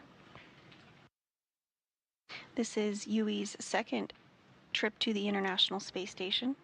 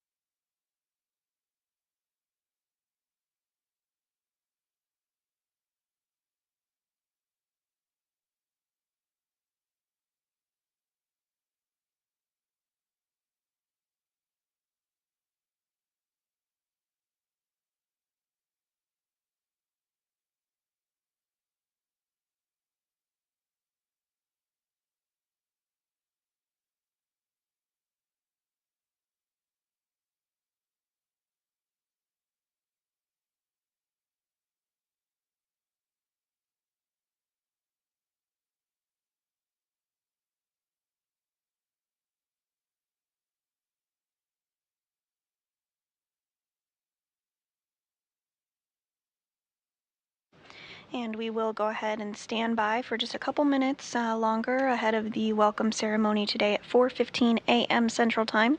If you're just joining us, Crew-11 docked to the International Space Station's Zenith port of the Harmony module at 1:27 a.m. Central Time this morning.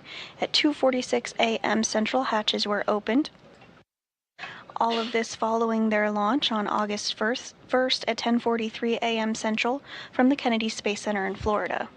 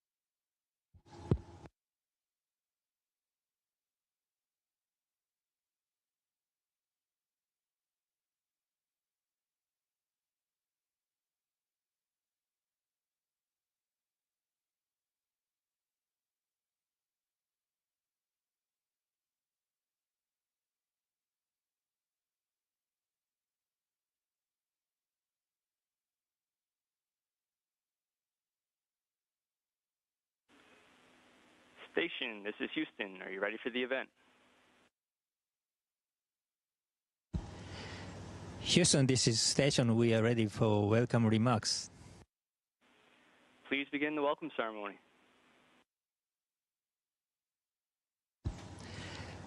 Good morning, good afternoon, everybody on the ground from the International Space Station.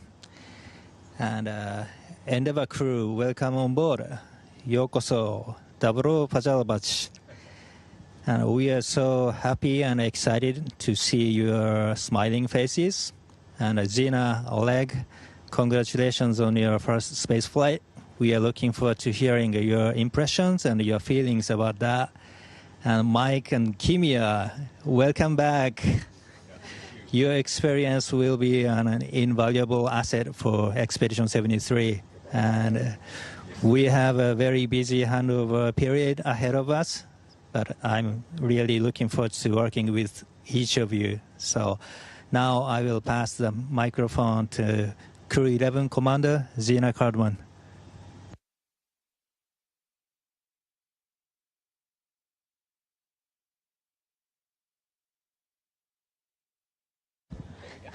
You can tell I'm new.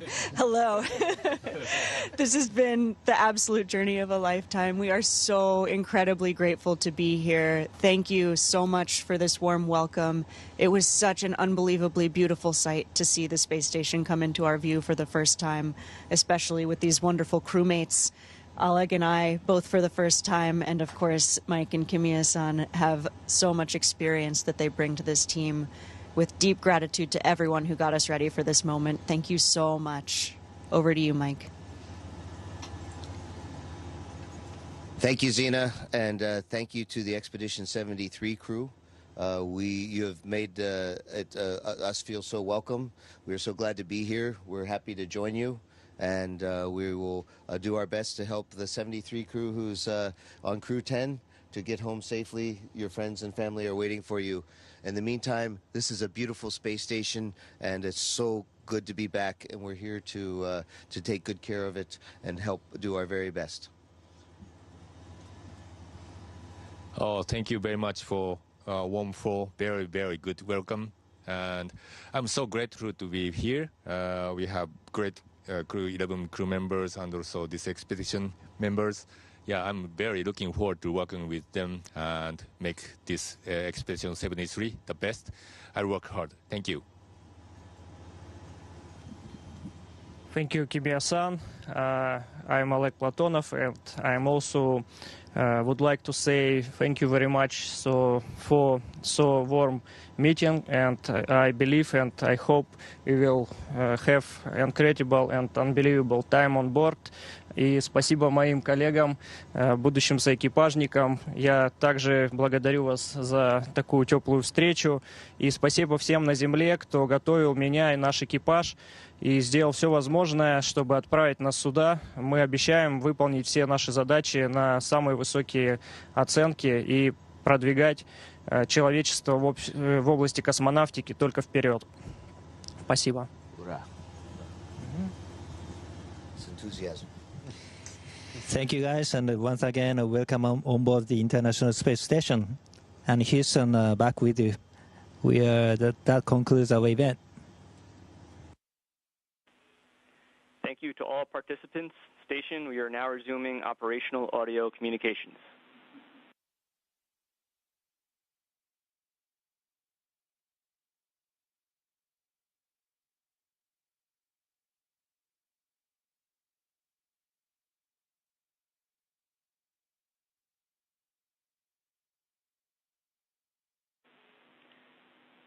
Station Houston, back with you on to for big picture rest of the day. Go ahead, Matt. Okay, Talk. We were thinking of hopping right into the ISS safety briefing. And then for the rest of the day, we're going to try to move everything to the left as much as possible.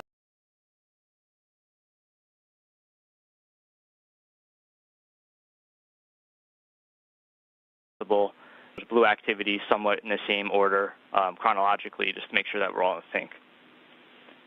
How copy? Okay, copy all. Basically, we move everything to the left except for pink activity and also non-Crew-11 related PMC. That is a good readback. Ready when you are. And we are going to just start a safety briefing so you guys can send a test command for caution warning tones.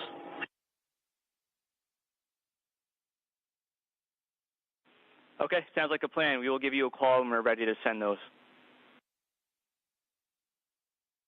Copy that.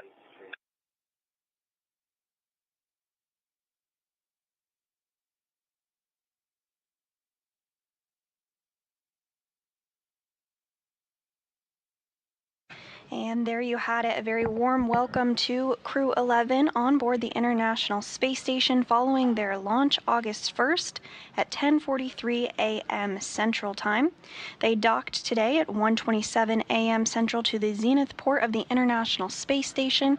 Following that, hatches were opened at 2:46 a.m. and we just wrapped up an incredible welcome ceremony where Crew-11 is now safely on board.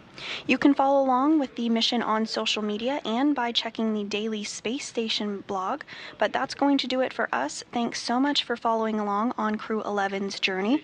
Go NASA, go SpaceX, go Crew-11. This is Mission Control Houston.